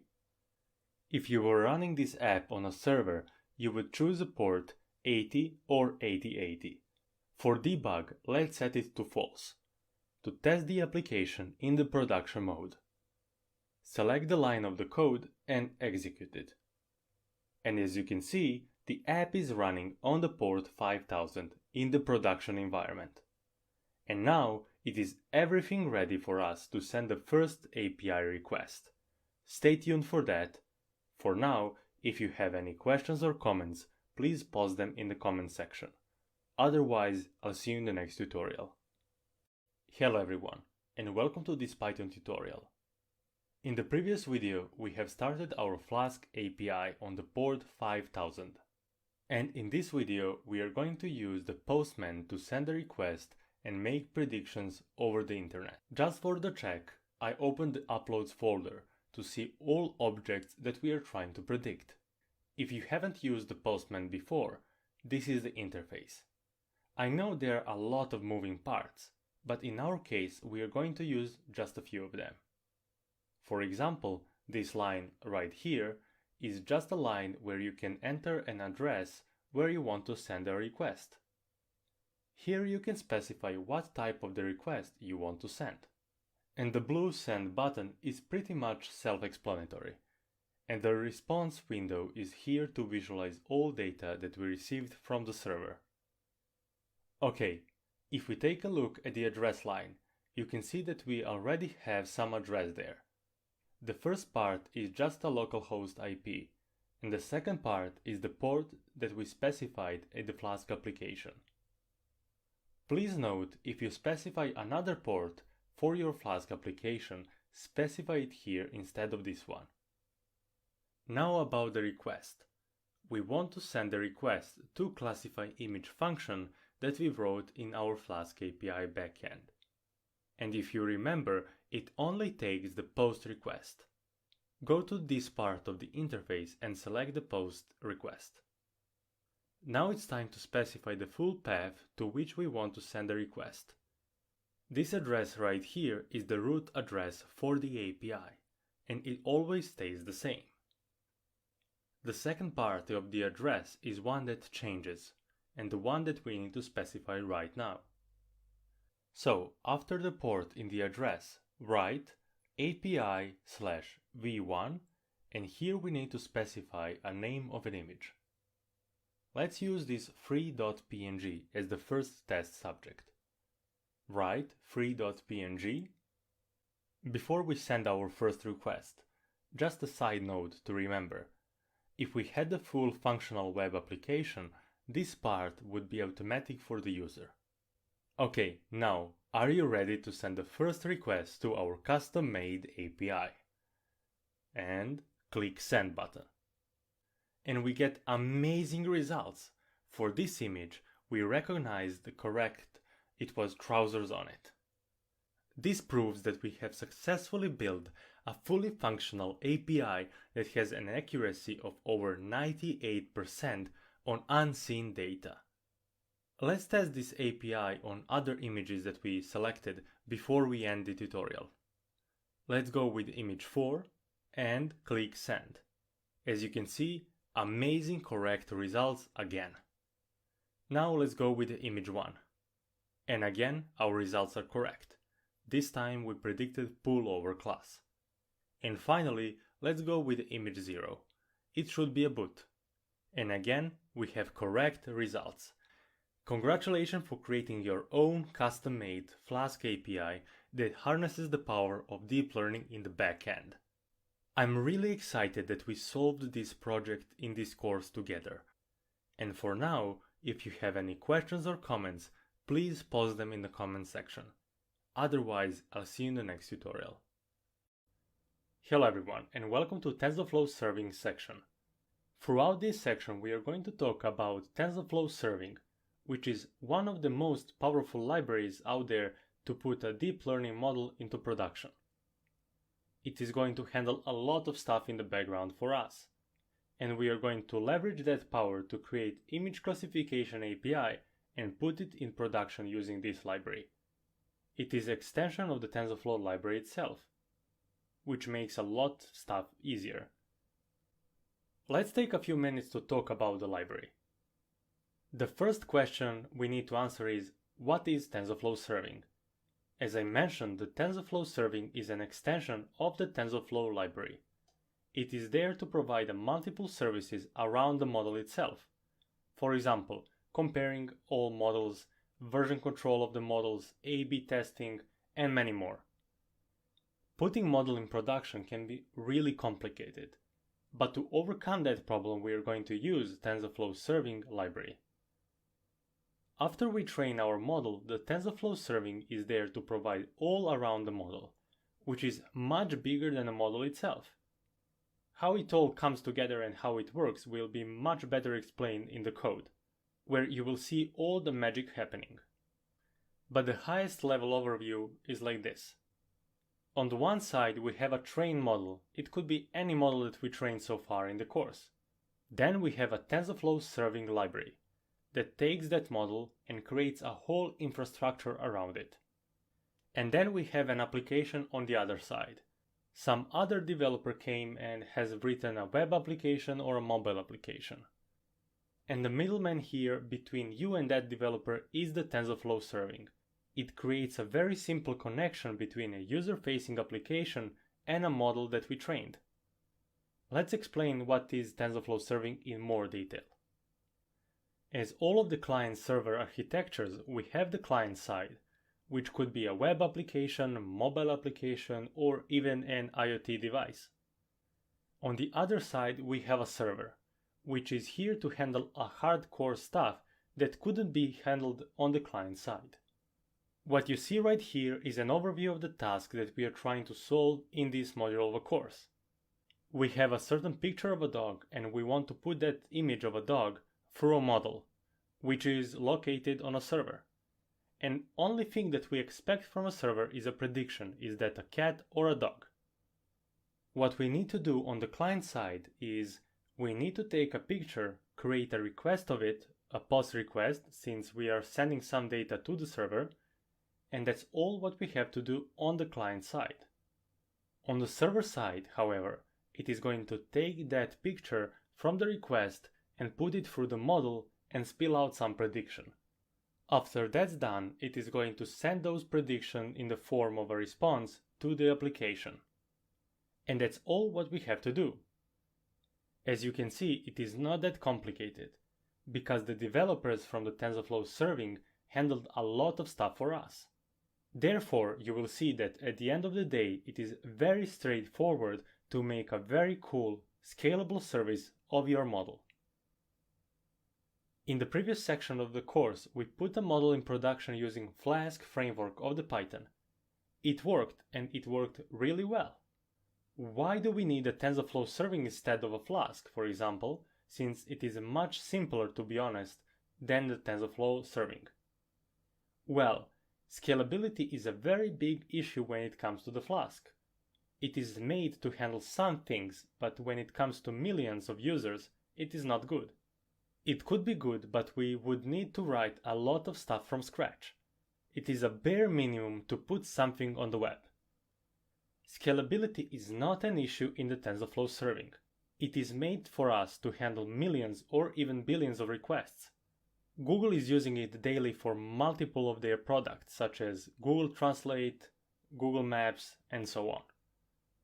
Due to its scalability and its use for millions or even billions of requests, it is a must to have a low latency. In parallel, it can serve multiple clients, and that's not what Flask is able to do. These are two major issues Flask cannot handle natively, and that's why TensorFlow serving is there. On the other side, we have the issue of handling multiple models. Flask is capable of doing that. It is not that difficult to make it work. But since the TensorFlow serving is made for that use case as well, that is one more advantage of the TensorFlow serving over the Flask. Apart from everything we mentioned so far, the TensorFlow serving also handles multiple versions of the same model. It could be pretty messy to handle 3 models for 3 different tasks that has 10 different versions of each model. As I mentioned before, Flask is capable of doing that, but not on the same level as the TensorFlow serving. I would say that these 4 are the main advantages of the TensorFlow serving. In the next video, we will focus on the explanation of the TensorFlow serving architecture. If you have any questions or comments so far, please post them in the comments section. Otherwise, I'll see you in the next tutorial. And welcome back, guys. So far, we covered a high-level overview of the TensorFlow serving, and in this video, we will talk about its architecture. Obviously, you don't have to know these things, or to know them in a great detail. If you want only to put a model in production, you can do that in just a few lines of code. But if you want to create more complex infrastructures around your models, or to handle some errors, this knowledge will come in handy. In the previous video, we touched the client-side architecture. Since then, the client side did not change at all. Still, we have an application from whom a user uploads an image through the POST request to our server. But the server side was much simpler. On the server side, we had a model that takes an image from the request and sends a prediction back to the client. Now let's take a few minutes to explain what is the role of TensorFlow serving on the server. Our server is now split up into 2 different parts, the file system and the TensorFlow serving. On the file system, we have 3 models saved. It could be the same model but 3 different versions of it, or we could have totally different models. And let's say that we have an app where we want to serve a different model based on geolocation to our user. Or we want to test a model 1 on one set of users and the rest should be served by model 2. That's where the TensorFlow comes into play. The TensorFlow has many moving parts, and we won't cover them all in this tutorial, just 3 of them. Let's start from the left. In the TensorFlow serving, because we are serving the model, a model is called a servable. Because of that, we have a part called servable handler. It is a module of the TensorFlow serving infrastructure that handles a model for us. The middle part here is called version manager. We can either have multiple models for different tasks or various versions of the same model. We, as a deep learning engineers, our job is to improve the current model constantly, or to come up with newer and newer architectures. And that's how we end up having multiple versions of the same model or even multiple models. To make sure that our newest version of the model works better than the current one in production, we need to test it. While testing the latest version of the model, we don't want to expose it to all users, but one subset that is test subset for us. Let's say only users from Serbia are going to experience latest version, and we can specify that to a version manager, and the manager will handle that for us. And then we have a model loader. It is the closest part of the TensorFlow serving stack to the file system. It takes a message from the version manager what model to load. Based on that message, the model loader will reach to the file system, load the model, and provide it back to a version manager. The version manager will inform the servable handler that the model is loaded and ready to be served. And finally, the prediction based on the uploaded image is sent to the user. And that's pretty much it. We won't go into more details than this. If you have any questions or comments so far, please post them in the comments section. Otherwise, I'll see you in the next tutorial. Hello everyone, and welcome to this Python tutorial. In this section, we are going to build our image classification API using TensorFlow serving. The question you may have right now is, what is the difference between our previous solution using Flask and this one using TensorFlow serving? And that is a great question. The previous solution worked great, but it wasn't scalable that much. If you end up having 1 million users or 1 million requests per day, that solution wouldn't be able to handle that. On the other side, we have TensorFlow serving, which is built with that in mind. It was built to handle millions or even billions of requests per day. All Google products from Google Translate to Google Maps are built on top of it. And if Google can use it, so can we.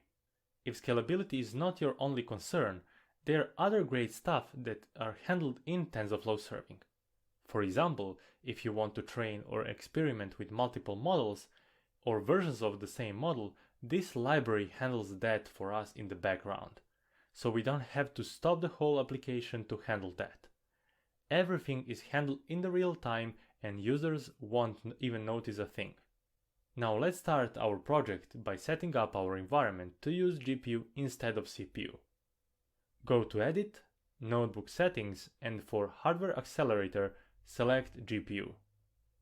The next thing to do is to install all dependencies for the project. In the first cell, you may notice this long line that I've just pasted there. I won't explain it in the great detail, but in a nutshell, it will set a path where our virtual machine can find all dependencies for the TensorFlow serving. You can find this line in the resources of this section.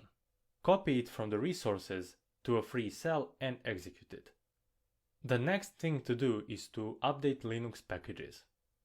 If you used Linux before, you already know how to do this. And after that, it's time to install TensorFlow model server.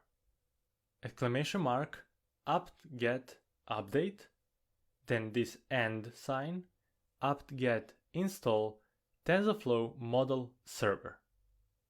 The first part will update all packages, and after that is done, we will install TensorFlow model server. It's time to install TensorFlow 1.13. I know you may wonder, why do we use this version? After all, this is a course for TensorFlow 2.0. Well, at this point, TensorFlow 2.0 doesn't have a great support for the TensorFlow serving. Because of that, we will use this 1.13 version instead. But no worries. The code that we are going to write will be executable later down the road in the TensorFlow 2.0 as well, when they upgrade the TensorFlow serving library. So just write exclamation mark pip install TensorFlow-GPU equals to 1.13.1. And the last thing to do is to install a library called requests. It is most likely that we have it already, but to make sure, let's try to install it. Write exclamation mark pip install requests. And that's it. If you have any questions or comments, please post them in the comment section. Otherwise, I'll see you in the next tutorial. Hello everyone, and welcome to this Python tutorial. In this video, we are going to pre-process and prepare the dataset for the training of our neural network.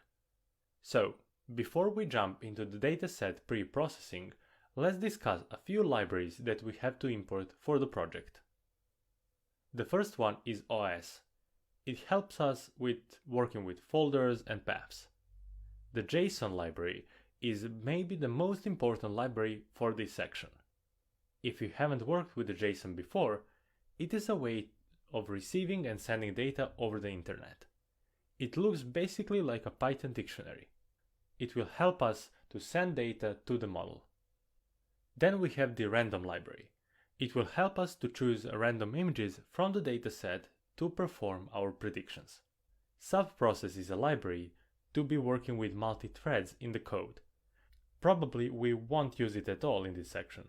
Just import it in case. Then we have NumPy, and as always, it is a library of choice to work with math operations and matrices. TensorFlow is here to build neural networks, and Matplotlib to visualize the dataset images. The dataset that we are going to use for this project is Cipher10. And the last line in this cell with this percentage is called magic command. It is there to specify to Notebook that all visualization should be kept inside of it. And lastly, we print the version of the TensorFlow to make sure that we are using 1.13.1. Since the TensorFlow serving is not working well yet on the TensorFlow 2.0. But don't worry, all things that we are going to write throughout this section will work perfectly in the TensorFlow 2.0 as well. Let's jump to the dataset preprocessing. The first thing for this lesson is to load the dataset. When using the load method for the TensorFlow dataset, it returns two outputs, one for the training and other one for the testing. Each can be split up into two more parts, features and labels. Now that we know that, let's write, in brackets, xtrain, ytrain, comma, then again in brackets, xtest, ytest, and that is equal to cipher10.loadData. This function doesn't take any arguments, just execute the cell and the function will download the dataset and store it and load it in our environment. Okay, the dataset is downloaded and ready to be used. In the meantime, I've created this array of all class names found in the Cipher10 dataset. If you wonder how I knew what class names are, you can find them on the Cipher10 main page, listed here from airplane to the truck. The next part of the dataset preprocessing is to normalize images. So let's write xtrain is equal to xtrain divided by 255.0. Since this is the maximum value of a pixel found in an image, we are defining that to scale all images in the training set to be between 0 and 1. Let's perform the same scaling method on the test set as well. Write xtest is equal to xtest divided by 255.0. And we have all images scaled. The last thing for this video is to check the shape of the dataset. Write xtrain.shape. As you can see, we have 50,000 images in the training set. Each is 32 by 32 by 3. This 3 at the end is because we are working with colored images, so RGB. Each will represent each color channel. And that's it. If you have any questions or comments, please post them in the comment section. Otherwise, I'll see you in the next tutorial. Hello everyone, and welcome to this Python tutorial. In the previous video, we worked on the dataset preprocessing of the Cipher10 dataset. And in this video, we are going to define the model, compile it, train it, and evaluate it. Since this is not the core of this section, I just copied and pasted the code from the Convolutional Neural Networks section of this course. Now let's take a minute to see how we define the model, what the architecture is, how to compile the model, what arguments did we use, and so on. For the model, we started by defining two convolutional layers, each with 32 filters, followed by max pooling layer to decrease the shape of the input by 2. After that, we did the same thing. Two more convolutional layers, but this time each had 64 filters, and again followed by max pooling layer to decrease the input size even further. After our convolutional part of the network, we used flattening layer to vectorize the input before we use dense layers for the classification. In the dense part of the network, we have two layers, one hidden layer which has 128 units with the activation value, and finally our output layer with 10 units because we have 10 classes in our dataset, and activation here is softmax. Now it's time to compile the model. For the optimizer we are using Adam, which is just another version of stochastic gradient descent. For our loss function we are using sparse categorical cross entropy since we don't have one hot encoding version of our targets. And finally, for our metrics, we are using accuracy but the sparse version of it. Now we have everything to begin the training process. In the fit function we are providing xtrain for our images and ytrain for our targets. For the batch size, we choose 128, and finally for epochs just set it to 10. The training process will take a while, so I'll skip to the end of it. And welcome back to the lesson.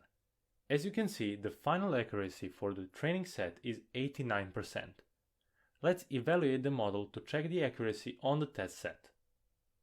Execute the cell, and as you can see we have 74% on the test set. Let's execute the next cell for better visualization of the accuracy score. And we have accuracy of almost 74%, which is excellent for this dataset.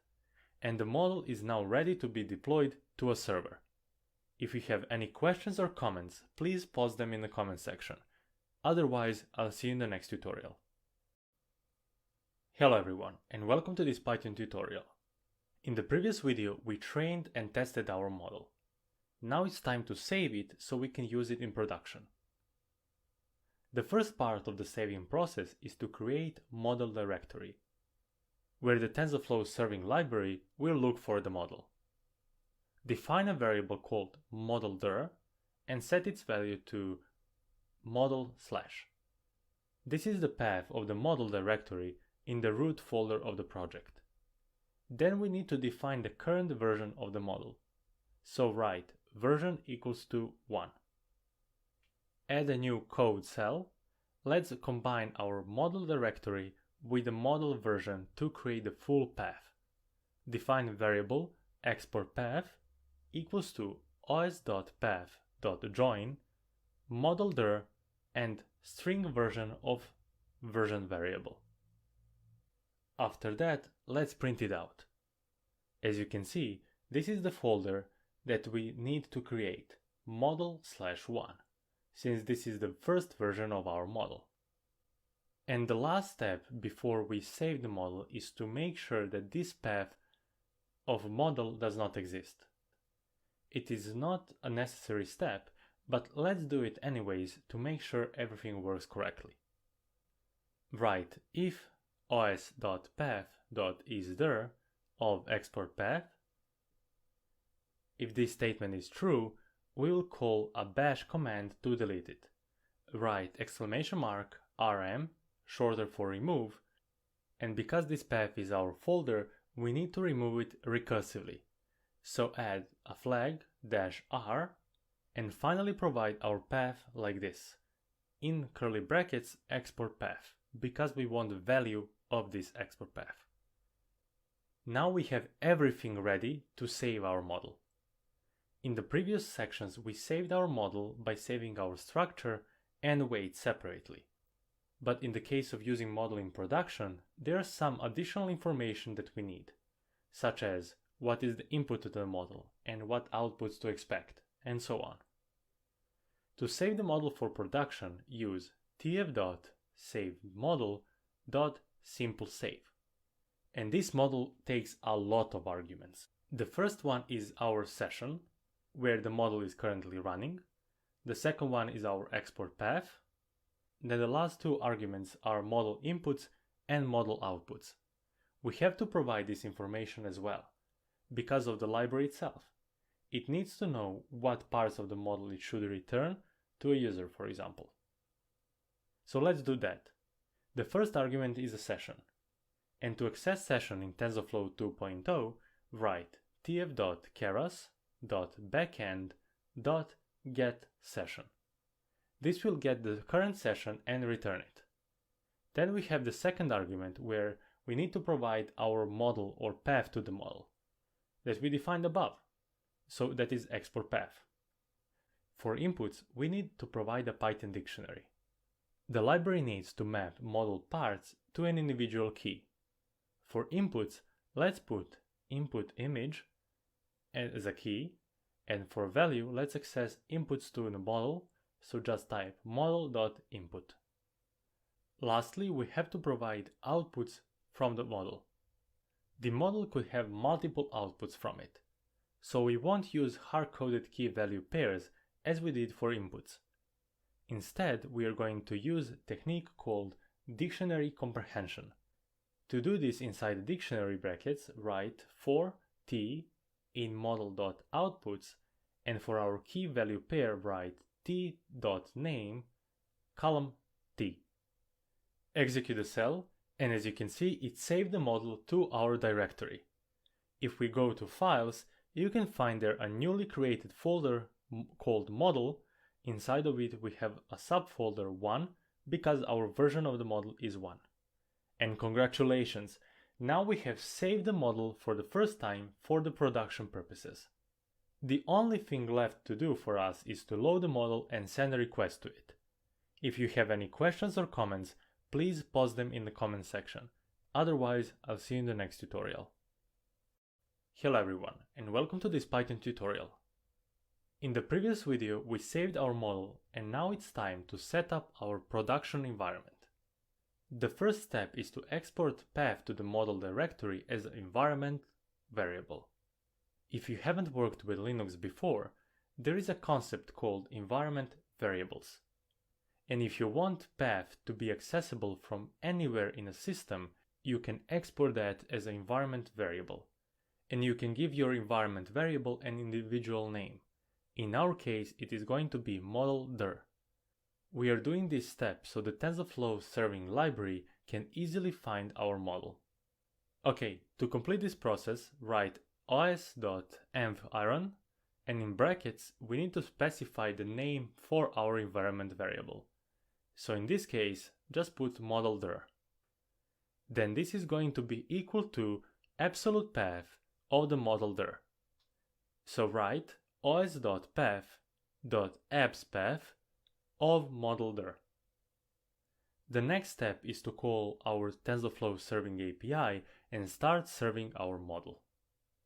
Because this command is a Linux command and not Python one, we need to write %bash to enter in the terminal mode and this --bg to run the command in the background. Write nohap, and if you don't know what nohap means, it says to the Linux kernel that any command that follows it should be executed in the background as a service. We are doing this so we can still interact with the notebook and the command will keep running the whole model structure in the process in the separate thread. After it, write TensorFlow model server, and that's what we installed before at the beginning of this section. And this command takes a few flags. The first one is --REST API port. Now we have to specify a port on which the model will be running on. I'll set to 8501. For this argument, you can set whatever number, just make sure that it is not occupied by other service. The next flag that we need to specify is --model name. You could choose here whatever you want. Only make sure to remember it, since you will be referencing a model by its name. Let's put cifr10 for example. And the last flag to put here is --model base path. In our case, that is our environment variable called model.dir. This command will work like this. Because of the nohap, we won't be able to see anything what is happening to our model. There is a way to export all loggings to a separate file. So let's do that. At the end of this command, after all flags, put bigger than and now specify a name of a file. Let's write server.log. And now let's specify a way of those loggings. So just write 2 bigger than and 1. Execute the cell, and let's print the last 10 rows of the server.log to see if our server is running. In the first free cell, write exclamation mark, tail, and our name of a log file, server.log. As you can see, our API is running. Congratulations, we now have our image classification API up and running. In the next video, we are going to send our first request to the model. Stay tuned for that, and if you have any questions or comments, please post them in the comment section. Otherwise, I'll see you in the next tutorial. Hello everyone, and welcome to this Python tutorial. In the previous video, we finally launched our API for image classification. And in this video, we can create the first JSON object that we are going to send to the model and receive some predictions back. So the first thing that we have to do is to randomly select an image from our test set to send it to an API. Write random image is equal to mp.random.rand to get a random integer. And if you haven't worked with this function before, it takes low number and high number, and it generates a number between those two. So for us, set low to 0 and high set it to len of x test, because we want an image from the test set. And let's write random image below to print it out. Now that we have an index for a random image, we can easily use it to create our JSON object. If you don't know what a JSON object is, it is a glorified Python dictionary that is sent over the internet. With it, we can send any information to a server and receive any information from it. Let's start with this. Data is equal to json.dumps. This function takes a Python dictionary and creates a JSON object from it. So let's provide Python dictionary to it. The first key of our Python dictionary is signature name. This is just a tag for a TensorFlow serving. The value for this key is also a string, serving default. This key value pair is something that we have to provide as a default configuration for our TensorFlow serving library. The next thing that we have to provide is an image itself. For the key, set a string instances, and for the value of this key, we need to provide a list of images that we are going to send to a server. Inside brackets, write xtest, and for index, use a random image index. And complete this statement by using toList function on it. This is done because of the way that data is sent over the internet. We cannot send NumPy objects or arrays over the internet, only native Python lists. Let's print out to see what we have there. As you can see, we have the first default pair for our TensorFlow serving, and then we have our image as a value for instances key. In the next video, we are going to send the first post request to the model. For now, if you have any questions or comments, please post them in the comment section. Otherwise, I'll see you in the next tutorial. Hello everyone, and welcome to this Python tutorial. I'm incredibly excited that we are finally in this lesson. Until this point, we went from easy to hard stuff, and everything was building up for this lesson right now. So far, we didn't have a chance to test our image classification API by setting data to it. In this video, we are going to do just that. We are going to send a random image from our test set to the model and receive some predictions from it. Let's start by building our first post request. Let's begin from the headers. When sending a request from a browser to a server, there is an essential part of that request called headers. The headers is nothing more than a string that gives information to a server, what type of information or data it should expect to send or receive. For example, HTML, CSS, JavaScript files, or in our case, JSON data. On the browser side, it uses this information to prepare it to process a file in a certain way. Let's define headers for our API. Write headers equal to Python dictionary. It always has the same key, content-type. And for value, we need to specify what type of file are we going to send. In our case, just put application/JSON, since we are sending JSON data to a server. Now that we have our data and our header, it's time to send our first POST request. And that is the most exciting part of this lesson. Let's define a new variable called JSON response, and that is equal to requests our library.post, since we are sending some data to a server. In the POST request, we have to provide a few things. We have our model URL, which is our first argument. Then we have data, and that is our data object. Then we have this JSON, which is not important for us right now, and headers as the last argument that we have to provide. Set URL is equal to http://localhost. And then we need to specify our port. If you remember, when we defined TensorFlow serving call, we set our port for the model. In our case, it is 8501.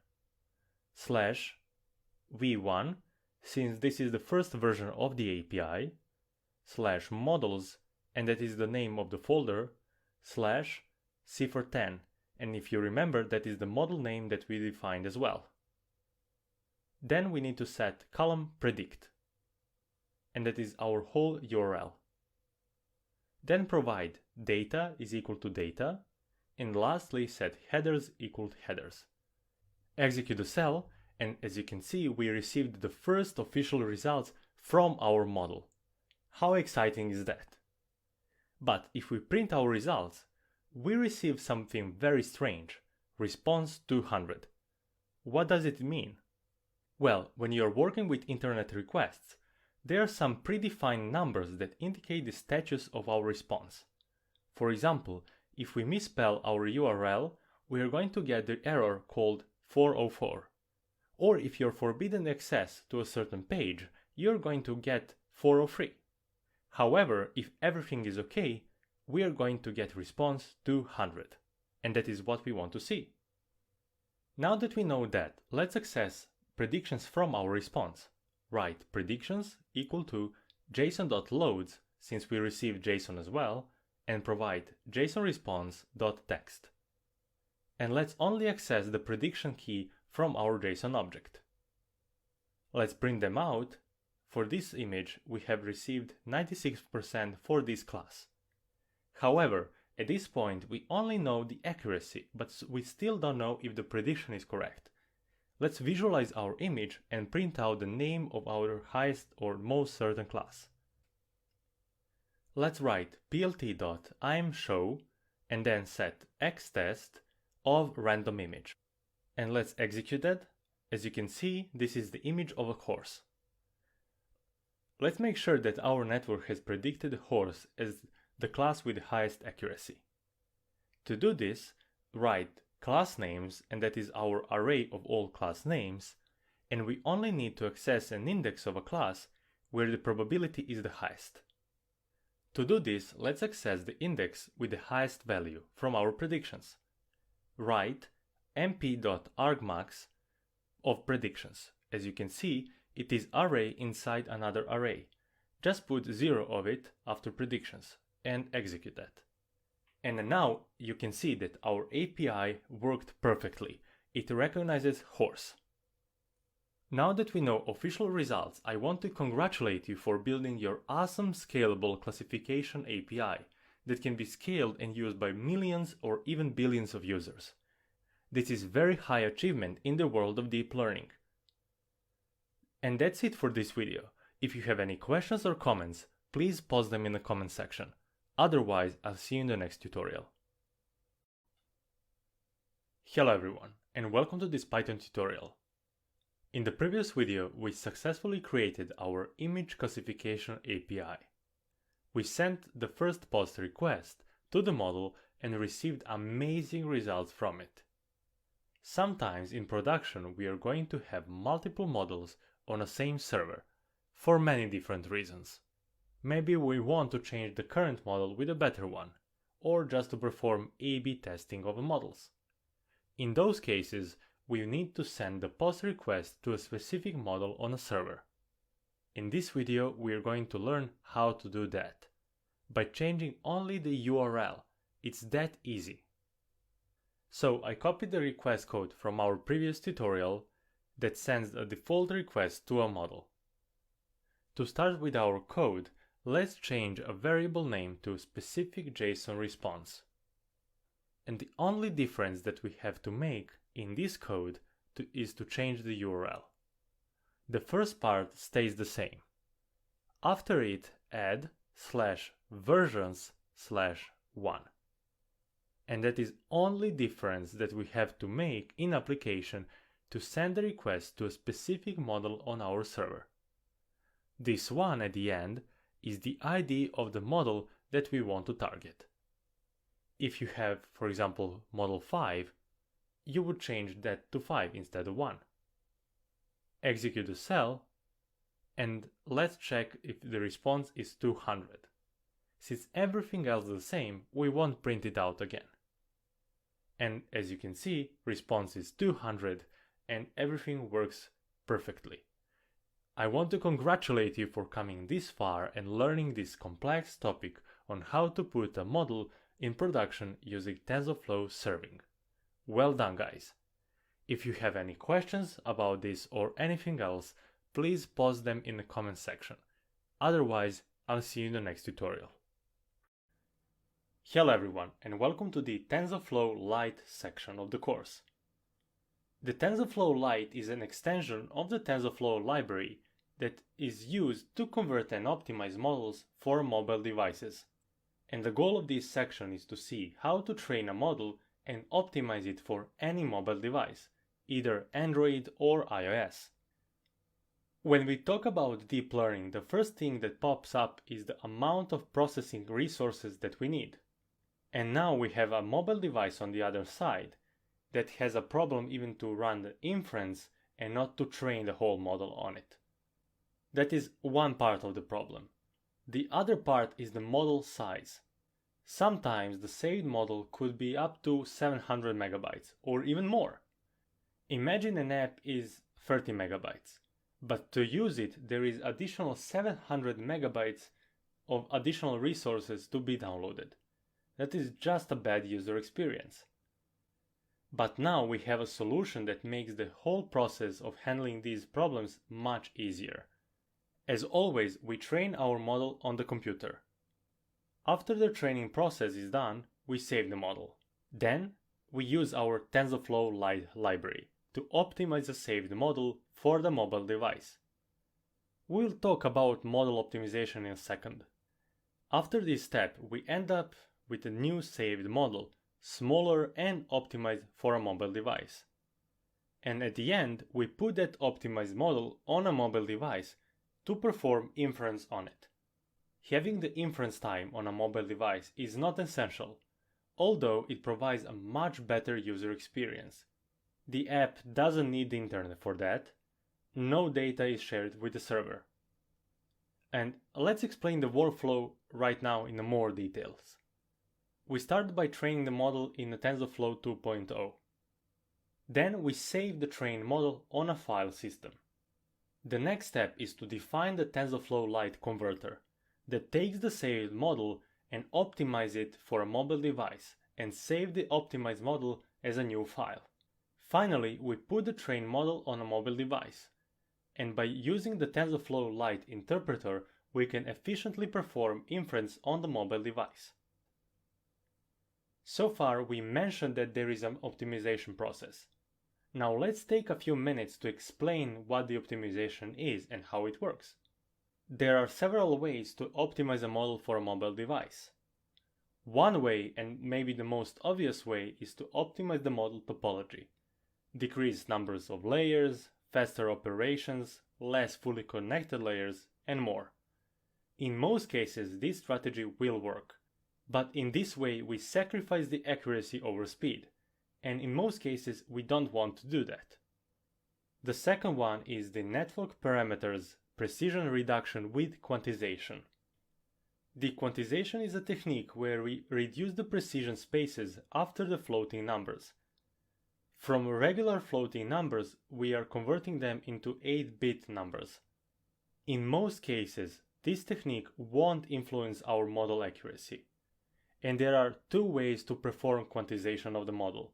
One is pre-training quantization, and another one is post-training quantization. And just to mention one more, there is a parameter count reduction as an optimization strategy. And finally, here is a link to an excellent blog post about the model quantization process. If you want to learn more about the quantization techniques, this is the place to start. And that's it for now. If you have any questions or comments so far, please post them in the comments section. Otherwise, I'll see you in the next tutorial. Hello everyone, and welcome to this Python tutorial. In this section, we are going to use TensorFlow Lite library to convert any model to TensorFlow Lite version of it, so we can serve it on a mobile device, either Android or iOS. Before we do anything else, we need to set up our environment to use GPU instead of CPU. So let's do that. Go to Edit, then Notebook Settings, and instead of None, under Hardware Acceleration, choose GPU and click Save. Now your environment is set up to use GPU. The first and only library that we have to install is TensorFlow version 1.13. You might ask yourself, this course is meant to be TensorFlow 2. Why are we using this version 1.13? And it is a fair and very good question. To answer that, in TensorFlow 2, they didn't make TensorFlow Lite supported at the moment. It is a very new library, and we are going to use TensorFlow Lite only to convert our model. But the model itself is written in the same way as we would use it in TensorFlow 2. So once this library is upgraded to support TensorFlow 2.0, you won't need to change anything. That's pretty much it, and it is very straightforward and very useful. Let's install our library. Type pip install, and instead of installing TensorFlow 2.0, write TensorFlow-GPU and equal to 1.13.1. Execute the cell. It is going to take some time to install this library, so for me I didn't have it installed before, and once it's finished, we are ready to go. In the next video we are going to work on the dataset preprocessing. And for now, if you have any questions or comments, please post them in the comment section. Otherwise, I'll see you in the next tutorial. Hello everyone, and welcome to this Python tutorial. In this video, we are going to import all project dependencies that we are going to use throughout this project, and perform dataset preprocessing steps before we define our model.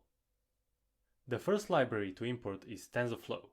As always, this is our library of choice for building neural networks. The NumPy is library to work with matrices and mathematical operations. And lastly, we have to import our dataset. Because this module of a course is more about how to convert a trained model and deploy it on mobile device, we are going to use the same model and same dataset from the very beginning of this course, which is called FashionMNIST. Execute the cell. Now it's time to perform dataset preprocessing steps. The first step, as always, is to import the dataset. So let's do that by defining xtrain, ytrain as the first output, and the second one is xtest, ytest. All of that is equal to fashionMNIST.loadData. This function is going to check for the dataset, and if it's not downloaded, it is going to download it from us. Now that we have our data loaded, it's time to perform some pre-processing steps. As always, when we work with images, it is common to normalize them. Doing this, it will accelerate the training process, and it will make much easier for a model to converge. Every pixel in an image is ranging from 0 to 255. We are going to divide all of them by the maximum value of a pixel, which is 255. So let's do that. Xtrain is equal to xtrain divided by 255 dot. You can add this dot, but you don't have to. Let's do the same thing for xtest. Xtest is equal to xtest divided by 255 dot. And before we jump into reshaping step of the dataset preprocessing, let's explain why we reshape the dataset at all. So let's check the shape of xtrain. As you can see, it has 60,000 images, where each image is in matrix format 28 by 28. So, standard image. In our case, we are going to use fully connected network that only accepts vectors and not matrices as inputs. So having that architecture in our mind, we need to reshape the dataset to be in vector format. Write xtrain is equal to xtrain.reshape. And here we have to specify new shape of our dataset. We are going to say -1, which is going to take all 60,000 images, and then write 28 times 28, which is 784. We will do the same thing for xtest. So write xtest is equal to xtest.reshape -1, 28 times 28. Execute the cell, and our xtrain and xtest are successfully reshaped. To be sure, let's recheck the shape of xtrain, and as you can see, it has 60,000 images, and now they are in vector format of 784 numbers. And that's it for our dataset preprocessing stage. If you have any questions or comments, please post them in the comment section. Otherwise, I'll see you in the next tutorial. Hello everyone, and welcome to this Python tutorial. Before we use TensorFlow Lite to convert a model for a mobile device, either Android or iOS, we need to build one.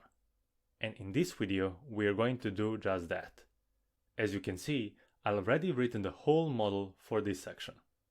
The reason being is that we are going to use the same architecture from the section 3 of this course, so we don't have to rewrite everything from scratch. Either way, I'm going to walk you through the whole model architecture again, to remind ourselves. The first part of defining the model is to define one. And as always, we are going to use the sequential part from Keras library again. So, keras.models.sequential. Execute the cell, and our model is defined. The next part is to build the architecture of the model. The first layer is the dense layer, or fully connected one, which has 128 units. And the activation function here is ReLU. As always, we need to provide input shape, because this is our first layer to the network. So this network accepts the input that contains 784 numbers, and that is exact number that we have in our dataset. The second part of the architecture is our dropout layer, where we define how many units from our first layer we want to drop, to prevent overfitting as much as possible. The last layer here, and as well as our output layer, is dense again. Because this is our output layer, it has to have the same number of units as number of classes in our dataset. And the activation function here is the softmax. Execute the cell, and by doing that, our model is successfully created. The last thing that we have to do for our model before we can train it is to compile it. And here we have to choose our loss function and our optimizer. For our optimizer, we are going to use Adam. And loss function here is going to be sparse categorical cross entropy. And the last thing that we have to provide is metrics, which in this case is going to be sparse categorical accuracy. Execute the cell, and we have successfully compiled our model. In the next video, we are going to train this model and prepare it for our TensorFlow Lite library. If you have any questions or comments so far, please post them in the comment section. Otherwise, I'll see you in the next tutorial. Hello everyone, and welcome to this Python tutorial.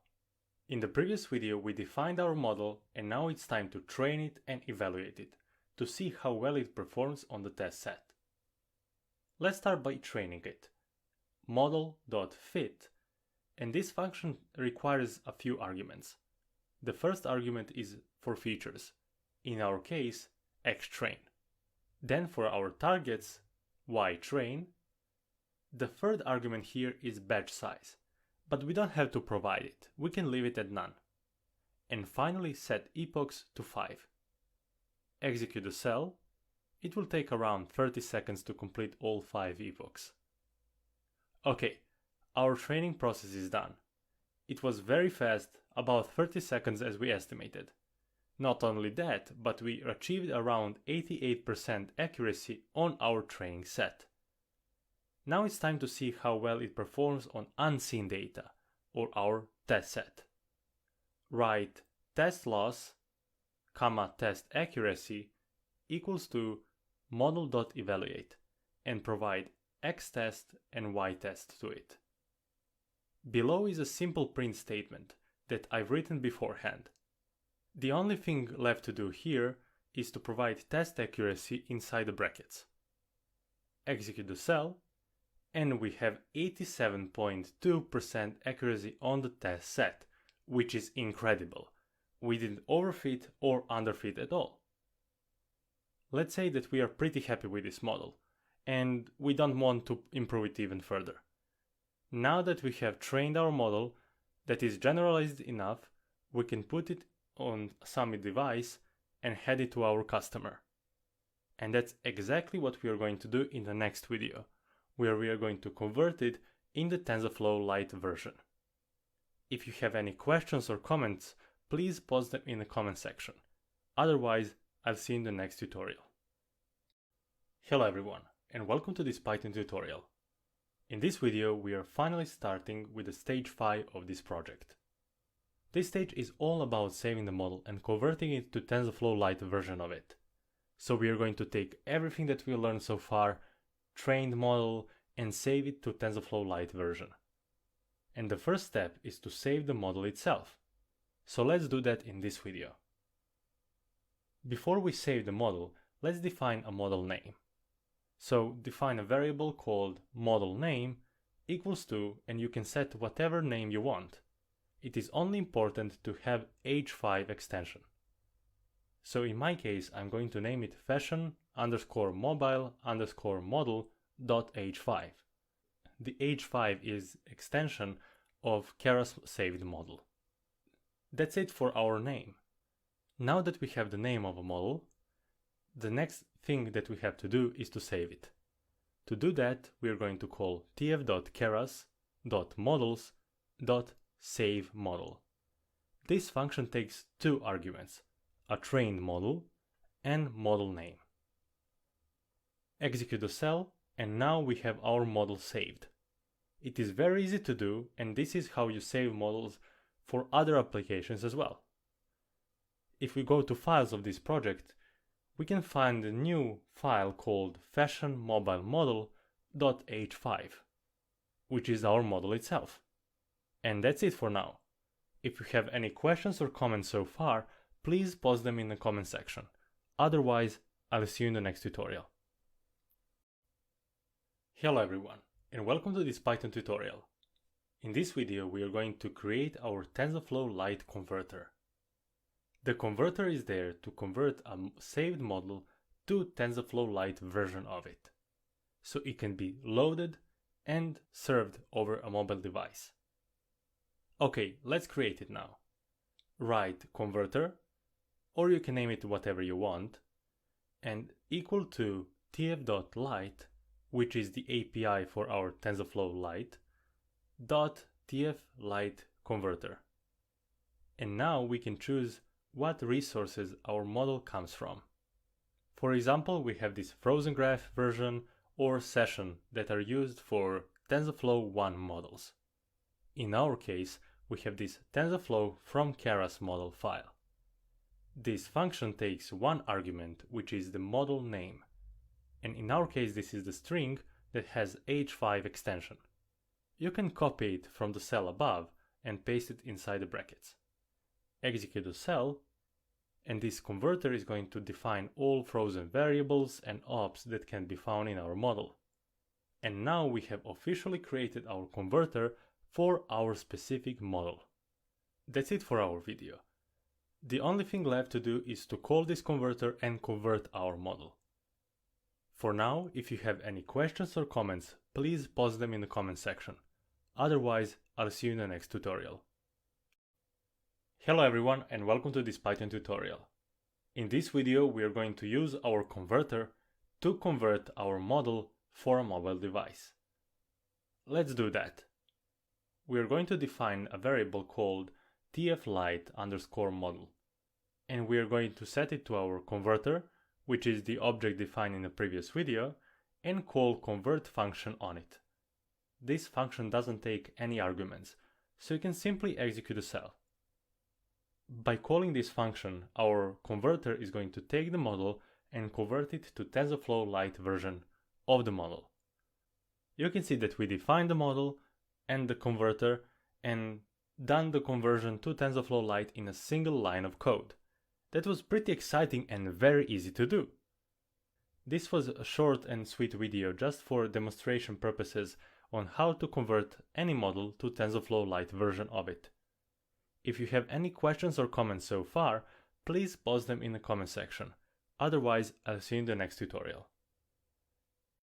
Hello everyone, and welcome to this Python tutorial, and as well as final video of this very exciting and simple project, where we use TensorFlow Lite library to convert a model for a mobile device. In this video, we are going to conclude everything that we've done so far. We will use our TensorFlow Lite version of a model that we previously saved and save it in some file that can be loaded on a mobile device. So let's do that. The first thing that we have to do is to open a file that we are going to use to save our model in. So write with open tf_model.tflite, because that is the extension for our TensorFlow Lite model. We are going to open it in write binary mode. It is followed by asf or file, you can name it whatever you want.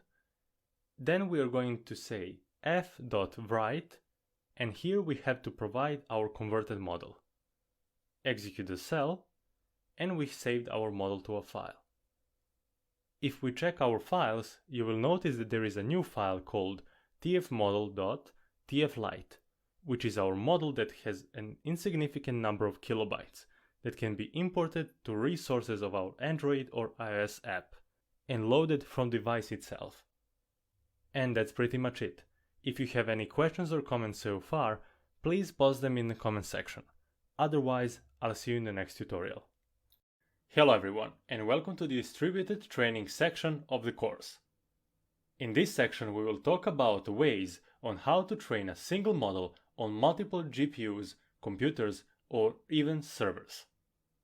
The first question is, why do we need distributed training at all? When we have a complex machine learning model, it can take days or even weeks to complete the training process. The distributed training is here to help us decrease the training time as much as possible. Having multiple GPUs at our disposal for a single model training, it can decrease the training time of a model from a week to a few hours. There are two main categories of distributed strategies: synchronous and asynchronous. The synchronous strategies generally train models on the different parts of the dataset at the same time, and at the end of one epoch, those gradients are aggregated and used to update one model. But in the asynchronous strategies, all workers are training at the same time, independently, and updating weights asynchronously. Let's talk about the most common distributed strategies that we can find in the TensorFlow 2.0. The first one is the mirrored strategy. We will use this strategy in the section as well. We start by defining a model on a single computer, or in our case, Google Colab. Now let's see how this mirrored strategy is going to help us in decreasing the training time. This strategy is used when we have multiple devices on a single computer, multiple GPUs or CPUs, and it leverages all of them by creating a copy of the same model for each device. In the end, we will end up with as many copies of the model as the number of devices on that computer. Each will train independently, and at the end of one epoch, it will consider all weights and update the main copy of the model. The aggregation of weights in the most cases is done on the CPU, or on the specific dedicated GPU for that. But sometimes you're going to have multiple servers or computers where each could have multiple devices on its own. How to scale this strategy to that level? And that's where the next strategy comes into play, multi-workers mirrored strategy. In this case, we still have a primary model, but now it is not replicated for each device, but for each computer in the network where each machine is called a worker. Each worker could have multiple devices. In that case, it works the same way that mirror strategy worked. And at the end of one epoch, we consider all versions of the model to update the primary one. Before we finish with this video, let's mention a few more strategies that exist. We have TPU strategy, which is primarily used for GCP or Google Cloud Platform because they have TPUs on their servers. And we have this parameter server strategy. And that's it. I know that all of this sounds very scary and complicated, but in reality we can implement these strategies in single line of code. Stay tuned for that. And if you have any questions or comments so far, please post them in the comment section. Otherwise, I'll see you in the next tutorial. Hello everyone, and welcome to this Python tutorial. In this video, we are going to start with our distributed training project. In the first video, we are going to set up our environment and install all dependencies that we are going to need for the project. Let's start by setting up the environment to use GPU instead of CPU. Like we did in the previous sections, we are going to do that by going to Edit, then go down to Notebook Settings. Instead of None, under Hardware Accelerator, select GPU and click Save. Now we have connected to the GPU environment. The first and only thing that we have to install for this project is TensorFlow 2.0. So let's do that. In the first free cell, type exclamation mark followed by pip install, and then we are going to say TensorFlow-GPU, because we want the GPU version of it, equals to 2.0.0.alpha0. Execute the cell. It will take some time to install this dependency. So as you can see here, I have already installed TensorFlow 2.0. But if you haven't, it is going to take up to 1 minute. And that's it. That's all what we have for this video. If you have any questions or comments, please post them in the comment section. Otherwise, I'll see you in the next tutorial. Hello everyone, and welcome to this Python tutorial. In this video, we are going to continue where we left off in the previous one. The first task that we have to do for distributed training project is to import all dependencies that we are. For this project, we will need time just to compare how fast it is going to take for distributed model to run the training process over the non-distributed one. We'll use the NumPy for image reshaping and other matrix operations. Then we will need TensorFlow. As always, we are going to use it for building neural networks. Let's make sure that our TensorFlow is indeed TensorFlow 2.0. If you execute this cell, you can check it. And indeed, it is 2.0.0. The main task for this video is to perform data pre-processing stage. For this example, we are going to use the famous dataset called MNIST, or handwritten digits. We are going to import it from the TensorFlow library. The first thing that we have to do is to write xtrain, ytrain in brackets, followed by comma, and the second part is the output from the function but for the test set. Now we will need to specify from which part of the TensorFlow library we are going to import the MNIST dataset. So write tf.keras.dataset.mnist.line load data. Execute the cell. It is going to download it and save it to those 4 variables. The next step of our data preprocessing is image normalization. As you already know, we performed image normalization in previous projects. We are going to mainly do that to accelerate training process. If we perform the training of neural networks on raw images, that means pixel ranging from 0 to 255, it is going to take a bit longer to converge. To overcome this possibility, let's divide both xtrain and xtest by 255. Because of that, all pixels will range from 0 to 1. Let's start by doing that for xtrain. So write xtrain is equal to xtrain divided by 255 dot. I'm using that dot to convert all pixels from integer to floats. It's easier to perform multiplication or operations in TensorFlow graph when you have floating numbers. That's the main reason why I'm converting from integer to floats. The next part is to do the same thing for xtest. So write xtest equal to xtest divided by 255. Execute the cell. And before we jump into dataset reshaping, let's check what is the shape of xtrain. So write xtrain.shape, and as you can see, the xtrain has 60,000 images where each image is 28 by 28. Due to the reason of using fully connected networks, we need to reshape these images to be in vector size and not matrix form. Let's write xtrain is equal to xtrain.reshape minus 1. We are going to take all images from the dataset, all 60,000 of them. And it is the reason why we are using minus 1. And now followed by 28 times 28. It is going to reshape all 60,000 images to be, instead of 28 by 28, to 60,000 by 784. Let's do the same thing for xtest. So write xtest is equal to xtest.reshape minus 1, 28 times 28. Execute the cell. Now let's check again the shape of xtrain. And as you can see, it is now 60,000 by 784. That's what we wanted. We have our dataset prepared for training of any neural network, which is fully connected one. In the next video, we are going to start by defining our non-distributed network.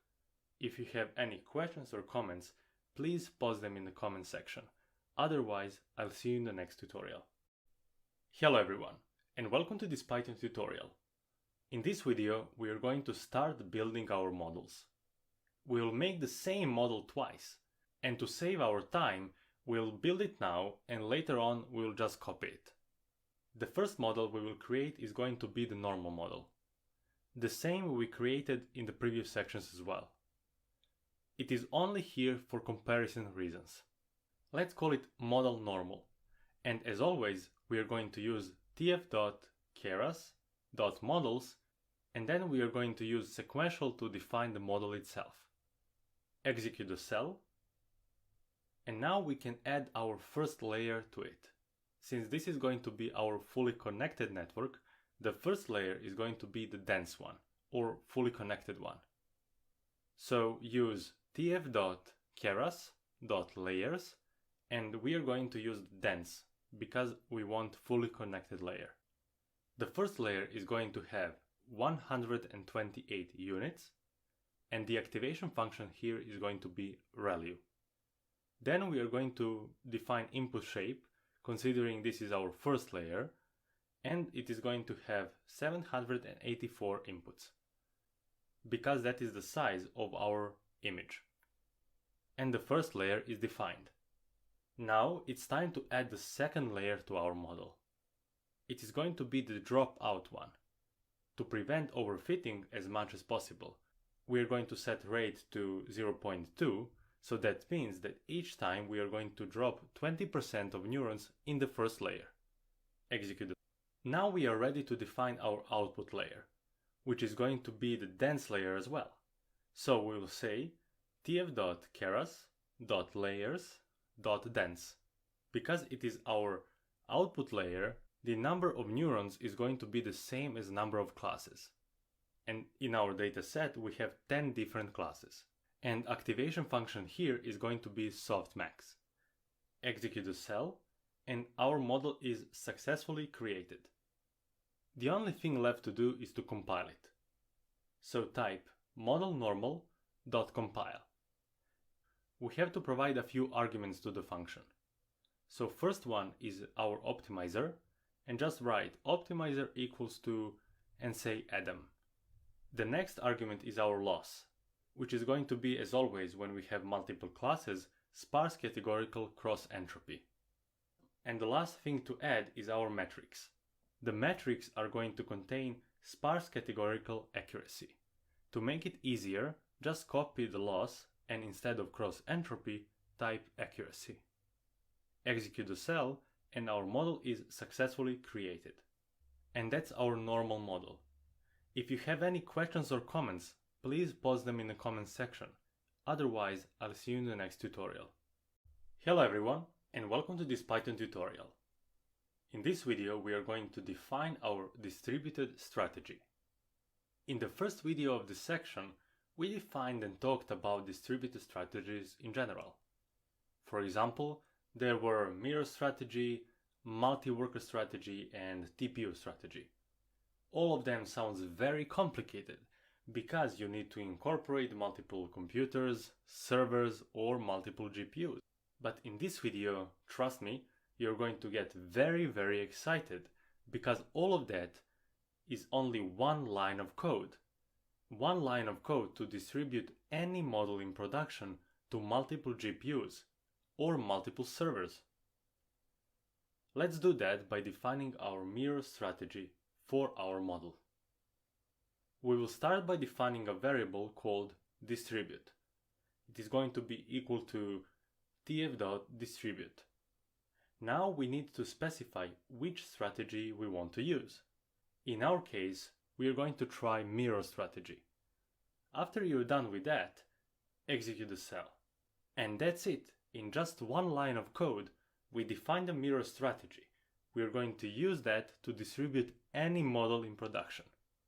It's very exciting times when we are allowed and able to, in only single line of code, to distribute any model across multiple or any number of GPUs. In the next video, we are going to distribute our model using this strategy. Stay tuned for that. And in the meantime, if you have any questions or comments, please post them in the comment section. Otherwise, I'll see you in the next tutorial. Hello everyone, and welcome to this Python tutorial. In this video, we are going to complete maybe the most exciting part of the whole distributed training project. We are going to distribute our model to multiple GPUs, or to be more specific, to multiple devices, CPUs or GPUs, depending on what you have in your PC. Here I copied the model from previous videos. The only difference I made here is to rename it from model normal to model distributed. We had to make that change so we can have some way to distinguish between models since they are the same. The most exciting part of this distributed training strategy is that it is effortless to implement. In a similar manner, when we implemented mirror strategy, it is only single line of code to distribute our model. What we are going to do now is to use this newly created model and distribute it to multiple GPUs and CPUs that we have on our disposal. It is a very straightforward process. Let's start by defining the scope. Write with distribute, which is the name of our variable for our strategy, and followed by scope and column. Now we have to indent our model so it belongs to the scope that we defined. By doing so, it became the part of the scope and also distributed to multiple GPUs. Execute the cell and our model is defined and well prepared to be trained on multiple GPUs or multiple devices. Congratulations on coming this far and learning how to distribute any model in very easy and simple way. And that's it for now. If you have any questions or comments, please post them in the comment section. Otherwise, I'll see you in the next tutorial. Hello everyone, and welcome to this Python tutorial and final video of the distributed training project. In this video, we are going to compare the training time for the normal model and the distributed one. Before our lesson, I prepared only 2 lines of code where I defined starting time before our training process is started and a simple string formatting where I'm going to print out how many seconds a training process took. I've done that twice, once for the distributed model and other one for the normal one. Right now we are going to write the same training process for both models, on the same dataset with same parameters, but only different strategies. One is the distributed one and other one is on a single GPU. Let's start by calling model distributed that we defined above, and let's call fit function on it. We are going to provide xtrain and ytrain that we had in the MNIST dataset. It is followed by epochs, which is going to be equal to 10, and batch size, which is going to be 25. We are going to do the same thing for our normal model. Copy the line and paste it in a dedicated cell for our normal model. Instead of model distributed, change to model normal. Now we are ready to execute these 2 cells and start the training process for distributed model and the normal one. Are you ready for that, guys? Execute the cells, and by doing that we are going to start both training processes. Firstly, it is going to complete the training process of our distributed model, and then we are going to jump in the normal model training. I will skip to the part where the training process is done. Welcome back. We finally have the results for our distributed and normal model training. Let's see which one performed better. We did expect to have our distributed system work better and to have better performance than our normal case. Let's check if that is the case really.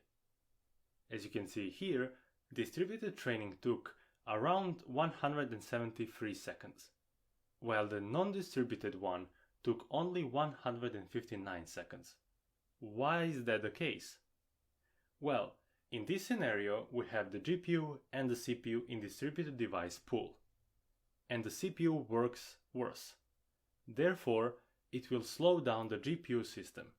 If you have a single GPU, in most cases it is going to perform better and faster without distributing it to GPU and the CPU combination. I would say that this was the edge case, where the normal training performs better than the distributed one. But if you have 2 or more GPUs, you're most certainly going to have better results by combining speeds of both GPUs. So if you find yourself in a situation where you have 2 or more GPUs, use distributed training. This outcome was probably unexpected to many of you, but these were results. And that's it for now. If you have any questions or comments, please post them in the comment section. Otherwise, I'll see you in the next tutorial.